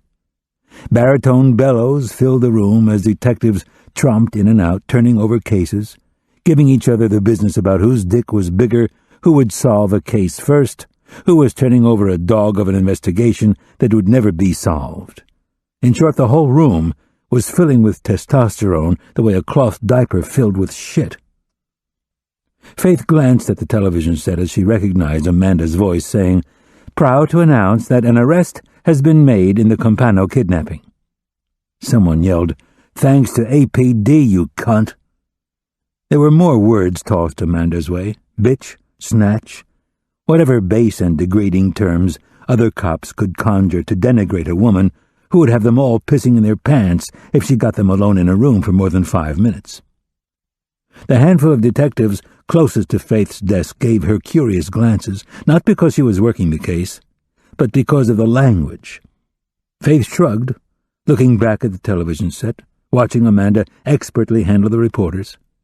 She could still feel their eyes on her, though. This sort of testing took place almost on a daily basis. If Faith told them to shut up, she was a ball-buster who couldn't take a joke. If she ignored it, they took her silence for tacit approval. It didn't stop there. If she spurned their sexual advances, she was a lesbian. If she dated any of them, she would be labeled a whore. Faith couldn't win either way, and striking back in similar terms took up too much of her time. The pouting, the passive-aggressive whining. Faith had already raised one child, and she wasn't ready to take on 20 more. And yet, she had always loved working here, loved feeling like she was part of a brotherhood. This was why Will Trent didn't act or talk like a cop. He didn't sit in a squad room. He didn't bullshit over beers with Charlie Reed and Hamish Patel. He was certainly part of a team, but working with him was like working in a bubble. There was never the hum of people in the background, the jostling of egos and assignments. His was a more focused way of doing the job, but it was so different from what Faith was used to that, now that she was back among her fellow detectives, she felt like she no longer belonged. She had to admit that for all Will's faults, at least he listened to what she had to say. It was nice to have a discussion with a colleague who didn't ask, "What are you, on the rag?" every time she disagreed with him. Faith looked back at the television. Amanda was nodding as the reporter asked about Westfield Academy, the arrest of Evan Bernard. She looked absolutely radiant, and Faith had to admit she was in her element on camera. The reporters were eating out of the palm of her hand. "Mr. Bernard is certainly a person of interest." "You interested in this?" one of the detectives yelled. Faith didn't have to glance over to know the man was probably cupping his genitals. Amanda answered another question. "The suspect is a 28-year-old man with a storied past." Off camera, a reporter asked, "Why aren't you releasing his name?" "The arraignment in the morning will make it part of the public record," she said, sidestepping the obvious, which was that they were keeping Warren's name out of the press as long as they could in order to keep some helpful do-gooder from offering him legal advice. The fact that Lionel Petty had already submitted an eye report to CNN.com of him and Warren Greer standing beside one of the copy machines at work would soon work against them. Another reporter was obviously thinking the same thing as Faith. "What about the missing girl? Any leads on her whereabouts?" "We believe it's only a matter of time before Emma Campano is found." Faith noted that the woman did not say whether the girl would be found dead or alive. She felt a sudden pang of envy for Amanda and her position. Like Faith's mother, Amanda had worked her way to the top. If Faith had to put up with a little misogyny now and then, she couldn't imagine what it was like for her mother's generation. Amanda had started in the secretarial pool just like Evelyn Mitchell, back when the women officers had to wear below-the-knee wool skirts as they fetched coffee and typed up requisitions. Amanda had clawed her way to the top, only to have a bunch of idiots with primordial ooze dripping out of their noses heckle her as she broke one of the biggest cases the city had seen since Wayne Williams was spotted tossing a body into the Chattahoochee. And where was Faith after all those years of progress and women's lib? She was still in the equivalent of the secretarial pool, she supposed. To be fair, she had volunteered for the task of cataloging all the evidence Will had taken from Warren Greer's tiny abode. That was before she'd seen the piles of boxes they had taken from the boarding house and stacked around her desk. There were at least 6 of them, all filled to the top with papers. Warren was a pack rat, the kind of man who couldn't throw out a receipt or a movie ticket. He still had pay stubs from the copy center that went back almost 10 years. Faith touched her jaw, bruised and tender from where Warren's elbow had caught her. She had found an ancient lean cuisine in the back of the freezer in the break room.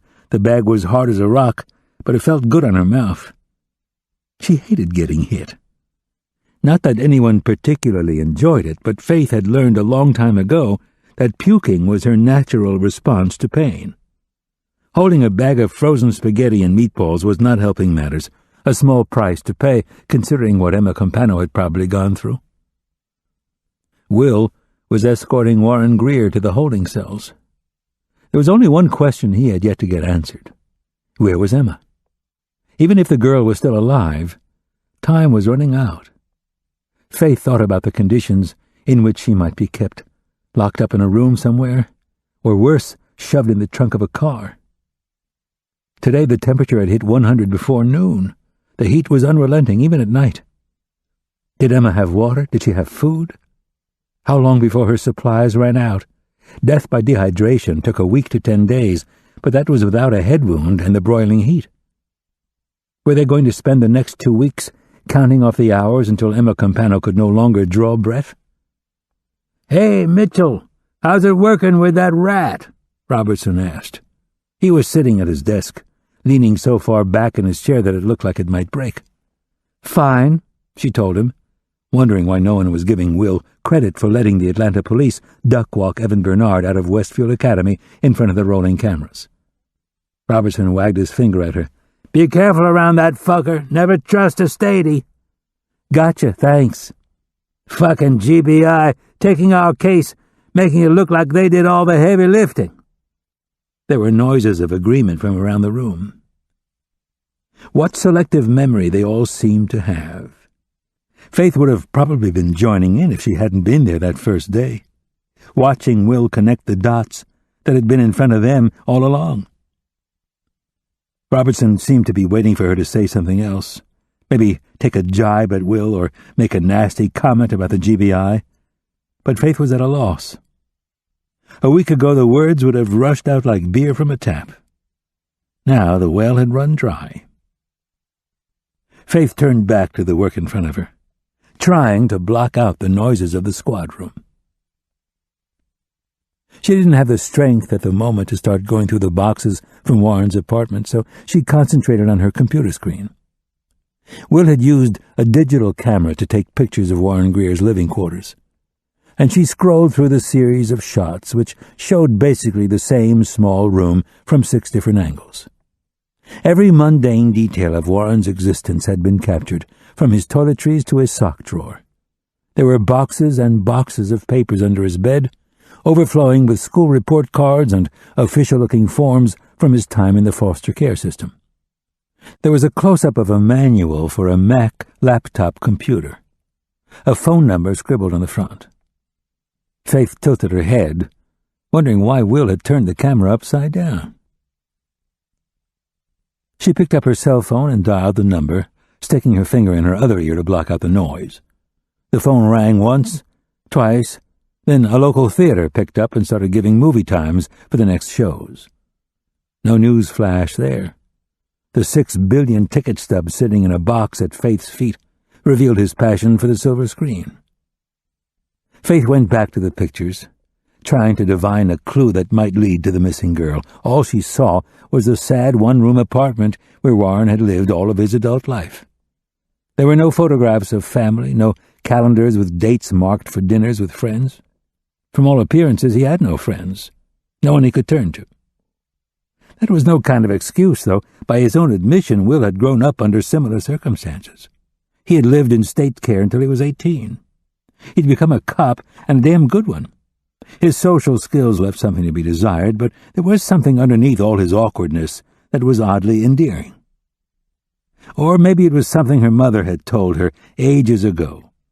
The easiest way for a man to get into your heart was if you imagined what he was like as a child. Faith clicked through the photos again, trying to see if anything stood out. She ran through the usual suspects: a garage, a storage facility, an old family cabin in the woods. None of these seemed to be likely hiding places that Warren could use.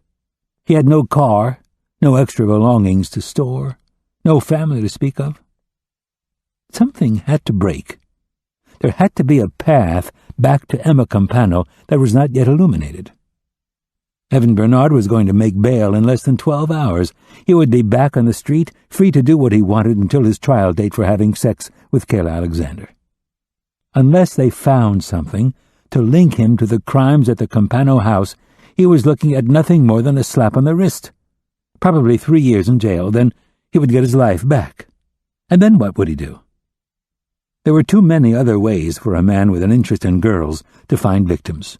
Church, SAT tutoring, youth groups. Evan Bernard would probably move out of state. Maybe he would fail to register as a sex offender in his new town. He might live near a swimming pool or a high school or even a daycare center. Warren Greer was not going to flip. Whatever hold Bernard had on the young man was unbreakable. The only thing Faith and Will had done was make Bernard's life, from here on out, more difficult. They had found absolutely nothing to keep him locked up for the rest of his miserable existence, and nothing that brought them closer to finding Emma Campano. And then there was the fact that Faith knew how these guys tended to work. Bernard had raped the girl in Savannah, but that couldn't have been his first time. And Kayla wouldn't be his last. Was there another girl out there that he was grooming for his sick fantasies? Was there another teenager who was going to have her life turned upside down by the sick bastard? Faith put down the frozen bag, working her jaw to make sure no permanent damage had been done. She put her hand to her face and, unbidden, the memory of Victor stroking her cheek came back to her. He had called 3 times on her cell phone, each message progressively more apologetic. In the end, he had resorted to blatant flattery, which, being honest, had done a good deal to help crack her resolve. Faith wondered if there was ever going to be a time when she understood any of the men in her life. Will Trent was certainly an enigma. The way he had spoken to Warren in the interrogation room had been so intimate that Faith found herself unable to look him in the eye. Had all of that really happened to Will? Was he the damaged product of the state adoption program, just like Warren Greer? What Will had said about the cigarette burns had felt so real. Under the jacket and the vest and the dress shirt, was he hiding similar scars? Faith had been in central booking when they took the photographs of Warren's damaged torso. As a police officer, she had seen many cigarette burns on many victims as well as suspects. They were unsurprising at this point, the kind of thing you expected alongside the tattoos and the track marks. People didn't generally choose a life of crime for the adventure. They were junkies and criminals for a reason. And the reason usually could be found in their early home life. Was Will just a really good liar? When he talked about what it felt like to touch the burn marks, was he speaking from experience or making a calculated guess? 3 days had passed since she'd first met the man, and she knew as much about him now as she had on that very first day. And she still did not understand how he worked the job. Warren had tried to kill him, but instead of sticking the younger man in with pedophiles and rapists, Will had walked him down to the cells to make sure he got one to himself. And then there was Evan Bernard.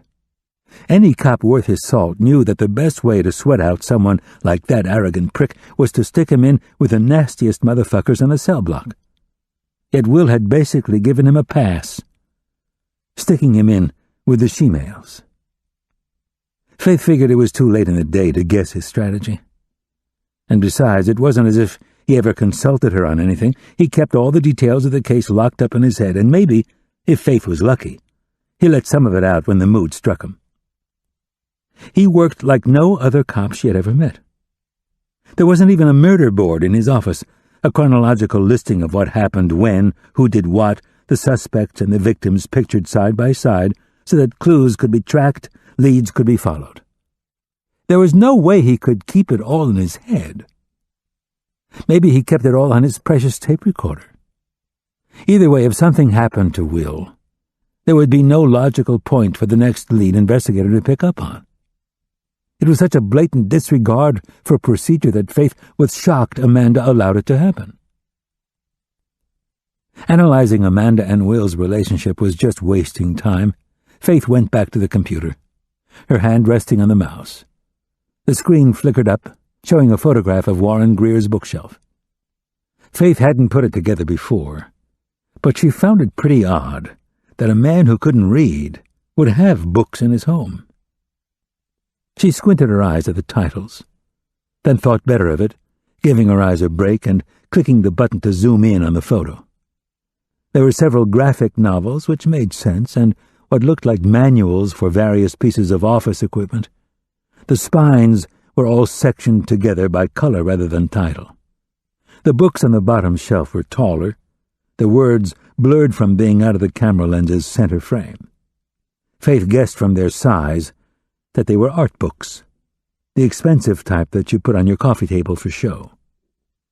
Faith zoomed in closer on the bottom shelf, but still could not make out any of the titles. Something was familiar about the thick gray spines of 3 of the books. She put her chin in her hand, wincing at the pain from her bruised jaw. Why did the spines look so familiar? She opened one of the boxes from Warren's apartment, looking to see if any of the books had been packed. They all seemed to contain papers and receipts from over the last 10 years. Faith skimmed through the stacks, wondering why in the hell Will had taken all of this crap from the scene. Was it really necessary for them to know that Warren had paid $110 to Vision Quest for an eye exam 6 years ago? More important, why would Will waste Faith's time asking her to go through stuff that was basically trash? She felt her irritation building as she skimmed page after page of useless documentation. Faith could understand why Warren would keep all of this. He would have no way of knowing whether or not it would be important one day. But why would Will want it catalogued into evidence? He didn't strike her as a needle-in-a-haystack kind of person, and with Bernard and Warren behind bars, there were certainly better uses to make of her time. Slowly, Faith sat up in her chair, holding the dated bill in her hands, but not really looking at it. Her mind flashed on different scenes from the last few days. Will reaching for the directory at the dorm, even though the sign clearly said it was broken.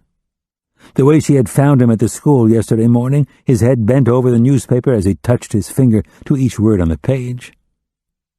Even at Evan Bernard's house today, he had thumbed through every page of the yearbooks rather than simply turning to the index and looking up the man's name, as Faith had done when she'd found the photograph of Mary Clark. 2 days ago, after Evan Bernard's insightful diagnosis that the abductor was functionally illiterate, Faith had had but one question. How can someone get through school without learning how to read and write? It happens, Will had told her. He had sounded so certain. Was that because it had happened to him? Faith shook her head. Though she was only arguing with herself, it didn't make sense. You had to have an advanced degree to get into the GBI. They didn't let just anybody in. Barring that, every government agency functioned on mounds and mounds of paperwork. There were reports to fill out, requisitions to be filed, case books to be submitted. Had Faith ever seen Will fill out anything? She thought about his computer setup, the fact that he had a microphone. Why would he need a microphone for his computer? Did he dictate his reports? Faith rubbed her fingers into her eyes, wondering if lack of sleep was making her see things that weren't there. This simply was not possible. She had worked with the man almost every hour of the day since this whole thing started. Faith was not so stupid that she missed something that glaringly obvious. For his part, Will was too smart to be bad at anything so basic. She looked back at her computer screen, concentrating on the books Warren had stacked along the bottom shelf. Questions about Will still pulled at her thoughts. Could he read the titles? Could he even read the threatening notes that had been slid under Adam Humphrey's door? What else had he missed? Faith blinked, finally realizing why the 3 books on the bottom shelf looked so familiar. Here she had been questioning Will's abilities when an important piece of evidence practically glowed right in front of her. She pulled out her spiral-bound notebook, looking for the phone number she had scribbled down at the school this morning. Tim Clark answered the phone on the 3rd ring. "Is Mary there?" Again he seemed reluctant to let his wife speak to the police. "She's taking a nap." She was probably exactly where Faith had left her, staring into the backyard, wondering how she was going to cope with her memories. "I need to speak to her. It's very important." He sighed, letting her know he wasn't happy. Minutes later, Mary came onto the line. Faith felt bad for thinking her husband was lying. The woman sounded as if she'd just been woken from a very deep sleep. "I'm sorry for disturbing you." "Doesn't matter," the woman said, her words slurring. Faith didn't feel so bad when she realized Mary Clark had obviously been drinking. "I know you don't remember the name of the girl Evan was accused of raping back at Crim," Faith began. "But remember you said he had an alibi?" "What?" "Back at Crim," Faith repeated, wanting to reach through the phone and shake her. "Remember you said that Evan left the school because of a rape allegation?" "They couldn't prove anything." Mary gave a harsh laugh. "He always gets away with it." "Right," Faith coaxed, staring at her computer screen. The familiar gray spines of the Alonzo Crim High School yearbooks on Warren Greer's bookshelf. "But that time you said he got away with it because there was a student who served as an alibi." "Yeah," Mary conceded. "Warren Greer." She almost spit out the words. "He said they were together after school for some tutoring or something." Faith had to be sure. "Mary, are you telling me that Warren Greer gave Evan Bernard an alibi for a crime 13 years ago?" "Yeah," she repeated. "Pathetic, right? That little retard was even farther up Evan's ass than I was." Chapter 20. Will reached for a paper cup but found the dispenser empty. He peered into the long cylinder mounted to the water cooler, making sure there wasn't a cup stuck in the tube. "I got more in the back," Billy Peterson offered. He was an older cop who had been in charge of the cells for as long as anyone could remember. "Thanks." Will stood with his hands in his pockets, afraid the tremble would come back and give him away. He felt a familiar coldness building inside of him, the same coldness he had developed when he was a child. Watch what's happening, but keep yourself removed from the fear, the pain. Don't let them know they've gotten to you, because all that'll do is inspire them to get more creative.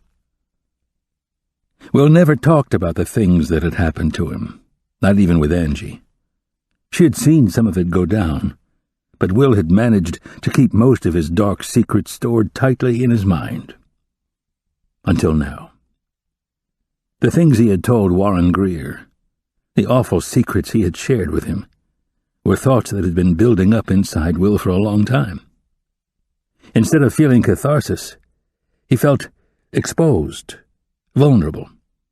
He felt like a fraud and a heel.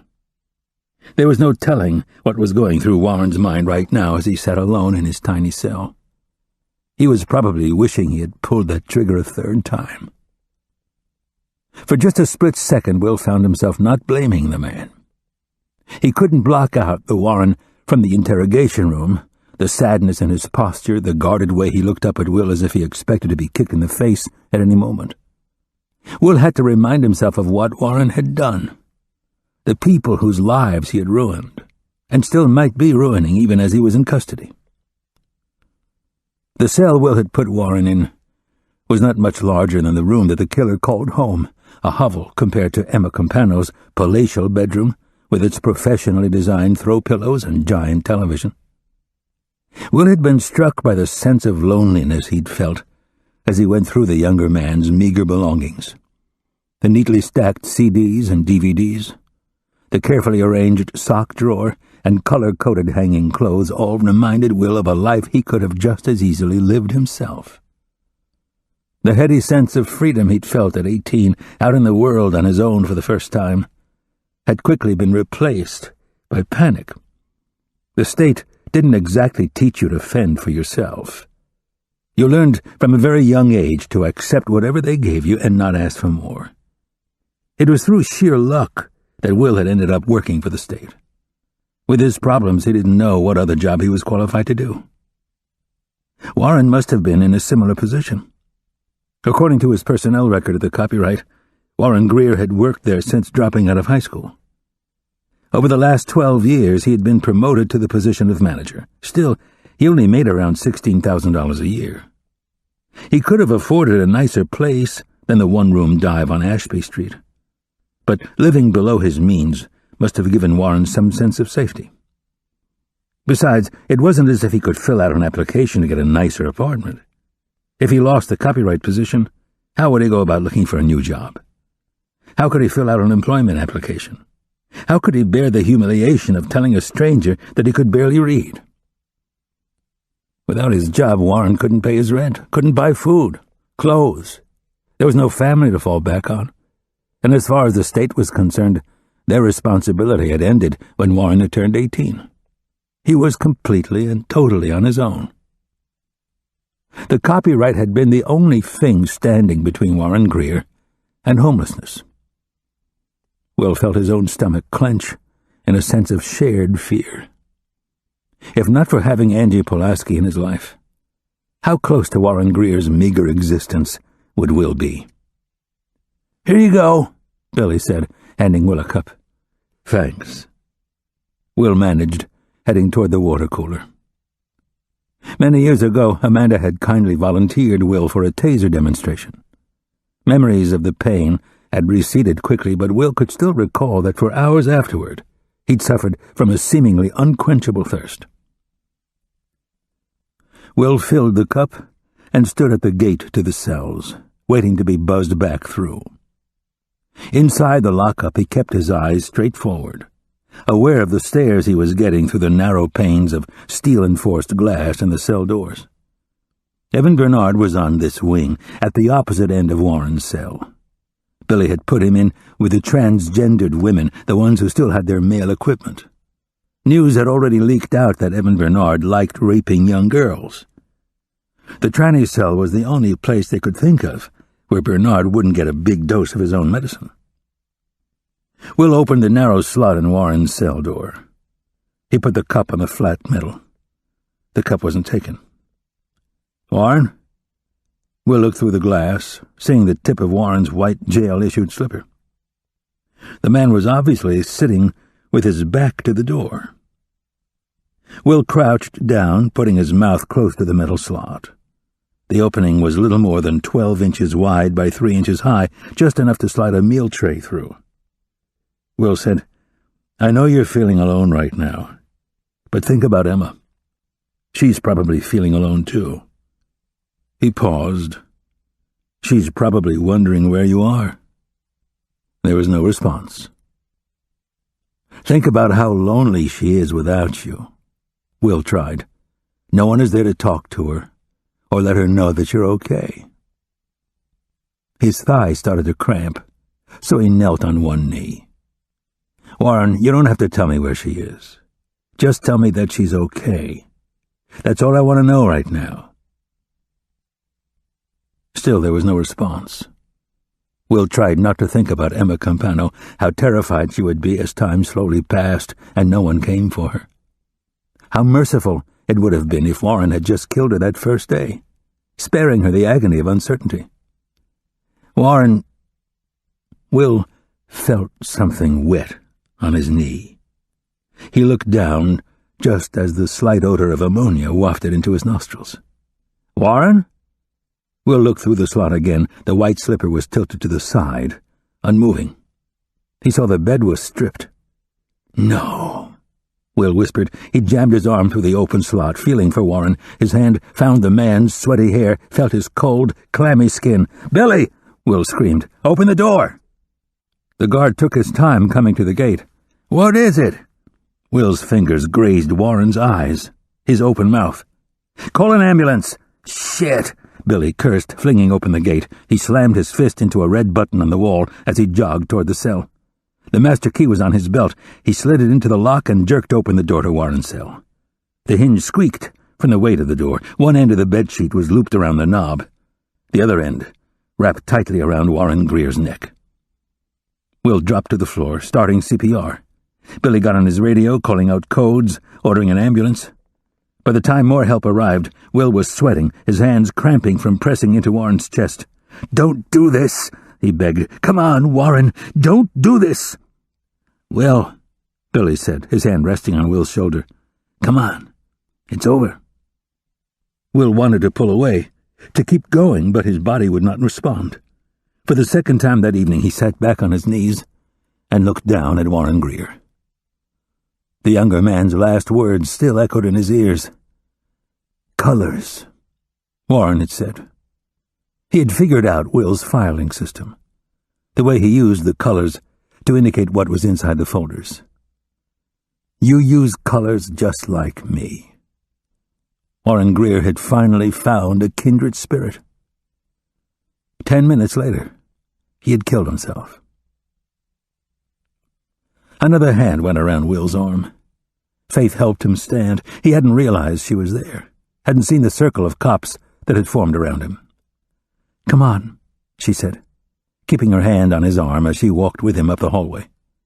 There were catcalls, the kind of remarks you expected men behind bars to make when a pretty woman walked by.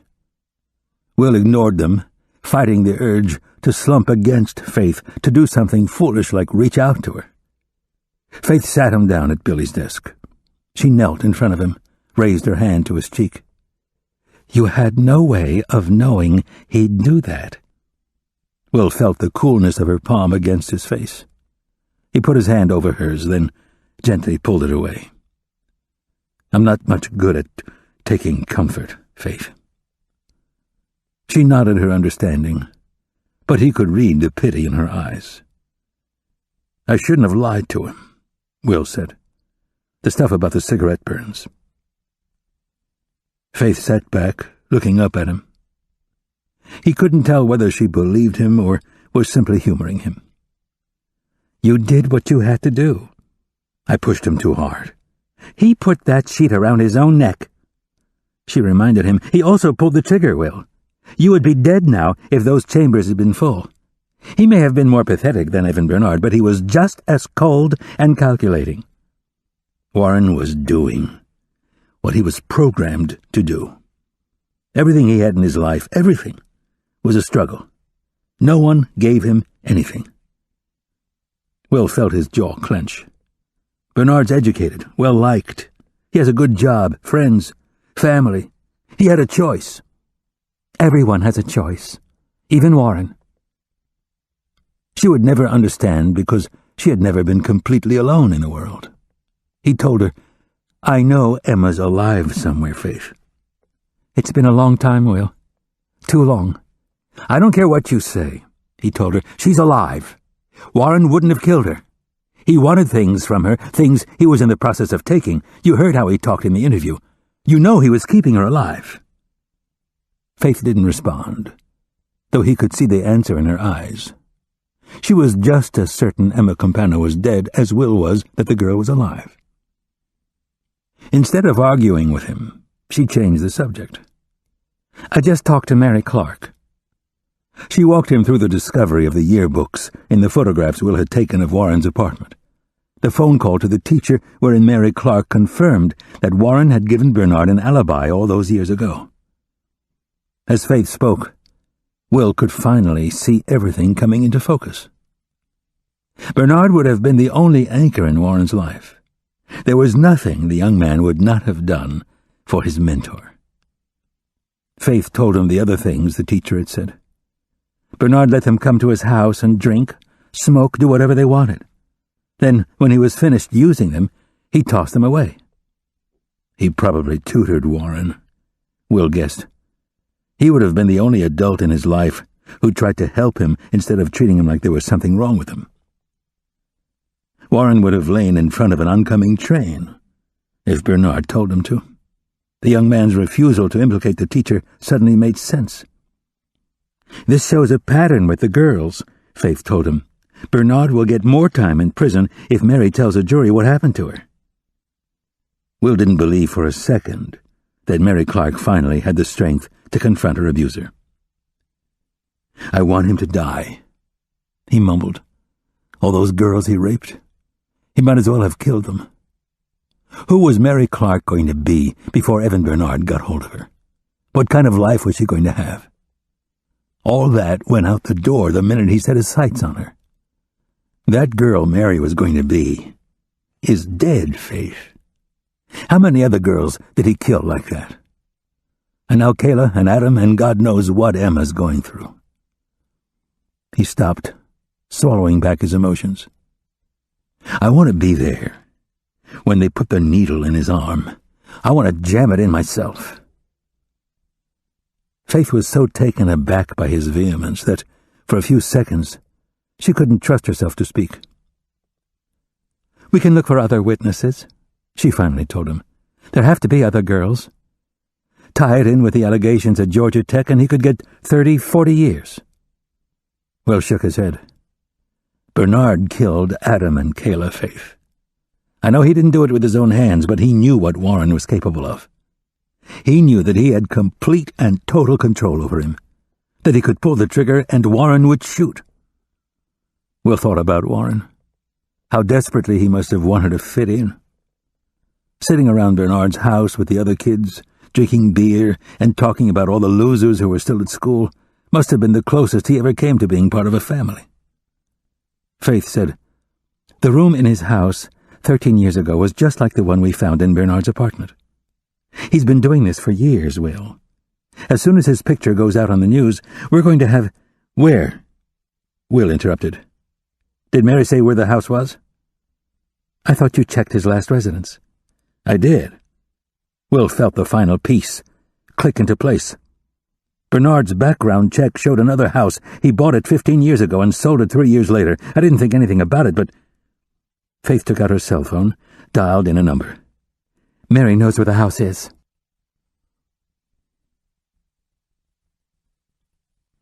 This ends Disc 10. Fractured, Disc 11.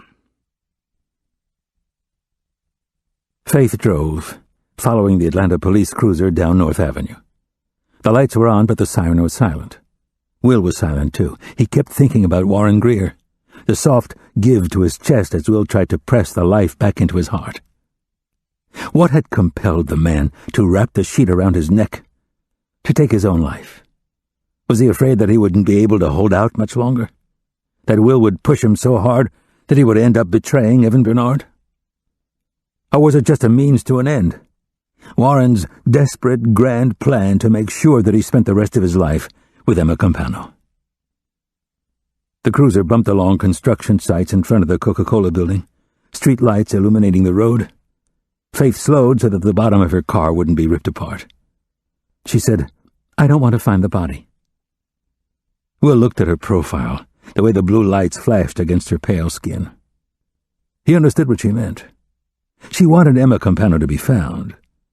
She just didn't want to be the one who discovered her. She's going to be alive, Will insisted. He couldn't think otherwise, especially after Warren. Emma is going to be alive, and she's going to tell us that Evan Bernard did this, that he put Warren up to everything.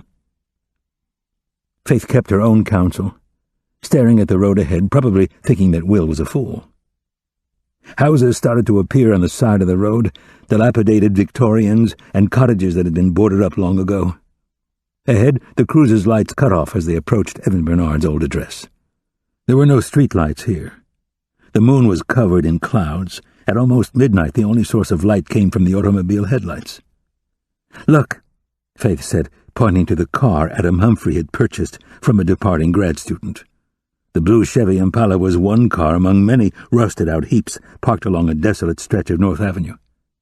There had been a priority alert out for 2 days to locate the vehicle. No one had reported seeing it.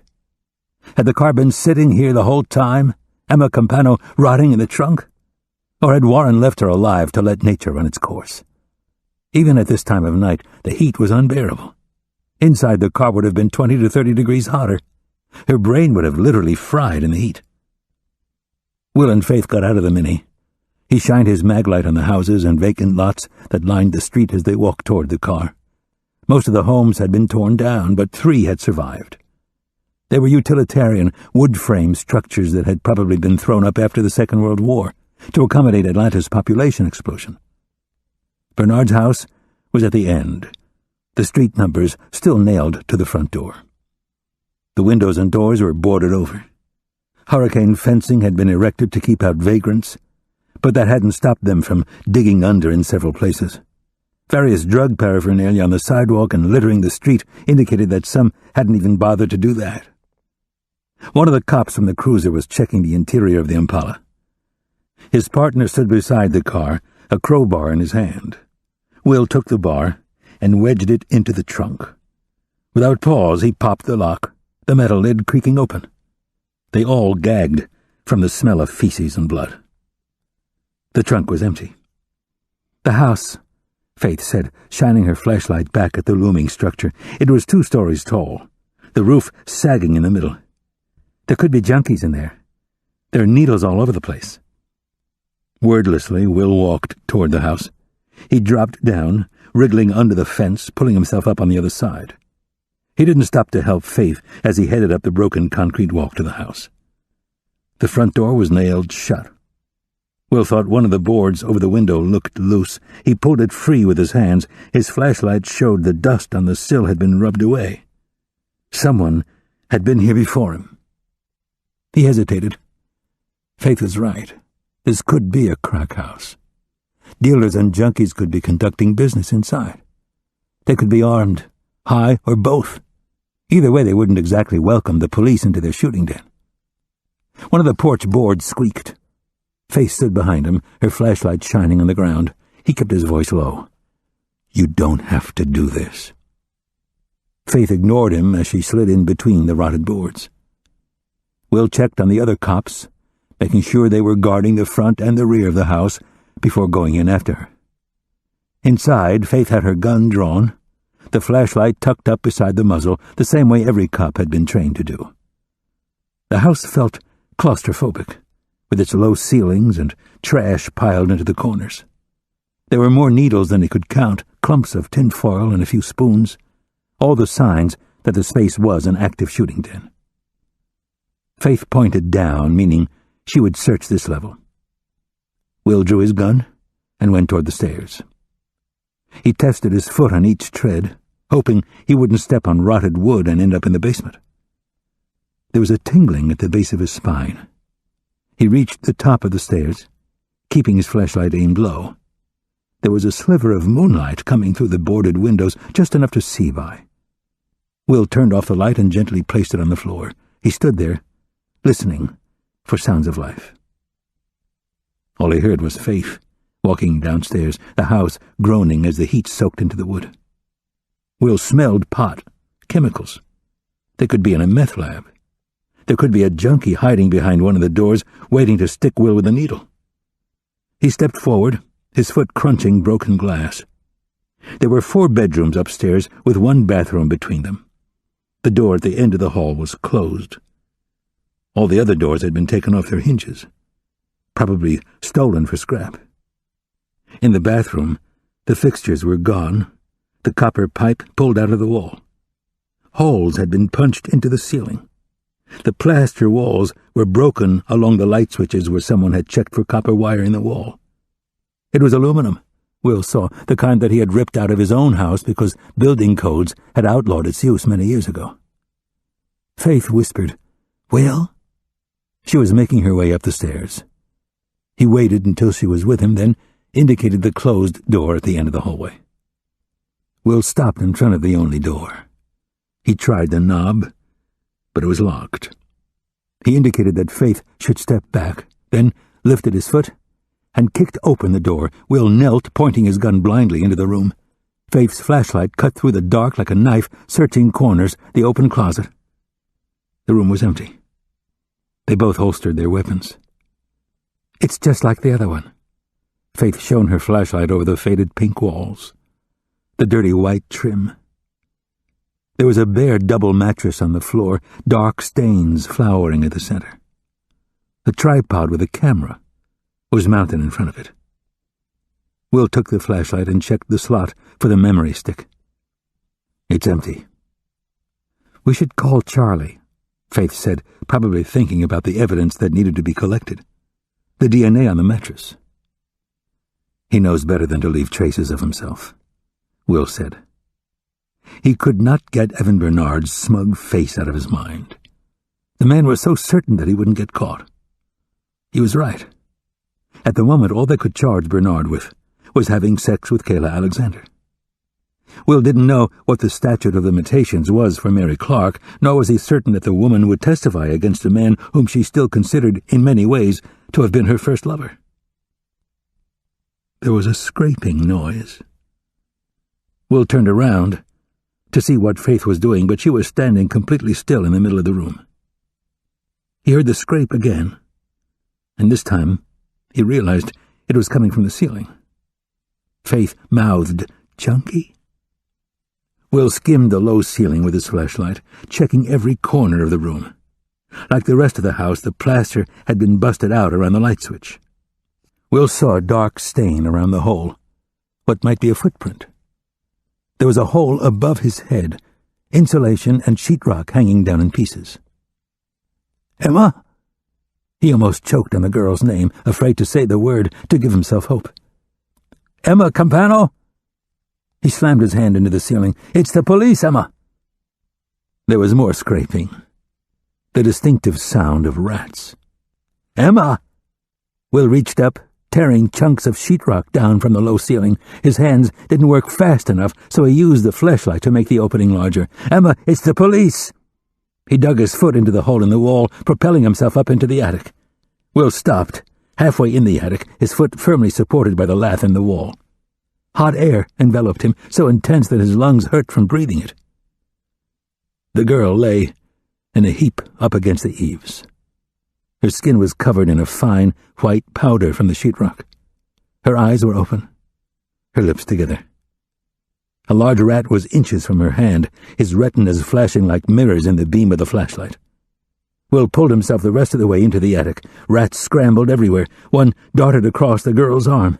He saw scratch marks where the animals had dug into her skin. "No," Will whispered, crawling on his hands and knees across the supports. Blood congealed on her abdomen and thighs. Welts strangled her neck. Will swung the flashlight at a greedy rat, his heart aching at the sight of the girl. How could he tell Paul that this was how he had found his daughter? There was no smell of decay, no flies burrowing into her flesh. How could any of them go on knowing that only a few hours had separated the girl from life and death? "Will?" Faith asked, though he could tell from her tone of voice that she knew what he had found. "I'm sorry," Will told the girl. He couldn't stand her blank, lifeless stare. He had not believed once during the investigation that she was dead, even when evidence had stacked up to the contrary. He had insisted that there was no way she was gone, and now, All he could think was that his hubris had made the truth that much more unbearable. Will reached over to close her eyes, pressing his fingers into the lids, gently lowering them. "I'm sorry," he repeated, knowing that would never be enough. Emma's eyes popped back open. She blinked, focusing on Will. She was alive. Chapter 21. Faith stood in Emma Campano's hospital room, watching Abigail with her daughter. The room was dark, the only light coming from the machines that were hooked up to the girl. Fluids, antibiotics, various mixtures of chemicals designed to make her well again. Nothing could heal her spirit, though. No medical device could revive her soul. While Faith was pregnant, she had secretly decided that the baby in her womb was a little girl.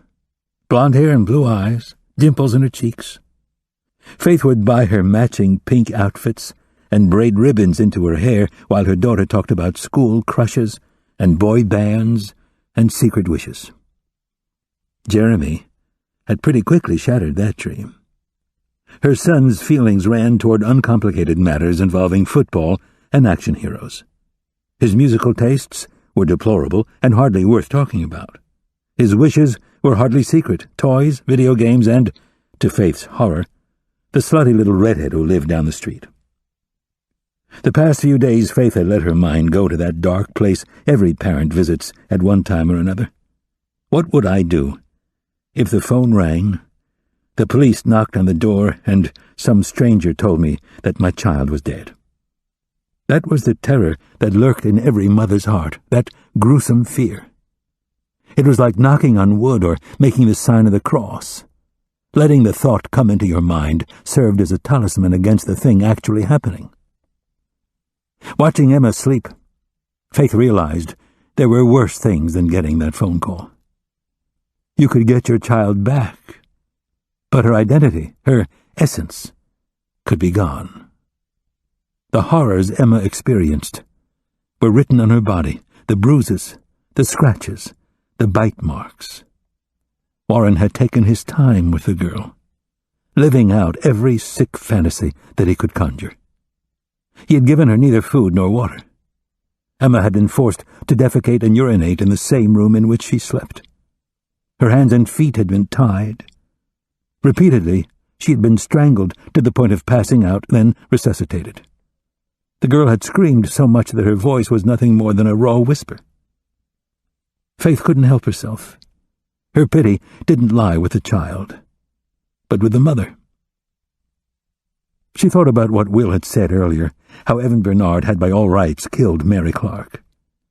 There were two Emma Campanos now, the one before Warren and the one after.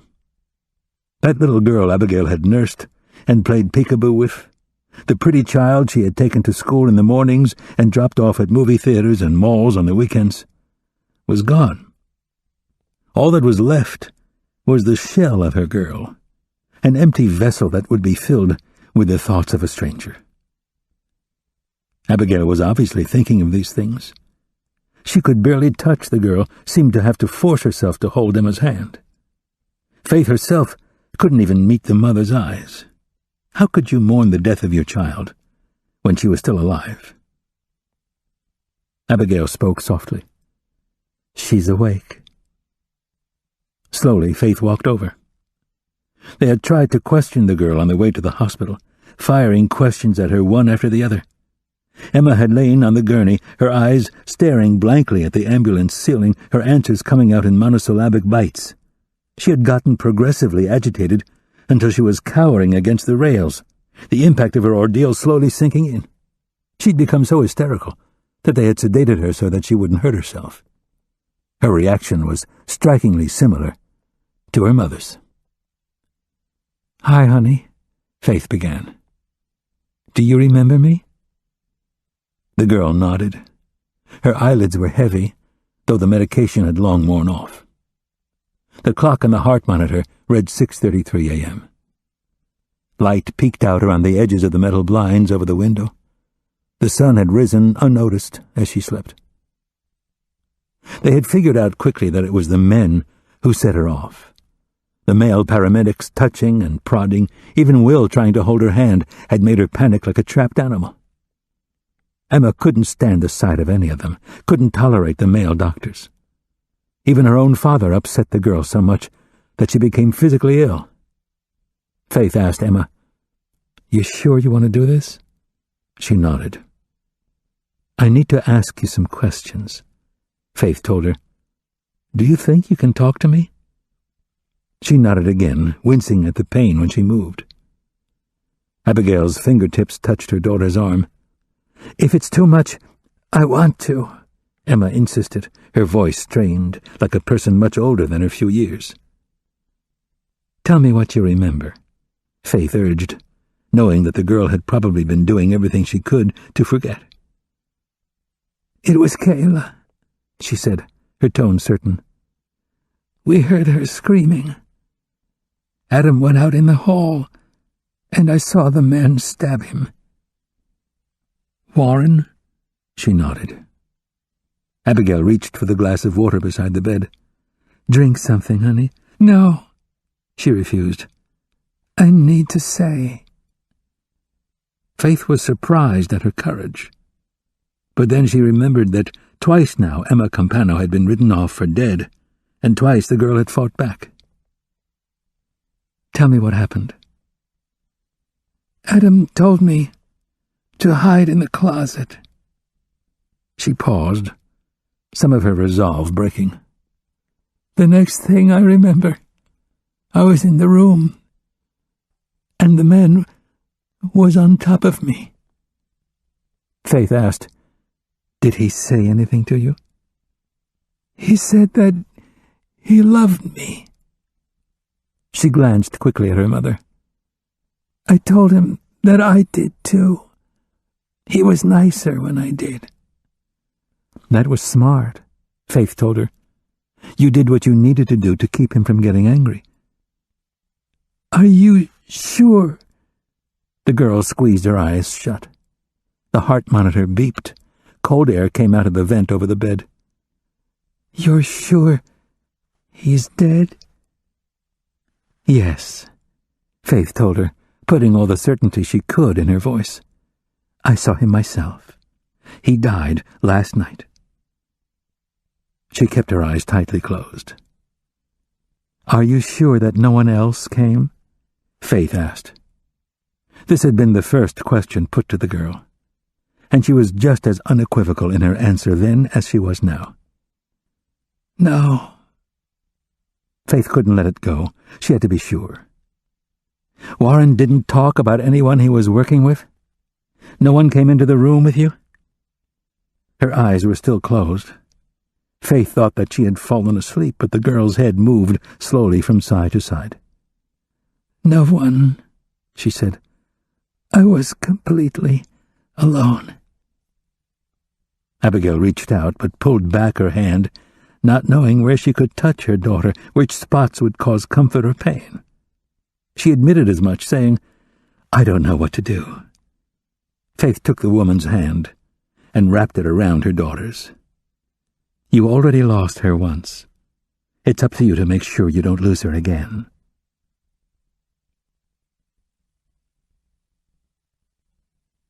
Faith could see Will and Amanda standing at the end of the hallway outside Emma's room. Both of them looked up at her expectantly. She shook her head, letting them know that Evan Bernard was still in the clear. Amanda took out her phone, and Will said something to stop her. Faith couldn't hear his voice, and, frankly, she didn't care. She went back to the row of plastic chairs lining the hallway and sat down with a groan. Her exhaustion was so deep that she felt dizzy. Sleep was all she needed, just a few minutes, and then she could go with Will to scour Warren Greer's apartment again. They would turn the man's office upside down at the copyright, interview everyone who had ever known him or come into contact with him. Mary Clark had remembered Warren and Bernard together. There was bound to be someone else out there who knew even more than she did. Faith's head jerked up as she caught herself dozing. Her phone was ringing. She took it out of her pocket, checking the caller ID. It was Victor again. He was nothing if not persistent. "You going to get that?" Will asked. Faith looked up at him. He looked as tired as she felt. "He'll call back." She tucked the phone back into her pocket. "What was that about?" He slumped into the chair beside her, his long legs blocking the hallway. "The prosecutor says the judge won't deny bail." He rubbed his eyes. "Bernard's going to be out on the streets before noon." Did yelling at Amanda help? It's easier to blame her for all the evil things that happen in the world. He put his face in his hands, exhaustion slowing down every move. What did I miss on this, Faith? How can we keep him locked up? Faith thought about what was behind the door across the hall. Warren was dead, but there was still someone out there who should be punished for the crime. They had to make a case against Bernard. Will was right, he had to be punished. She asked, "What did Amanda say?" "She's moving on. Emma is back. We've got one dead prisoner and a lawsuit from the Alexanders to deal with. This case has basically been downgraded because we have a living victim." He shook his head. "What kind of job is this, where a dead 17-year-old is more important than a living one?" "My boss hasn't taken me off this yet," Faith told him. "I'll work with you as long as they let me." "Well, that's the other thing." Faith could hear the trepidation in his voice, and it shot a cold chill through her.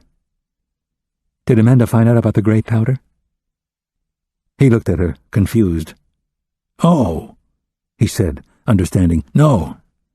Worse than that. Amanda's going to ask you to be my partner." Faith was so tired that she was certain she had heard wrong. "Your partner?" "I understand if you don't want to do it." "It's not that," she said, still not sure she'd heard correctly. "Your partner," she repeated. "Amanda's been keeping me off every important event in this case," Faith said, thinking the missed press conference was just the icing on the cake. "Why would she want me on her team?" Will had the grace to look guilty. "That was actually me keeping you out of the loop," he admitted. "But not on purpose, honest." She was too tired to manage anything but an exasperated, "Will, I'm sorry," he said, holding out his hands in an open shrug. "But listen, it's best you know what you'd be getting into." "This is the last thing I expected," Faith admitted. She was still unable to wrap her head around the offer. "I told you about the crappy dental." He held up his hand, showed her the scar from the nail gun. "And keep in mind that Amanda doesn't take prisoners." Faith rubbed her face. She let the enormity of the situation sink in.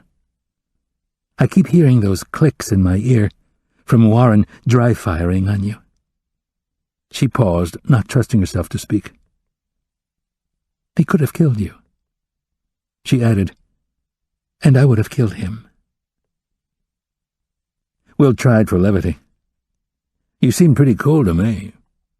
His voice went up in a falsetto as he mimicked, "Drop it, motherfucker!" She felt her cheeks redden. "I guess my inner policewoman came out." "Pepper Anderson was a sergeant. You're a detective." "And you are pathetic for knowing that." He smiled, rubbing his jaw. "Yeah, you're probably right." He waited a few seconds before saying, "I mean it, Faith. I won't take it personally if you say no." She cut to the heart of the matter. "I don't know if I can do this kind of job every day. At least with the murder squad, we know where to look." "Boyfriend, husband, lover?" Will said, a familiar refrain. "I'm not going to lie. It takes the life out of you." She thought of Victor Martinez, his many phone calls. Jeremy was finally out of the house. She had met a man who might possibly be interested in her, despite the fact that she was painfully ill-prepared for an adult relationship. She'd finally managed to get some grudging respect around the homicide squad, even if their highest compliment so far was, "You're not that stupid for a blonde." Did Faith want to invite more complications into her life? Shouldn't she just coast through on her detective's shield, then work private security like every other retired cop she knew? Will glanced up and down the hallway. "Did Paul just disappear?" he asked, and she realized it was a question meant to put them back on more comfortable footing. Faith was glad for the familiar ground. "I haven't seen him." "Typical," he remarked. Faith turned in her chair to look at Will. His nose was still bruised, a sliver of blue tracing beneath his right eye. "Did you really grow up in foster care?" He didn't register the question. His face stayed blank. "I'm sorry," she apologized, just as he answered, "Yes." Will leaned forward, his elbows on his knees. Faith waited for him to say something, but he seemed to be doing the same thing with her. She blurted out, "Moms, I'd like to fuck." "What?" "That first day with Jeremy? You asked me what a MILF is. It stands for Moms, I'd like to fuck." He narrowed his eyes, probably trying to put it into context. He must have remembered because he said, "Ouch." "Yeah," Faith agreed. Will clasped his hands together. He twisted around his watch and checked the time. Instead of making a comment, pulling some small talk out of the air, he simply stared at the floor. She saw that his shoes were scuffed, the hem of his pants caked with dirt from climbing under the fence to the North Avenue house. "What did Warren say to you?" she asked. "I know that he said something. I saw the way your face changed." Will kept staring at the floor. She thought he wasn't going to answer, but he did. Colors. Faith didn't believe him any more now than she had before. "He told you the colors on the file folders?" "It's a trick," he answered. "Remember what Bernard said about how dyslexics are good at hiding their problem from other people?" He looked back at her. "The colors tell you what's inside the folders." With all that had happened in the last few hours, Faith had almost forgotten her earlier revelation about Will's inability to read. She thought about the psych evaluation Will had shoved in Warren's face, the way he had pressed his finger to each differently colored dot as he called out the findings. Will had never looked at the words. He had let the colors guide him. "What about the last sheet?" she asked. Warren was functionally illiterate. He had some ability to read. Why couldn't he see that it was a dress code memo? Will kept his eyes trained at the wall opposite. When you get upset, it's harder to see the words. They move around, they blur. So Faith wasn't crazy after all. Will did have some sort of reading problem.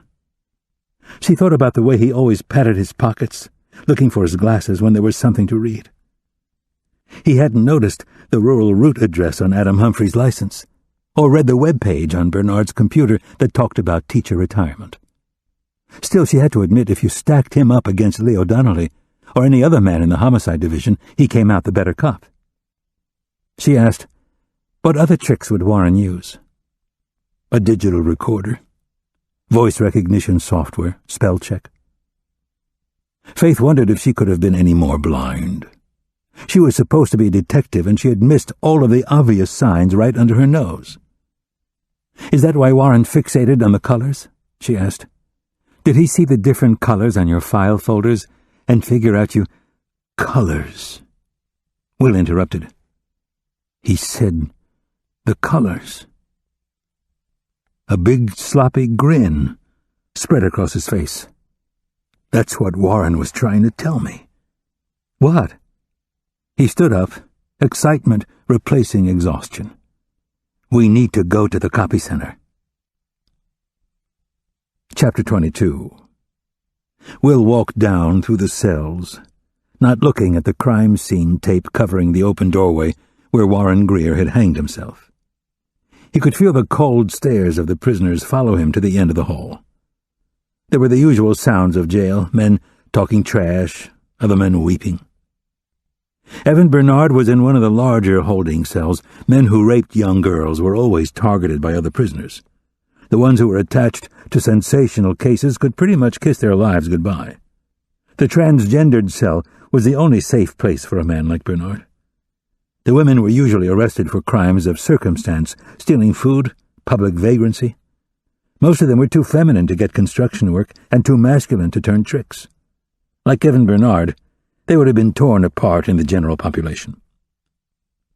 The teacher had his hands hanging outside the bars, his elbows on the supports. The cell was a large one, at least 15 feet wide. Beds were stacked 3 high across the space.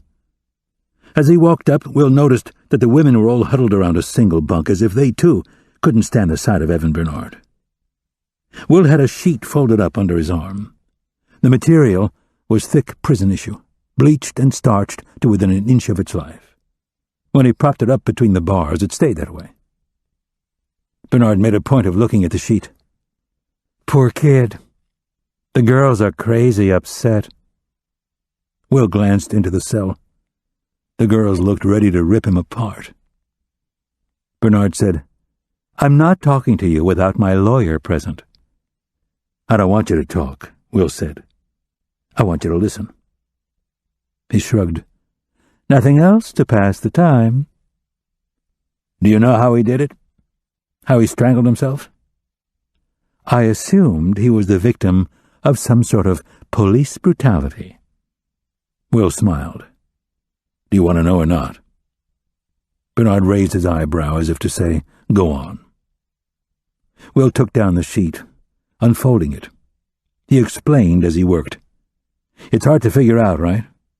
It doesn't make sense that you can asphyxiate yourself just sitting on the floor." He looped the sheet through his hand, wrapping the material around his arm. "What you do is you tie one end around the doorknob, and then you loop it around your neck, like this." Will jerked the sheet tight, his skin pressing out between the folds. "You kneel down with your head close to the knob, and then you start breathing really fast and really hard until you hyperventilate." Bernard smiled as if he finally understood. "And then, just before you pass out, you kick your legs out from underneath yourself." Will pull the sheet away. "And then you wait." "It wouldn't take long," Bernard said. "No, just a few minutes." "Is that why you came down here, Mr. Trent? To tell me this tragic tale?" "I came down here to tell you that you were right about something." "You'll have to narrow that down for me. I've been right about so many things." Will looped the sheet through the bars, letting the material hang down either side. "You told me that dyslexics were good at developing tricks so that they can blend in with everybody else. True?" "True." "It got me to thinking about Warren, because that day he went to Emma Campano's house, there were lots of things for him to remember." Will listed them out. What time Kayla was going to let him into the house, where Emma's room was, how many pairs of gloves to bring, where to transfer her from one car to the other. Bernard shook his head. "This is fascinating, Mr. Trent, but what on earth does it have to do with me?" "Well," Will began, digging in his jacket pocket for his digital recorder, "since Warren couldn't write down lists, he made recordings." Bernard shook his head again. He wouldn't have recognized the recorder because it belonged to Will. "Warren used his cell phone to make recordings," Will explained. "He transferred them to compact discs that he kept filed along with customer artwork at the copy store." Bernard seemed less sure of himself. "Blue, red, purple, green," Will repeated. That was the sequence he used for his discs. He clicked on the player. Evan Bernard's voice was easily distinguishable. "No, Warren, the rope and tape will be in the trunk. Kayla will give you the keys." Warren mumbled, I know. On the tape, Bernard was obviously agitated. "No, you don't know. You need to listen to what I'm saying. If you do this right, none of us will get caught." A girl's voice they had verified was Kayla Alexander's said, "You want me to write it down for you, Warren? You want me to make a list?" Will clicked off the recorder. "You can hear the rest in court." "I'm going free in an hour," Bernard said. "My lawyer told me—" "Your lawyer doesn't know about the DVDs." Charlie Reed had been wrong about the cables in back of Bernard's home computer. They'd been attached to a recordable DVD drive. Will told the man. "We have at least a dozen videos showing you in your special room, even. My partner is at Westfield Academy with Olivia McFadden right now. We made stills from the videos, pictures that show the girls' faces right alongside yours. So far, they've identified 6 students from the school." Will asked, "How many more do you think we'll find? How many women do you think are going to come forward?" "I want my lawyer, now." "Oh, he's coming. He seemed really eager to talk to you when I told him about the new charges." Will put his hand on the sheet, pushing it into the cell. "Here you go, Evan. I don't want you to ever think that I didn't leave you enough rope to hang yourself with."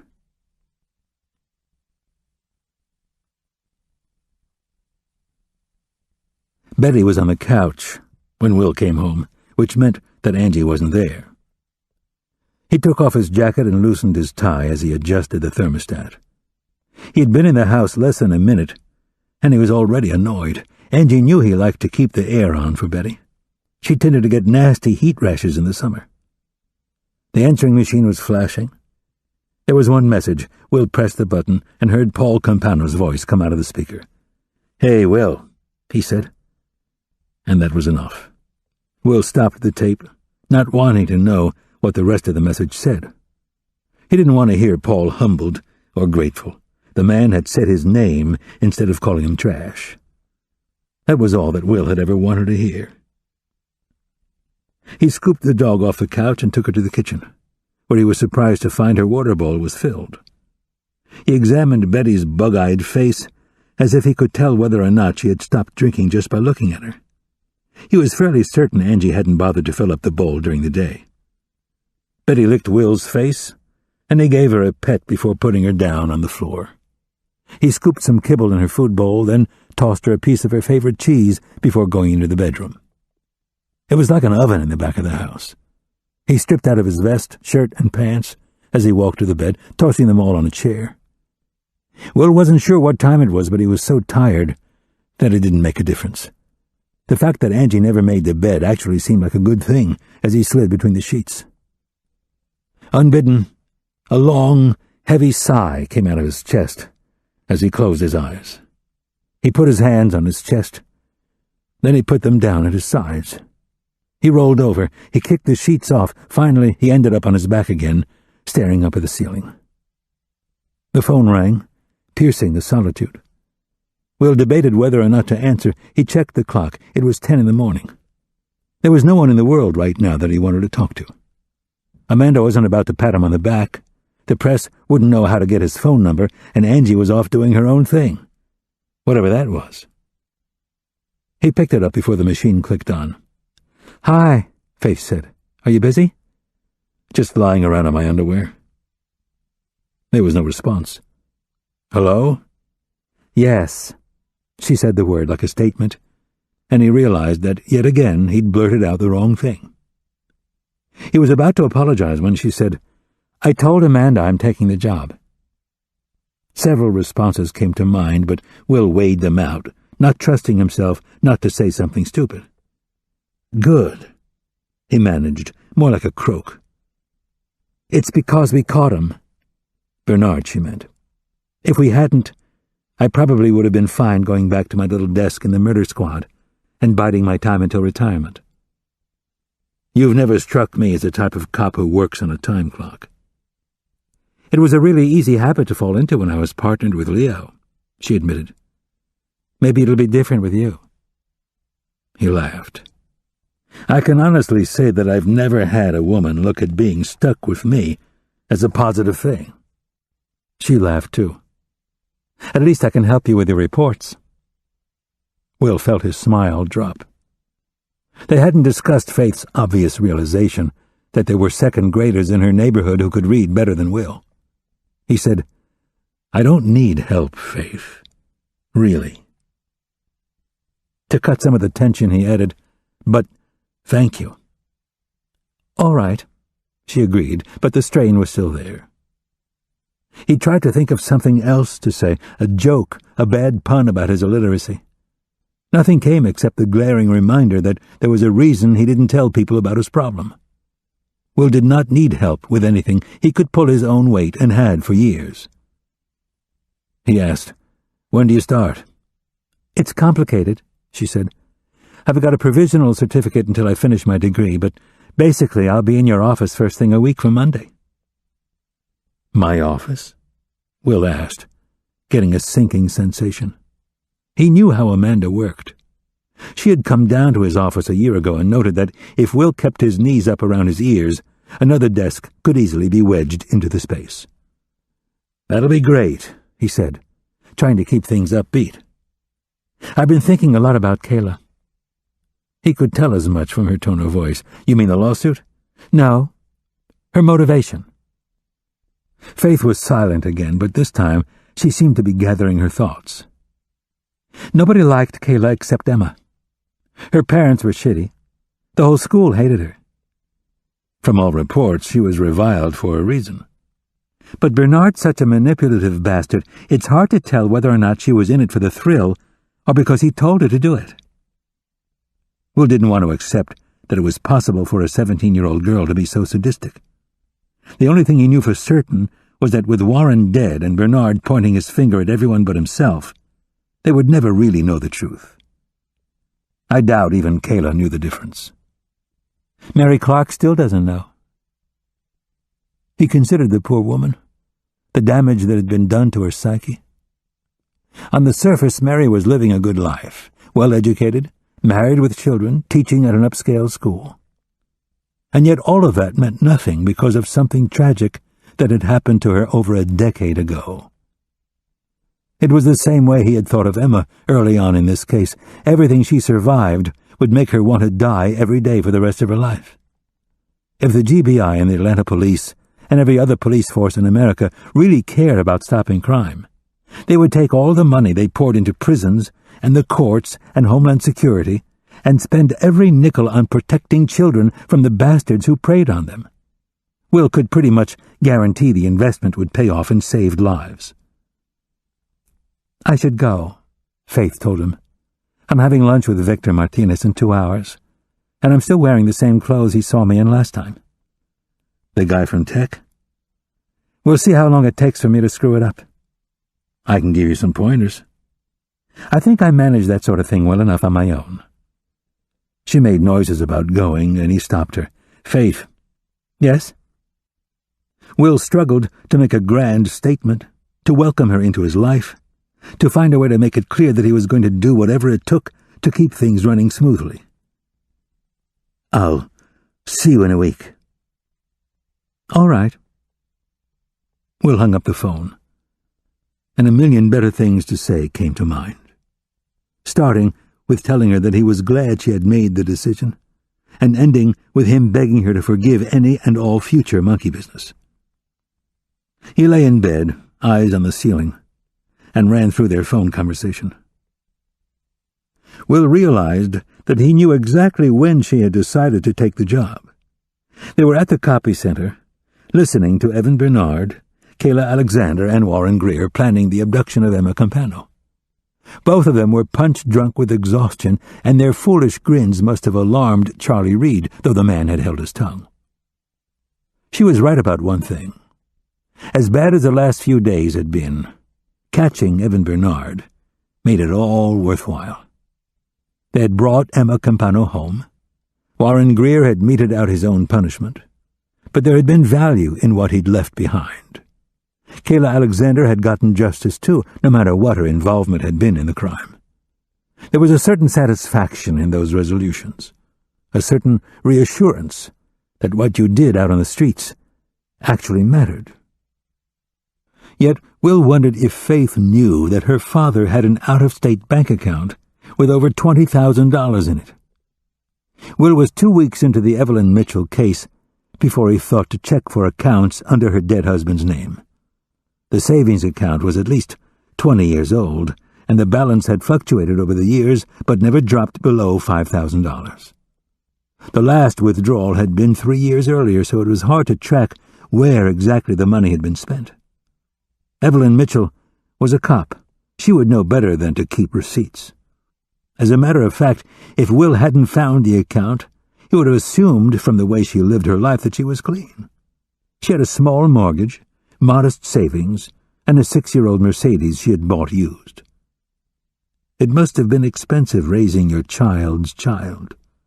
Doctor appointments, field trips, school books. Jeremy wouldn't have had insurance. Will doubted 15-year-old Faith's policy covered childbirth. Maybe that's where the money had gone. Maybe she had figured there was nothing wrong with using drug dealers' money to take care of her family. There were tax issues, of course, but Will didn't work for the IRS. He worked for the GBI, and it was his job to present the evidence to the lawyers and let them decide what case they were going to bring.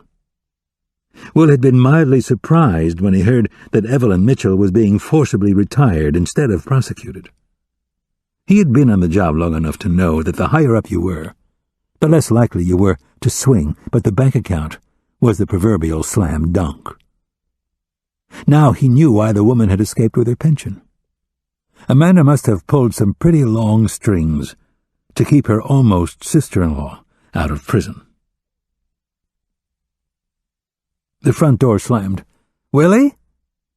He was silent for just a moment, feeling the painful sting of his solitude being interrupted. "In here."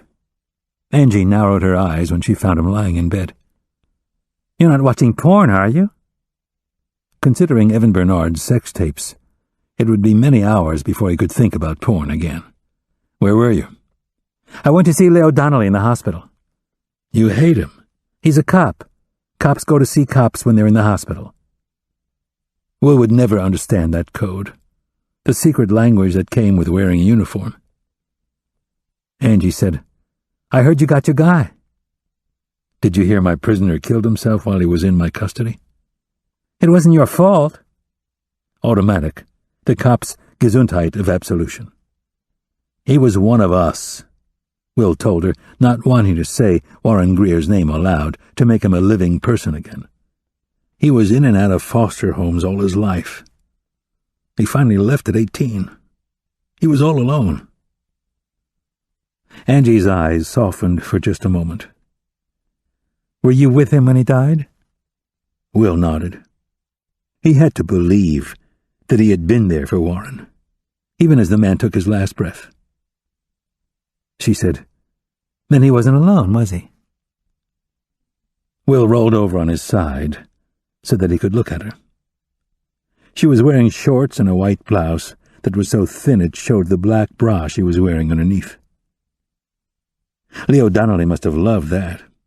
He was probably telling half the squad room about it right now. Will said, "I know you're not pregnant." "I know you know." There was nothing much more that he could say on the topic. She asked, "Do you want a sandwich?" "You let the mayonnaise go bad." She gave a sly smile. "I bought a new jar at the store." Will felt himself smiling back. It was, he thought, the nicest thing she had done for him in a really long while. She started to leave, then stopped.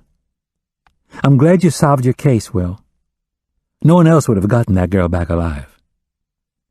"I'm not so sure about that," he admitted.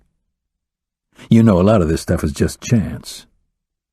"Be sure to tell that to your asshole teacher." Evan Bernard. Was the reading teacher's impending prosecution the product of chance? Or was that all down to Will's insight? Eventually, whoever was leading the investigation would have checked all of the CDs in Warren's office. Evan Bernard might have been in the wind by then, but they would have found the evidence. She said, "Maybe if you're good, we can buff the coffee table again." "Maybe the chair. My knees are hurting." "I'm not going to marry an old man." He didn't say the obvious, which was that she wasn't going to marry anybody. Angie hadn't put her house on the market. She wore her engagement ring only when it suited her, and as long as Will had known her, the only commitment she had ever stuck to was one to never stick to commitments. The only promise she had ever kept was that she kept popping back up in his life, no matter how many times she told him she wasn't going to. She had bought him mayonnaise, though. There was some kind of love in the gesture. Angie leaned over the bed and gave him an uncharacteristic kiss on the forehead. "I'll let you know when your sandwich is ready." Will fell onto his back and stared up at the ceiling. He tried to remember what it felt like to be alone. As far back as he could remember, there had never been that sense of complete isolation you got when there was no one else out there in the world who even knew your name. Angie had always been a phone call away. Even when she was seeing other men, she would drop everything to come to Will's side. Not that he had ever asked her to, but he knew that she would, just as he knew that he would do the same for her. Did having Angie in his life mean that Will would never be as alone as Warren Greer? He thought about the scene he had described to the younger man during the interrogation. The picture Will had painted of domestic bliss. Warren would come home to find Emma cooking dinner for him. They would share a bottle of wine and talk about their day. Emma would wash the dishes, Warren would dry. Describing the scenario had been so easy for Will, because he knew in his heart that Warren's dreams would closely parallel his own. Until recently, Will's house had looked like Warren's tiny room on Ashby Street. Everything neat, everything in its place. Now Angie's stuff was strewn about, the imprint of her daily existence firmly melding into Will's. Was that a bad thing? Was the inconvenience, the disruption, the price that human beings paid for companionship? Will had told Warren that guys like them didn't know how to be in normal relationships. Maybe Will had landed himself right in the middle of one, without having the capacity to recognize the signs. Clicking announced Betty's entrance in the bedroom as her toenails struck the wood floor. It was as if the dog had been waiting for Angie to leave. She jumped onto the bed and looked at him expectantly. Will covered himself with a sheet, thinking it was mildly inappropriate to be undressed in front of the dog. Betty seemed to have her own issues. He saw what looked like potting soil on her snout.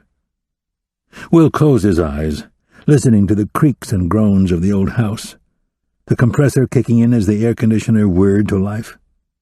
Betty crawled onto his chest and took 3 turns before settling down. She had a little wheeze when she breathed. Maybe her hay fever was back. Will would have to take her to the doctor for some antihistamine tomorrow. He heard Angie cursing in the kitchen. There was the sound of a knife hitting the floor, probably covered in mayonnaise. He could picture her wiping it up with her foot, tracking it across the tile. Betty would probably find the spots and lick the greasy residue. Will wondered if dogs could get food poisoning, and decided the risk was too great. Carefully, he scooped Betty off his chest, then put on his pants, and went to help Angie in the kitchen.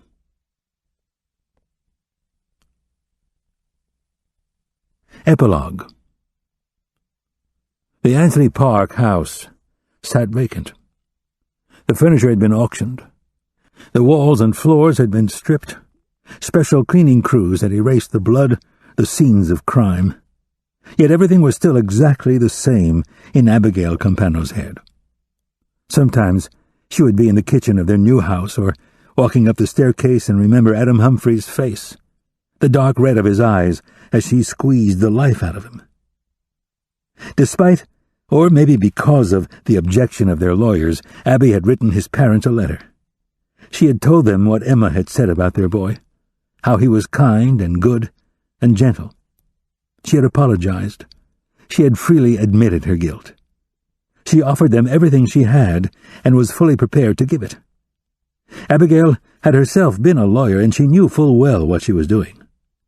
2 weeks later, a note had arrived in the mailbox among the various detritus strangers send strangers in times of catastrophe. There was no return address, but the postmark showed a rural town in Oregon. 2 short sentences were on the card inside. "Thank you for your letter. We pray that we all find the strength to carry on." It seemed like such a trite statement, the sort of thing Jay Gatsby would say. Or the parting line at the end of an old black-and-white war movie, "Carry on, old sport, carry on to freedom."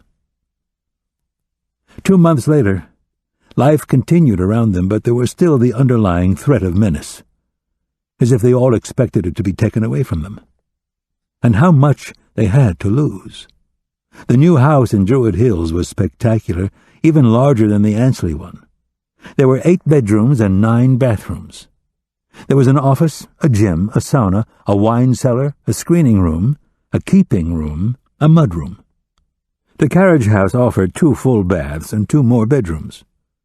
Walking around the apartment over the garage, Abigail had wryly commented that, should tragedy ever befall their family again, at least she and Paul would have more space to get away from each other. He didn't laugh at her observation. She bought furniture, ordered bed linens, spent so much money online that the credit card companies called to make sure her identity had not been stolen. Everyone else seemed to be getting back to normal, or what Abigail thought of as the new normal. Beatrice was back in Italy. Hoyt had returned to his mistress. His wife was safely ensconced in the Puerto Rico house. Abigail was certain there was another mistress in there somewhere. Her father had been talking an awful lot about London lately. Even the press had finally moved on. People magazine and the television producers had dropped out early on when it was made clear that the Campano family had no desire to share their story with the world. There were the requisite self-proclaimed friends who came out of the woodwork to talk about Emma, and the ex-friends who talked about Abigail and Paul. Worse were the tabloids. They stood on the other side of the gate at the end of the driveway, screaming at anyone who left the house. "Hey, killer," they would say, spotting Abigail. "Killer, how does it feel to know you murdered someone?" Abigail would keep her face neutral, her back to the vultures as much as she could, then go into the house and collapse in tears. They called her cold one day, then praised her as a savage mother bear protecting her cubs the next. They asked her what she thought of Evan Bernard, the man who had brought all of this misery to their door. Every time Bernard opened his mouth, a news team was there reporting live from the jail where he was being kept. If coverage started to die down, he made statements, gave surprise jailhouse interviews, and presented exclusive documents from his troubled past. Then the analysts would have their field day, expert after expert dissecting every nuance of Bernard's life, where he had gone wrong, how many kids he had helped during his career. Women came forward, so many young women. They all insisted that despite the tape, despite the video evidence, he was innocent. The Evan Bernard they knew was a kind man, a gentleman. Abigail itched to be alone with the bastard, to wrap her hands around his kind and gentle neck and watch the pathetic life drain from his beady black eyes. Listening to it all was maddening, and Abigail and Paul had gotten into the habit of turning off the news, skipping the talk shows because they couldn't contribute any more to Bernard's celebrity. They'd been doing this anyway whenever Emma walked into the room. The truth was that it had made Abigail feel dirty, as if she were reading her daughter's diary behind her back. Paul had even cancelled his subscription to the morning paper. Dispatch had failed to get the notice. There were so many wet bags of newsprint clumped at the end of the driveway that the woman from the neighborhood association had left a letter in their mailbox. "I regret your misfortunes, but Druid Hills is an historical district, and as such there are rules." An historical district, Abigail had mimicked, thinking the woman had an historic stick up her ass. She had written a furious letter in response, full of condescension and vitriol. "Do you know what it's like to know an animal raped your child?" she had demanded. "Do you think I give a rat's ass about your fucking rules?" The screed had turned into a journal of sorts, page after page filled with all the horrible things that Abigail had kept choked in the back of her throat. She hadn't even bothered to read it before tearing it to shreds and burning it in the fireplace. "Bit warm for a fire," Paul had said. "I'm cold," she had told him. And that was that. It wasn't until recently that they could even go to the mailbox without having a reporter document their every step. Even the last desperate tabloids had moved on when, a few weeks ago, a pregnant woman in Arizona had gone missing, and her husband had started to look awfully suspicious. Abigail had secretly watched the television down in the gym, studying pictures of the 26-year-old brunette, thinking jealously that Emma was much prettier than the mother-to-be. Then the woman had shown up dead in a vacant lot, and she had felt petty and small. With the reporters gone, They were all alone. There was nothing in their lives to complain about but each other, and that was patently forbidden. Emma had only left the house once a week since they had moved here. Paul literally brought the rest of the world to her doorstep. She was homeschooled. Her yoga instructor came to the house. The hairdresser paid a monthly visit. Occasionally, a girl would show up to do her nails. Kayla Alexander and Adam Humphrey had been Emma's only close friends, so there were no other teenagers knocking on her door. The only person Paul couldn't bribe to come see her was her therapist. The woman's office was less than a mile up the road, and Paul drove Emma there every Thursday, sitting outside the door, ready to rush in if she called for him. Father and daughter were closer than ever now, and Abigail was hard-pressed to think of reasons why he shouldn't give Emma everything she wanted. The irony was that she wanted so little now. She didn't ask for clothes or money or new gadgets. She just wanted her father by her side. Paul had started working 5 days a week rather than his usual 6. He ate breakfast with them every morning and supper every evening. There were no business trips or late-night dinners. He had turned into the perfect husband and father. But at what cost? He wasn't the same anymore.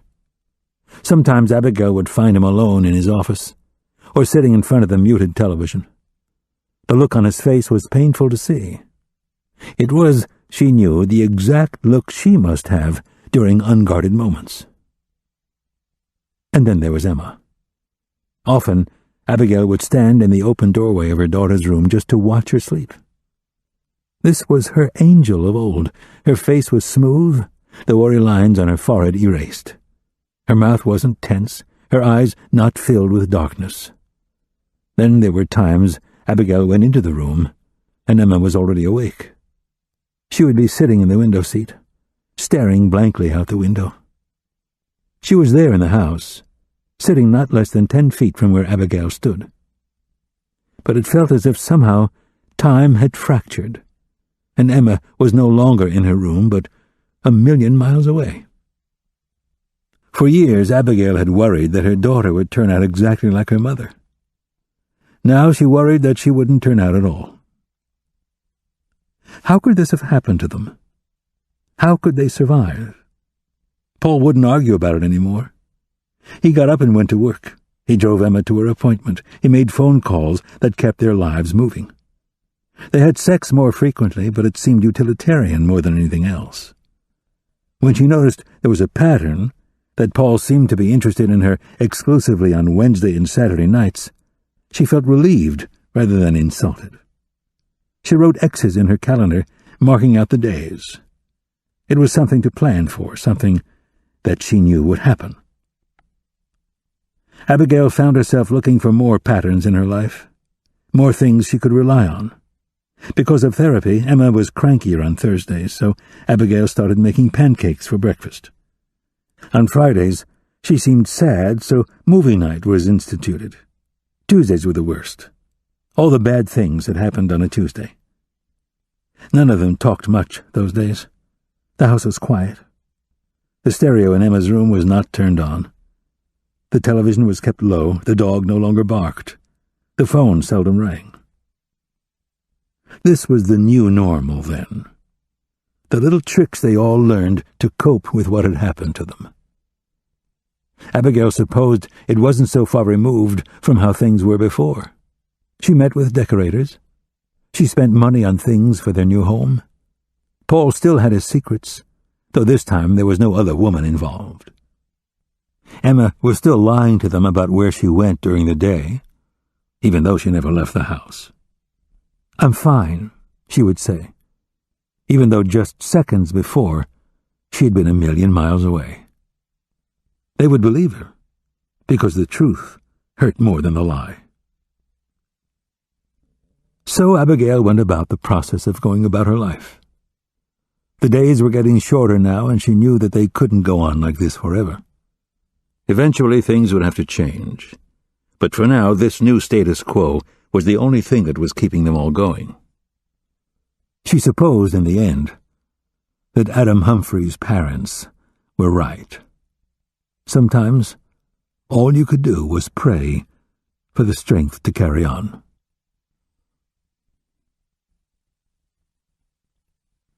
The End. You've been listening to Fractured by Karen Slaughter, narrated by George Guidell, and directed by Greta Cohn. This book is copyrighted 2008 by Karen Slaughter. This recording is copyrighted 2009 by Recorded Books.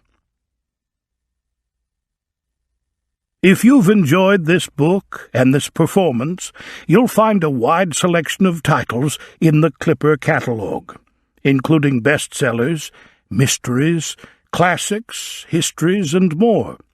So to order another Clipper audiobook, or for a copy of our latest listings, please call us using the telephone number on the back of this book.